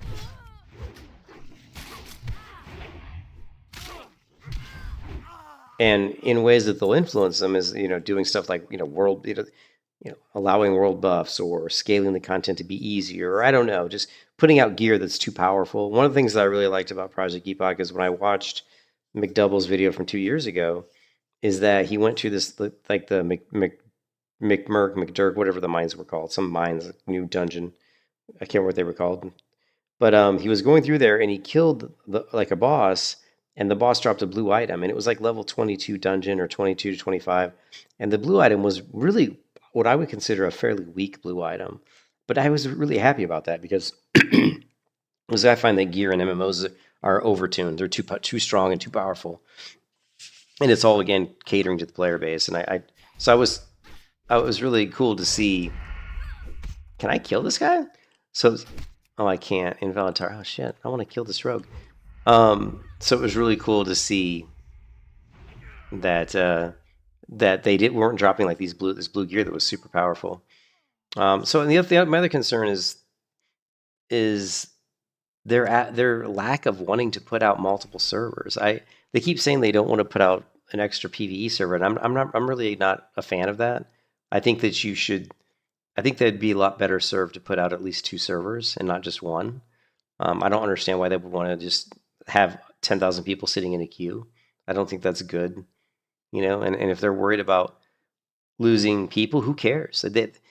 If they try to ever say, well, we don't want the servers to not have any population, I don't think that's even a valid statement to make, because they already have said that when they first started this project, they didn't care if all they ever had was just enough people to do 2 raid teams on their server total. We're talking, hey, Tori, what's up? This server is Turtle WoW. This is the Turtle WoW server. I can't remember what it's called. I have to log out to look at the server name. But yeah, they can't sit there and tell me that, we're worried about there not being a lot of players, because that goes against what they've already said, which is like, well, we just hope that we'd have enough people to form a couple of raid teams. So yeah, they did talk about that. No, they did talk about that, Daniel, and I know that, and I agree with that, and that would be good to do. It was funny because I mentioned on the Discord that that's what they should be looking to do. I actually put a post on their Discord saying that what you need to be looking into is, if you don't want to bring up another servers, is just bring up like sharding, or bring up cloning of the servers in a way that they're still linked. It's basically sharding, or putting up server channels like they do in like Ion or some of the older MMOs.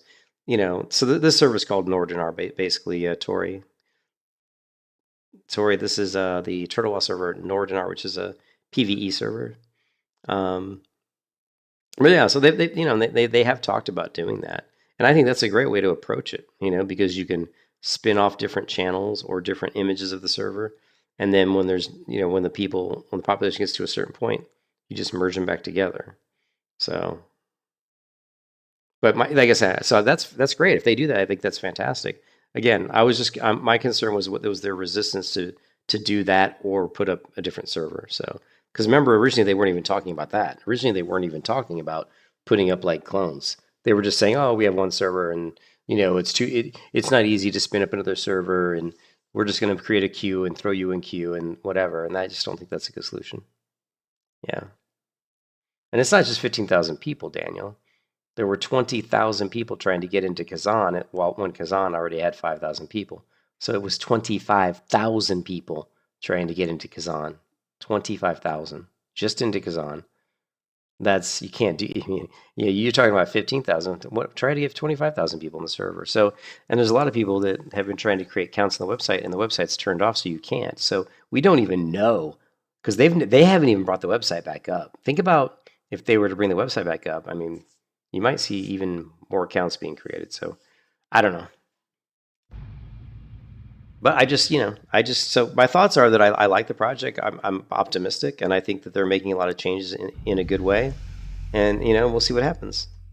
We'll see what happens. I mean, I just hope they bring up more than one server, or they have the sharding or layering in place. What do you want to call it? You want to call it sharding, you want to call it layering, you want to call it channels. It's all kind of the same thing. So...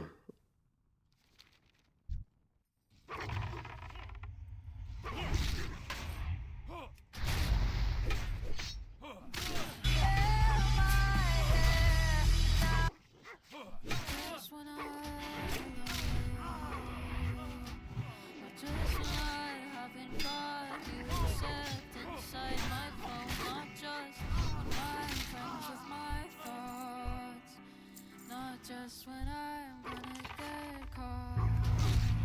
Not just when I'm inside out. Not just when I'm outside it. Not just when I'm down by the lake. Might as well have my head on a stake. It's when I'm having a blast, twirling around in my dress, and you'd say that I'm looking my best. Fill me up to the brim as the people cheer. I guess I'll always miss you when you're not here.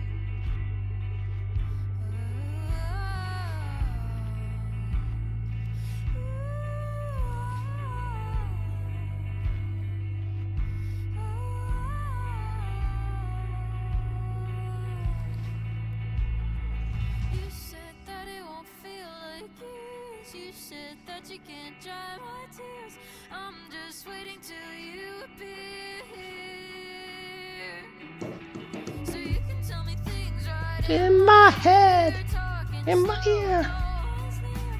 Zeta. Thinking slipping out of gear. I cry over nothing, sum up the contents. Wish I could feel you I see a cucumber. in my hair. Now there's ghosts in my kitchen. I'm not even listening. Swear I Ah, shit, we got way too many. Ah!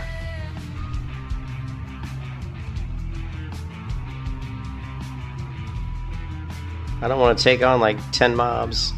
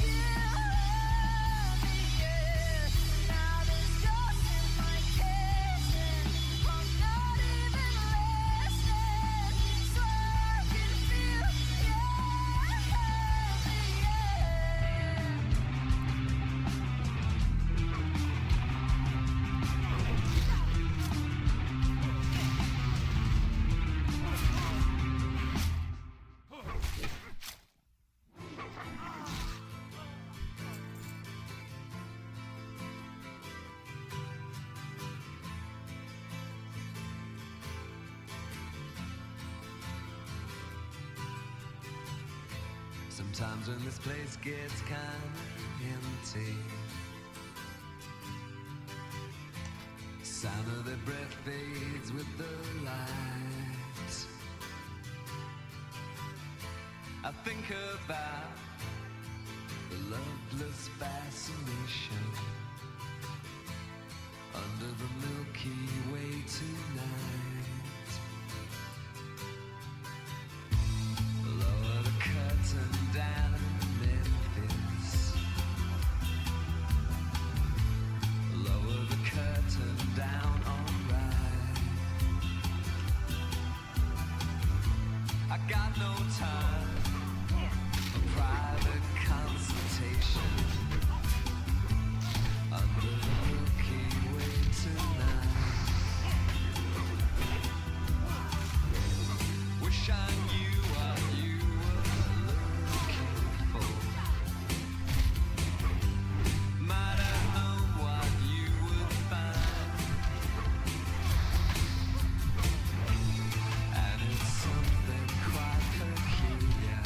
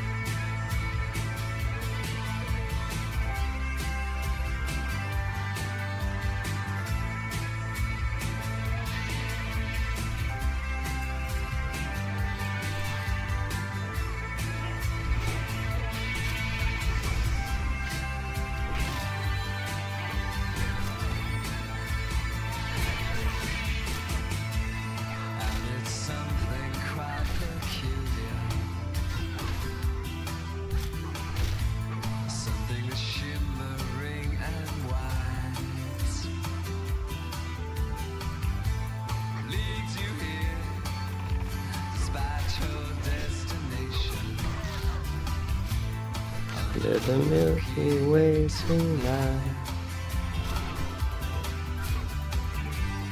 Wish I knew what you were thinking.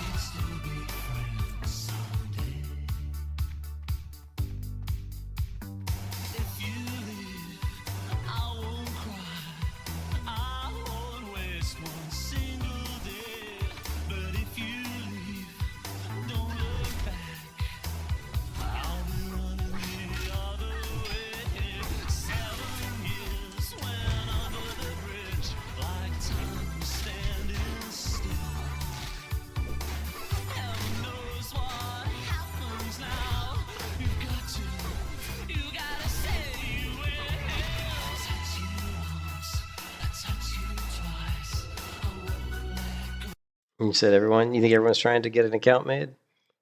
I don't know about 30K waiting. Yeah, I don't know about that. A couple days before they closed, even though I haven't gotten any playtime. Yeah, I didn't. I've only played like an hour, probably. I think I've got like a level 4 hunter or something.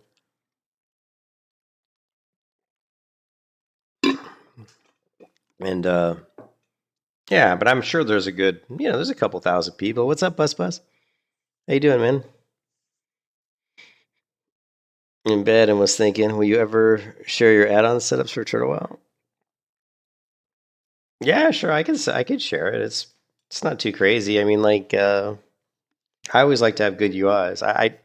My one regret on this one is that I can't really do much about the mini map. I mean, at least I don't like having all these these icons on the mini map. But I can't really get rid of Turtle WoWs because that's a Turtle WoW, the donation one, and the group finder and the Everlook broadcasting. I mean, all three of those icons are Turtle WoW icons.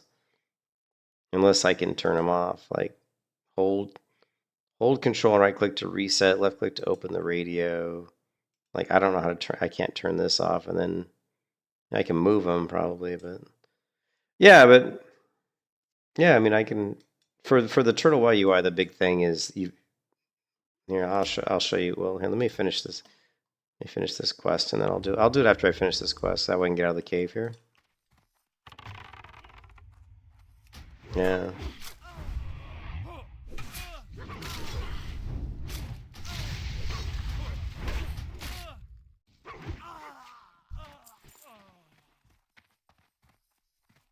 You need something?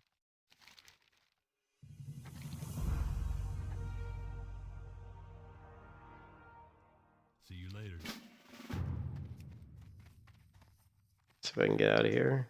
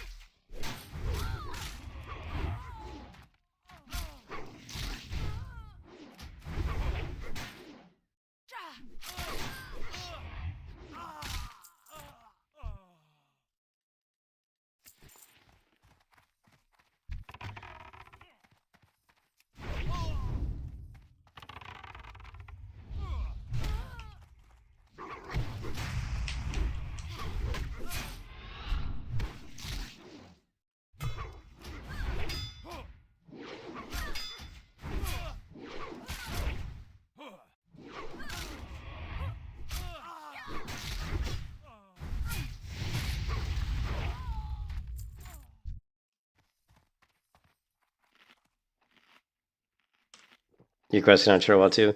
Yeah, I always try to have good UIs, and this isn't like the greatest UI at all, but I mean, Turtle WoW is kind of tough. Like, I don't like a lot of the add-ons for, like, I've got a threat meter here, but we don't really need it. We can turn that off. I've got a DPS meter here, which it's not the best DPS meter in the world, but it kind of gives me what I want, which is just to break out of, where my damage is coming from, just to help me like understand, like if is my pet doing a lot, is he not doing a lot, and I just use this to track different builds when I'm theory crafting. It's more just for theory crafting, and then I'll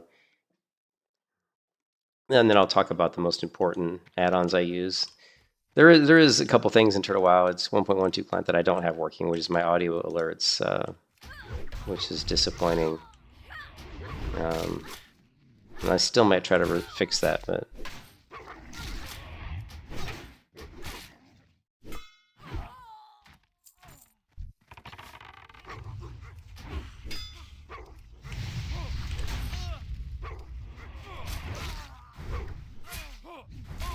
Yeah, it's tough because I don't like to look at my health bar. I don't like to ever look at my character portrait at all, like ever.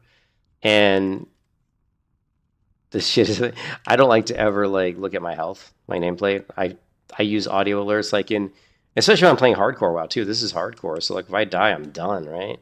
And on hardcore, usually I have 3 separate audio alerts. Usually I have one at 55% health, like 42% health, and like 35% health. So, and each one has a different audio alert, so it kind of gives me an idea of like where my health's at.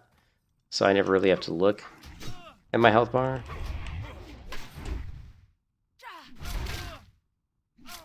Oh, I don't know. I never really look at what they're dropping. He dropped 80. Yeah, you're right. That's true, Alex. He's dropping like 83 copper. Not exactly lucrative, is it?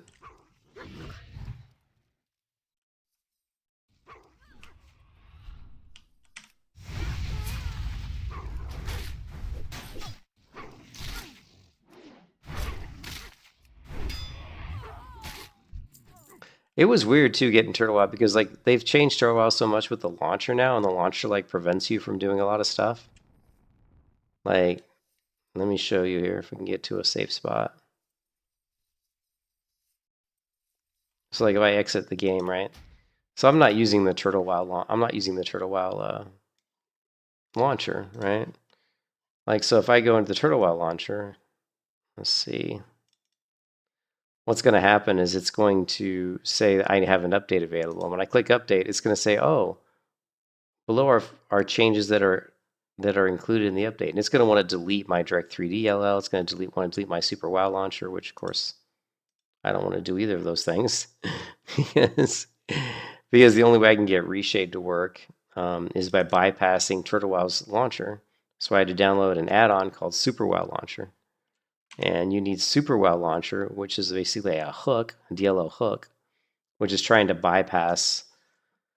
I'm not exactly sure how it works, but it bypasses Turtle WoW's DLL. Somehow it bypasses some of their code that does the check for what add-ons you're running and stuff. And then so basically you have to have the Super WoW launcher. So you'd have to go to GitHub and find that. And then in my interface add-ons, there's another one that works in tandem with that one, which is called Super API. So I had to get the Super API add-on, right, and put that in here.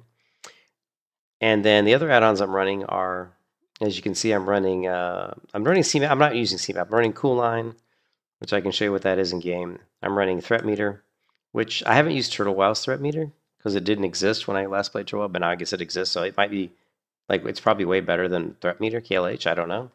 I use mixed scrolling battle text for my scrolling battle text, which is one of my favorite all-time add-ons ever in World of Warcraft. But unfortunately, in this way back version of it, it's really limited. So, and this one we can get rid of because it doesn't work. And I would say my favorite add-ons for Clean UI, Move Anything, and mixed scrolling battle text are by far some of my favorite add-ons. I use Mix is awesome. And then OCB is great for 1.12 clients, which is like a casting bar. And I'll show you how that works. It's really good. So I like OCB is really good. OmniCC just for cooldown numbers. I use PF Quest and PF Quest Turtle, which is just the questing add-on for Turtle WoW. You know, I use Postal Mailbox add-on. Ring menu. It's a Skyrim style ring menu. I can show you what that looks like in game. Yeah, I like Bartender too. I use Bartender on Project Epoch. I use Bartender, but I'm using Shago DPS for the DPS meter, it's really basic, but it does all I need it to do. I'm using Shago plates for the enemy nameplates, which are pretty good. They're not my favorite. Kui nameplates are my favorite, but Shago plates there's no Kui nameplates for 1.12, I don't think. And then I use Shago tweaks. Shago tweaks is key. Like if you want to clean UI in Turtle WoW Shago tweaks, you need Shago tweaks. And then a Snowfall key press, which unfortunately does not work on the 1.12 client. So that's a bummer. Actually, let's get rid of that one because it doesn't work. Snowfall key press, basically what that does is it makes sure that when you push down a button on your keyboard, the skill actuates immediately. It doesn't wait for you to mouse up on the button or to key up. You don't have to key up. You don't have to release the key for the skill. Like just once you push down your key, the skill is going to actuate. It's going to trigger, but it's not working on 1.12 clients. So in Turtle WoW, when you press a button, like if you press a keybind button and you hold the button down, a lot of time I don't think this ability will trigger until you release the button. We'll double check that though. I use Super Macro, which is pretty much a must anytime you're on a 1.12 client because I use longer scripted macros that won't work without it. And then Turtle WoW Thread, that's just one that comes with Turtle WoW. So if we go back into the WoW, yeah, I don't like LVUI. There's just it's way over. LVUI is way overkill. It's like way too much crap, right? I don't need all that crap. So again, if you look at my add-ons, make sure when you go into script memory in your add-ons, you set it to 0. So better character stats, which I don't think this is really even working, to be honest. I don't know. But I use better character stats too.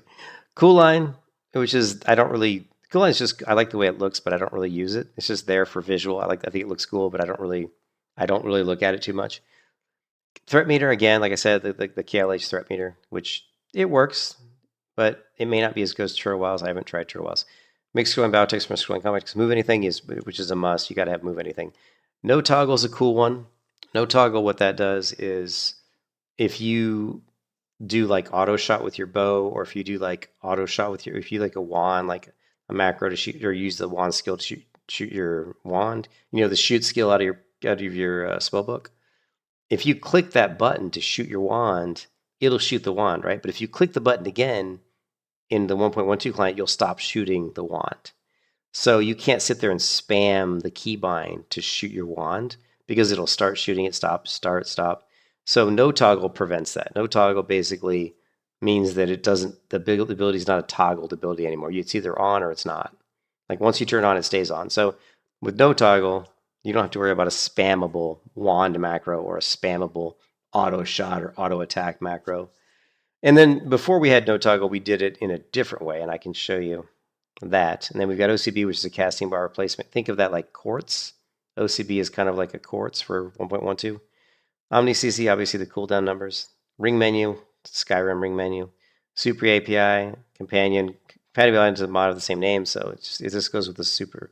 Yeah, this is needed to work with the Super WoW EXE. Super macro add-on you just so I can create more longer scripted macros. And PF Quest is the turtle questing add-on. And Shagu Plates is the enemy nameplate add-on, which is really good. Not as good as Kui, but it's good. And then Shagu DPS, just a DPS meter, it's okay. Shagu Tweaks is really cool. We'll show you what Shagu Tweaks does. I actually don't. Actually, Shagu Tweaks does it, Daniel. Pretty sure I'll show you Shagu Tweaks.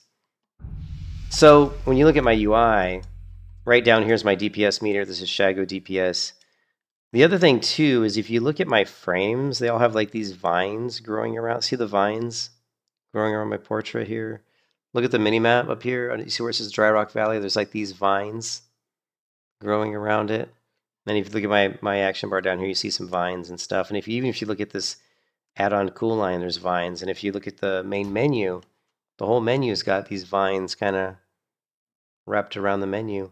And if you look at any of my other menu items, they all have like vines around these interface windows, right? You can see these little vines and twigs and sticks kind of thing. That's actually not an add-on. That is actually a really, really old school. It's interface. So if you go into my WoW if you go into my Troll WoW interface, every folder outside of the add-ons folder is custom textures that are basically replacing the art style of all of these frames. So all these frames are using custom BLP images, right? That gives all that stuff its own kind of custom look. Yeah, I mean, this is old school stuff. This is like old school customizing the UI. This is the way they used to do it back in the day, right? They actually would create custom. I don't even know if I have a BLP image viewer right now. Let's see. I think I used to have one.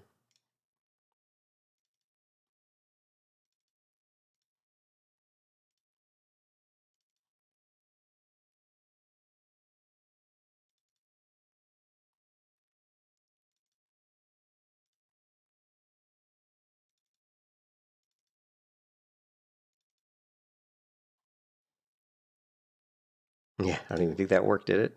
Did it do anything? Nah. Yeah, I don't think this works anymore. But anyways, yeah, you can do that. You can do that. Not character models. It's just UI elements. You can see it's basically changing the auction frame, the buyback frame, the group frame, help frame, loot frame, everything, right? All the frames have custom images, okay? So that's just kind of like an image pack that I use in Turtle WoW. I like it. It's got this cool, like, it is good for night elves. It has this kind of night elf vibe to it, right? You can see these like little thorns. It's probably a lot more noticeable if I go here.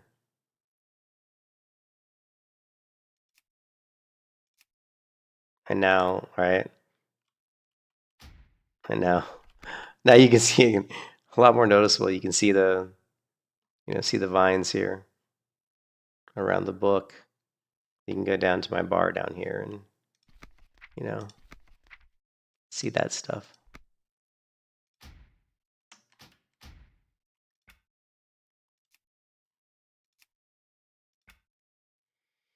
Anyway, so what coolline is coolline is this little bar here. It just shows your cooldowns, right? So if I cast, if I throw down a trap, it's just showing me that my traps are now on cooldown until this little trap icon, see how it's moving to the left? When it gets all the way down to 0, then my cooldowns reset.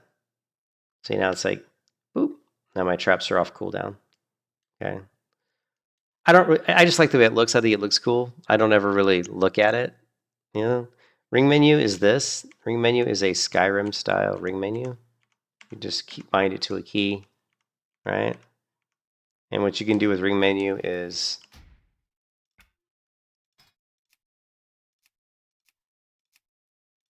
what you can do with ring menu is you can open your ring menu up. Here, let's go. If you open up like your spell book here, and then you open up ring menu. So what you do is you open up ring menu, and then you can just drag stuff on here. Like if you want to put like, I don't know, like if I wanted to put like an ability on my ring menu, I guess you could. I don't know why you would, but you could go over here and put an ability on here. You can drag anything on here you want, right? You can drag, you know, your professions. You can drag like my pets are on here. You can drag your bandages. If I wanted for some reason put my bandage on here, I could. Right, and I just actually used my bandage, which I wasn't really trying to do, but but you get the idea. I don't even know what was down there, but I don't know what was in that slot that we just took it off. What was it? Was it tracking? I think it was tracking. We got humanoid tracking. I think it was tracking. Let me check. Humanoid, beast. It doesn't really matter. Doesn't matter. But yeah, that's like a Skyrim style ring menu. So it's bound to my F1 key. So wherever the mouse cursor is, when I hit F1, it brings this up. You just F1 to close it again. All right. So for me, a lot of times it's great. I bring it up. I bring up my, you know, and it'll close once you use whatever it is. So bring it up. Oh, cooking. Okay, first aid, right? Cooking, first aid, right? Engineering. So it's just really good for professions because it's annoying to have to put your professions on a hotbar. You know what I mean? And so let's interface. I don't like to show any of my action bars because I don't want to see them. So what I do is I try to put stuff in my action bars in a way that I know where everything is. So I don't really need to look at them. All right, and so I hide them all. And the other thing is you need move anything. You need the add-on move anything so you can move UI elements around. So with move anything, right, I can move stuff around, right? Like if I wanted to move like the map, for example, right? You know, I could move the mini map down here. Okay. And now my mini map's, you know, down here.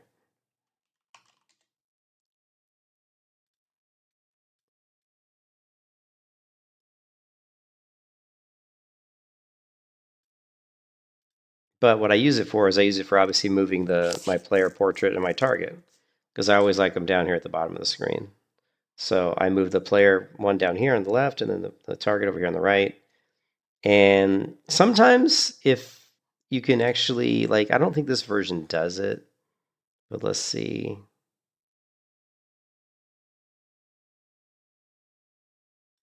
This version doesn't do it, I don't think, but on later versions you can actually move the debuffs of the target window, and you can actually scale stuff. It's like, yeah, actually you can do it here. You can scale windows, right? Like if I scale, I can do this, right? And I can scale it, which is kind of cool. But then if I want to just reset it, I'm going to go back here. I'm going to hit reset, and it just goes back, right? But what's really cool in later versions of move anything is that you could move the debuffs on the enemy because I don't like I don't know if you can still do it on this version though. Let's see.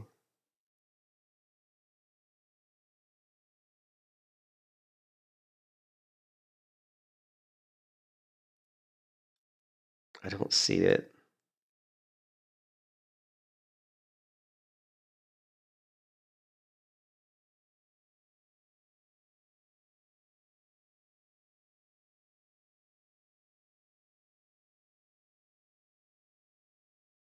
The other thing though that is really nice is that you can move info panels. So like for example, like maybe like spellbook, right? It's like a lot of times in WoW it opens up things way to the left side of the screen, which is really annoying, right?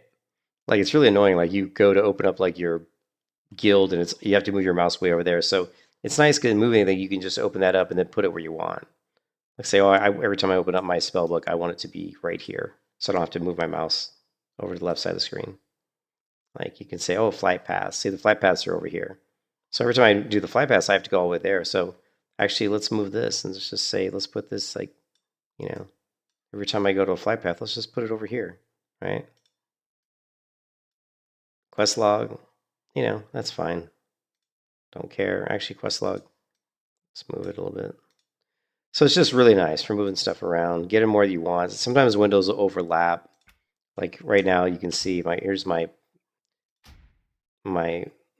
friends list or whatever. Here's my book. You see how they overlap, which kind of sucks because there may be a time when I want them not to overlap. Like see my spell books overlapping my character window. You know, that might annoy you, that might not. So you might want to move them around until you get them, you know, right wherever you want them.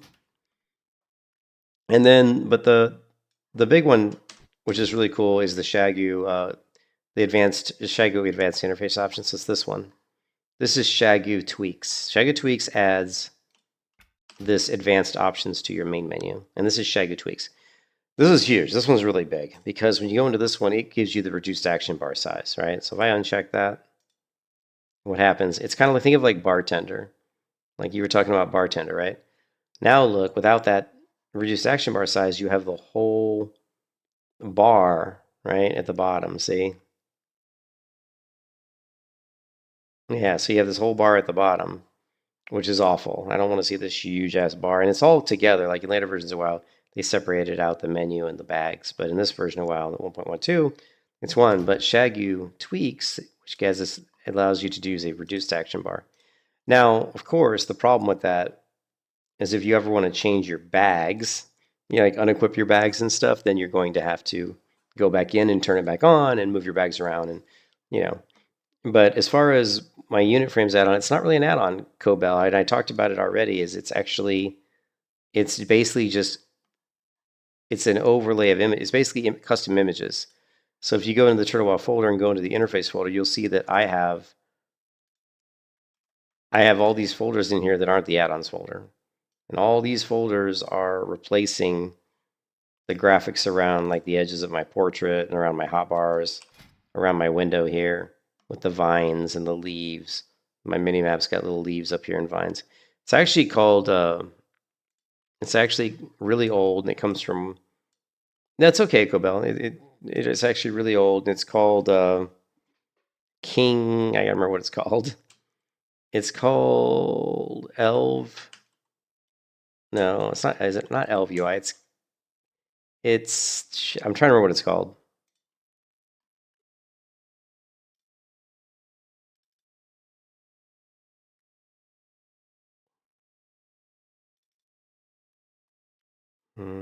I think it's called Kings. See if I can find it. I'm sure I've got it here somewhere. Here it is. It's this right here. It's called T Kings UIs. Okay. And this is it.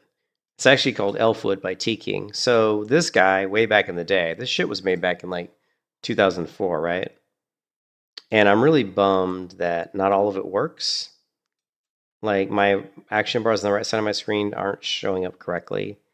But most of the other windows are correct. Like here's the mini map, and the mini map would look like this, but there's all these damn buttons on here, and I can't get rid of it, right? But most of the stuff does work, right? It also gives these different textures for I believe it gives the different textures for the windows, which I really like. Like if you go to your quest, like it looks like this, but it's when you like talk to a quest giver, it looks different. Like I don't have a quest giver here, but it looks like this parchment, which I like a lot actually. Yeah, and if you there's a few other ones out there too. There's actually a skeleton one, believe it or not. T Kings. So if you Google T Kings Elf UI, you'll find it right here. So you can still find it. And there's actually, if you look around, there's a few other ones he did. If you can find T King, I did a lot of research trying to find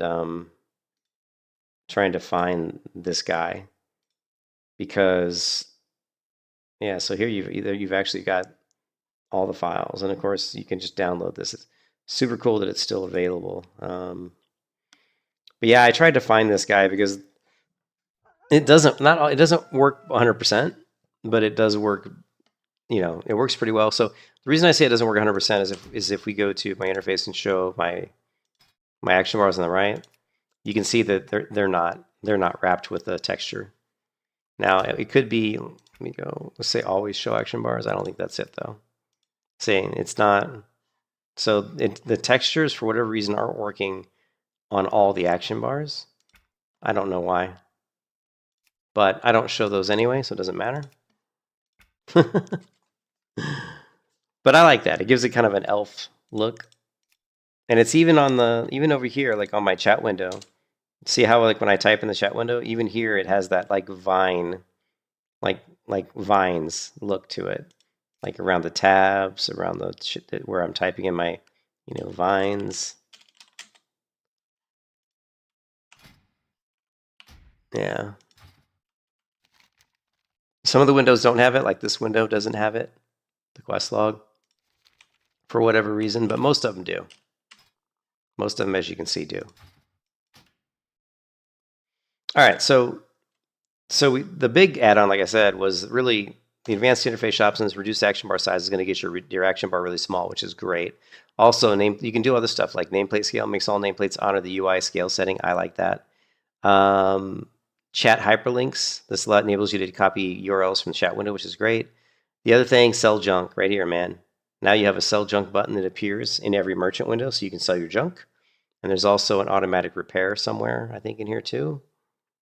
I don't see it, but I do get an auto repair as well. I don't know if it comes from this, but there's also a quick compare. Shows currently equipped items on tooltips. So, right? So it gives you equipment compare. So if I hover over something and hold down the shift key, I can compare. See that? You know what I mean? So definitely really, really awesome. Tooltip details displays health, class color, guild name, guild. So you can actually turn this on. Let's see. And I haven't used this one. I don't know if this works. Yeah, see here it says how much health I have, what level I am. It gives you different details in the tooltip. Like here, see? Kind of cool actually. Tells like what guild this person's in. Tells like what rank they are in the guild, how much health they have. Personally, I don't need it, so I turn it off. But shows item rarity as the borders color on bags. That's kind of cool. Bag, bank, character, and inspect frames. I think it shows up like, let's see.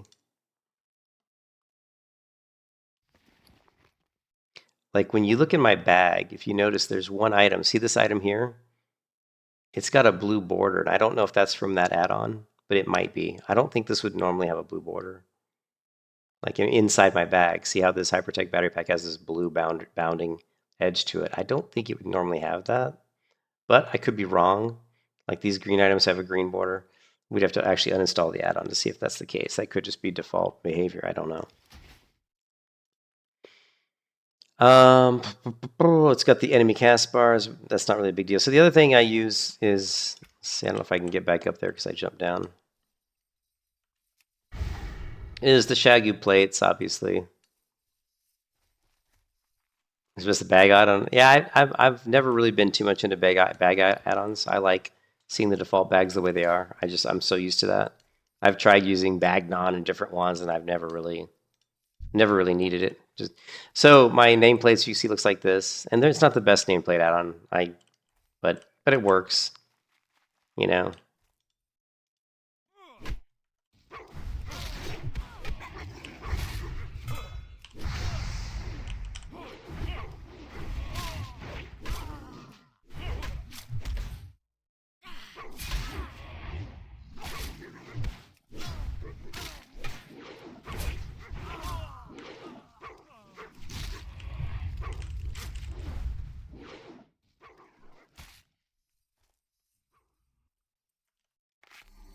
Just let my immolation trap tear this guy down.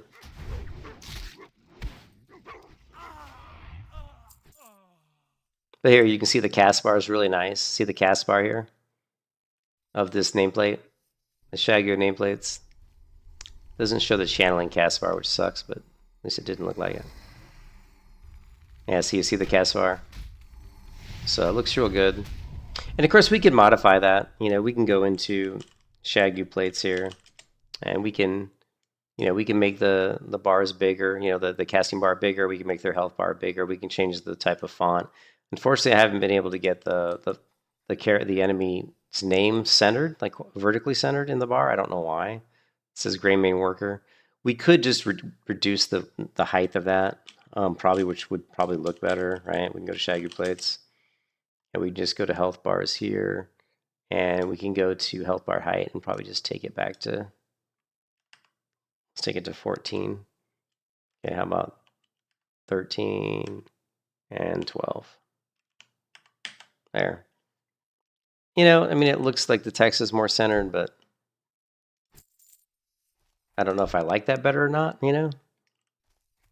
It looks a little kind of skinny and shit, but... You know, I think I like the thicker health bar, to be honest. I just wish I could get the text centered. Vertically centered.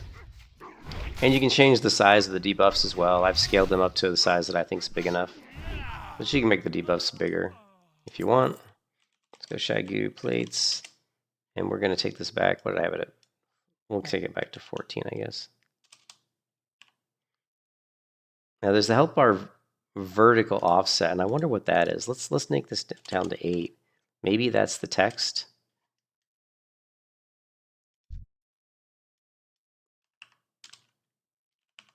Oh, there we go. So that will work, right? There we go. So 11. So that's how we do it. So let's make this 15, right? And then let's make this 10. Okay, now 12. 12. There we go. So we fixed that, right? So now we have the health bar text pretty much centered. I still would like it a little bit bigger, actually. So let's go, let's make it 16. And 16. And then, what was it, 13? And then 13. Save, reload. There you go.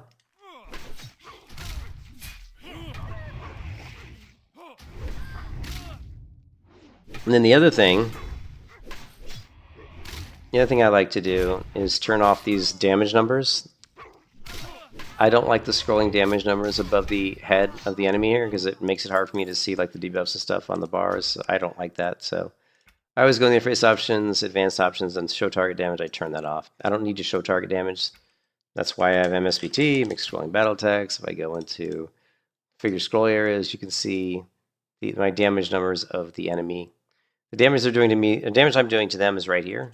It's going to show up in the outgoing, and the damage I'm taking is going to show up in the incoming. My notifications like entering combat, leaving combat are going to show up over here. We can move this stuff around, change the height, change the speed. But unfortunately, we can't do the audio alert for low health like I do in newer versions of this thing. What does this delete? Because it doesn't have that. It doesn't have the audio alerts, which is really unfortunate. So a big bummer, actually.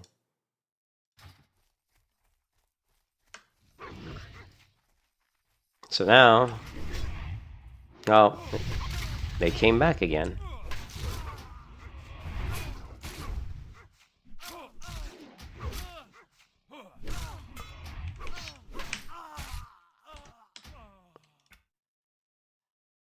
Okay, maybe I didn't click the OK button.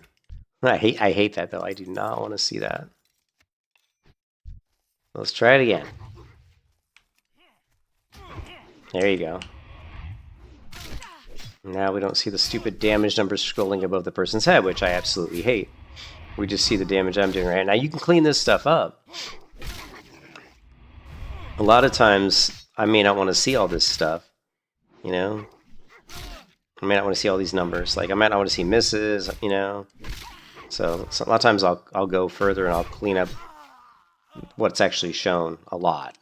So, what is bags UI or bag shui? Is that like a bag add-on?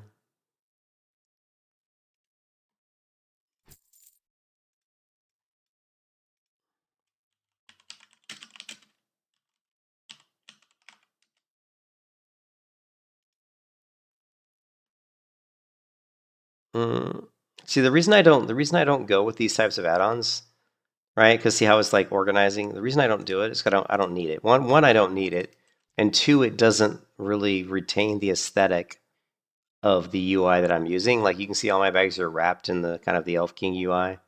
And my bags are really big, so they look really stupid anyway, to be honest. So another thing you could do though is just to fix that is go. To fix it a little bit because this looks kind of messy because I've got the stupid big ass bags. Is just go in here and reset that. Oh, it's not working. Wow, it actually isn't working for these bags. Probably because they're. I think the reason it's not working is maybe because these bags are bigger. They're not the normal size bags. Maybe, I don't know. So apparently that doesn't work in this one. Yeah, that's unfortunate. That is unfortunate.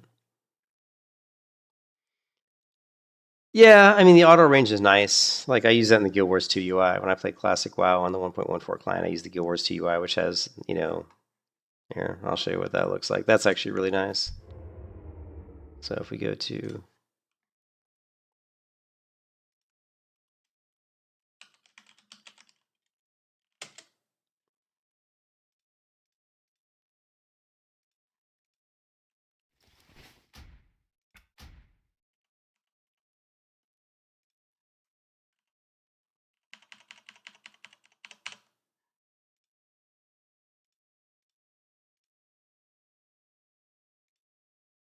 I just want to show you, like, the UI used in, like, retail. Again, like, this would be Mr. Pandaria Classic.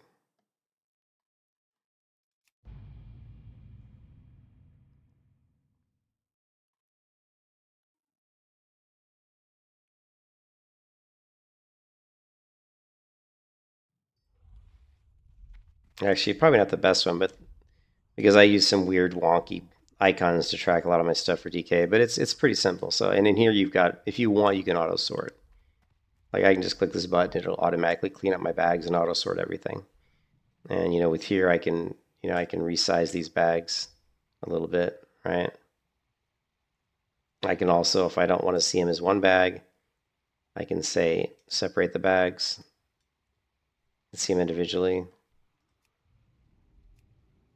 And of course I have auto loot. The other thing that's really cool thing here is this shows me all the gold I have across all my characters, right? I have a lot of gold on this server because I've played a shit ton on this. I have 57,000 gold, but this shows all the gold on each character. And it shows how much gold I've spent this session and how much I've made, which is kind of nice, which I really like. Yeah, and that's Guild Wars 2 UI, but that's all something all different altogether. If you look at, I can't really show you like what Project Epoch would look like. Oh, we could show you here. Hold on a second. We could show you the bartender look, right? So if we go here, let's see, Warmane. Like in Warmane, I use bartender, and we get to use Shagu nameplates, which is my favorite nameplates. Right. So if we go into here.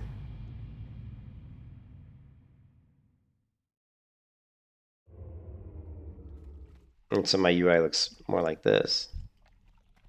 It's pretty simple.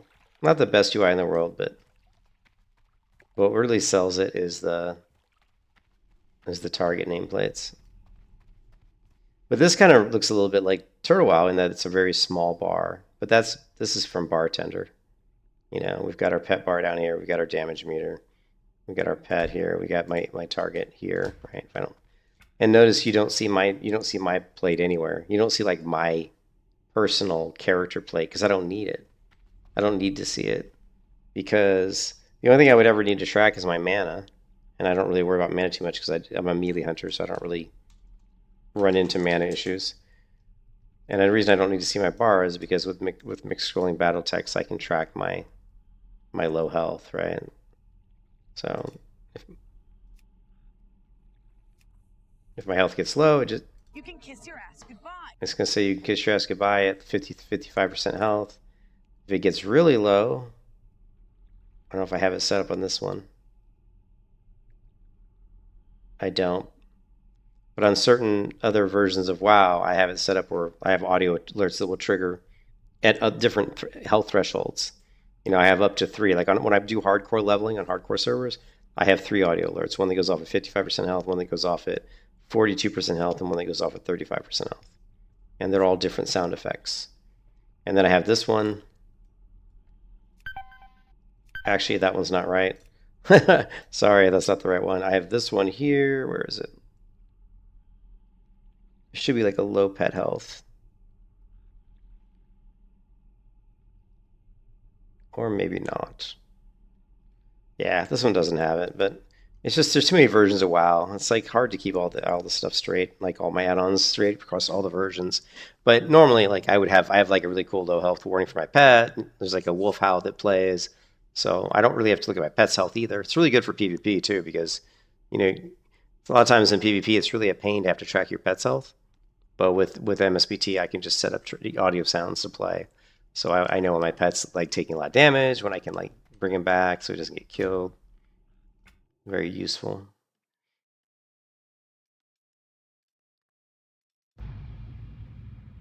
But yeah, auto range is really useful. I like it on Guild Wars too.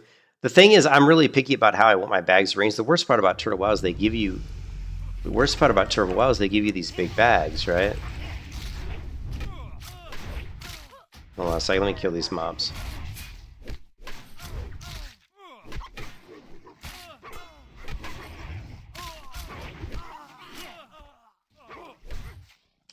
Oh, dude, you attack this guy. He got all excited. Like, not that guy.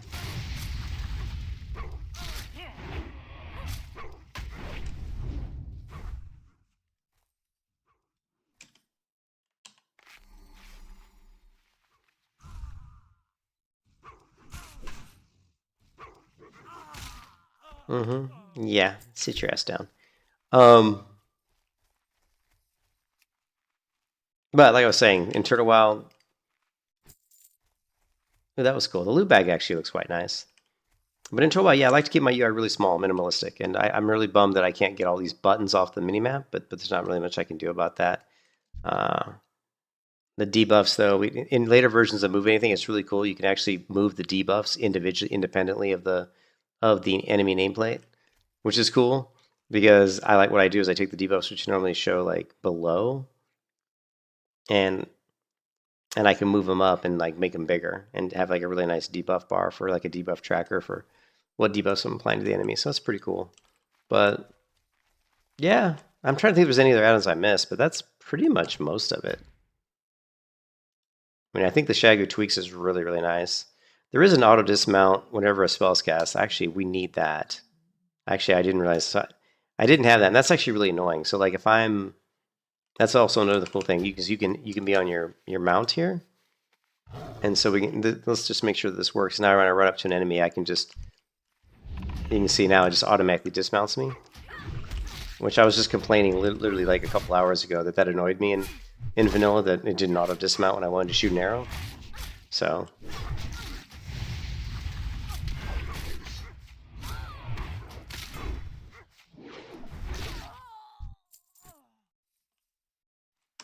That's it.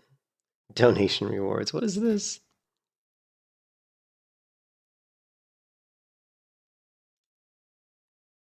All right. Oh, these are okay. It's the same thing as that. Okay, cool. Just wasn't used to seeing it right here. But again, I always go into advanced options. First thing I do is I turn off the target damage because I can't stand seeing targets. And I still think that the nameplates should be bigger. But the Kui nameplates are the best. They look really, really cool. I think we still should make the health bar. Let's see health. I still think we should go up maybe one more. No, actually, you know what? Let's make it 6, but where's the width of it? Is there a width? I think it's up here. It's weird how they have like the nameplate width different from the health. Like they have the height of the health bar down here, which makes no sense. Like this sets the height of the health bar, but it doesn't set the width. To the width, you got to go all the way back up to here, which is kind of strange. So I'm going to make this, let's make it 125.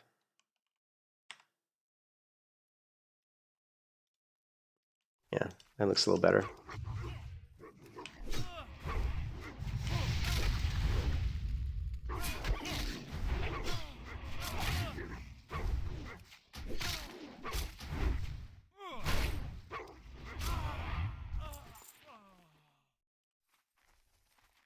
Yeah, pretty cool though. Melee Hunter's pretty good. Melee Hunter does good damage. I'm gonna head out. Actually, I've been streaming for way longer than I thought I was gonna stream tonight. I wasn't planning on streaming this late. It's almost it's 3:40 in the morning here, so I need to get some sleep. But yeah, I hope you guys have a good one. Thanks for stopping by. I'll probably stream some tomorrow. I don't know when though. It just depends on what me and the wife are doing. But we're still kind of waiting for Project Epoch. But it's really cool. I'm super excited to play the new Turtle WoW server. And one of the reasons that I thought that I had to play on it was because of the name of it. Because as you guys may or may not know, my wife's name is Amber. And so when my friend said, "Hey, Turtle WoW is releasing a new server and it's called Ambershire," I was like, "Oh man!" I was like, I saw this. I was like, man, I was like, it's a cool new server and it's got the name of my wife and the word Shire, which I love the Shire. Come on, who doesn't love the Shire, man? Lord of the Rings. It was like Amber and the Shire put it together. I'm like, hey, we got to play. So, but I'll catch you guys later, man. Hope everybody has it going. Peace out.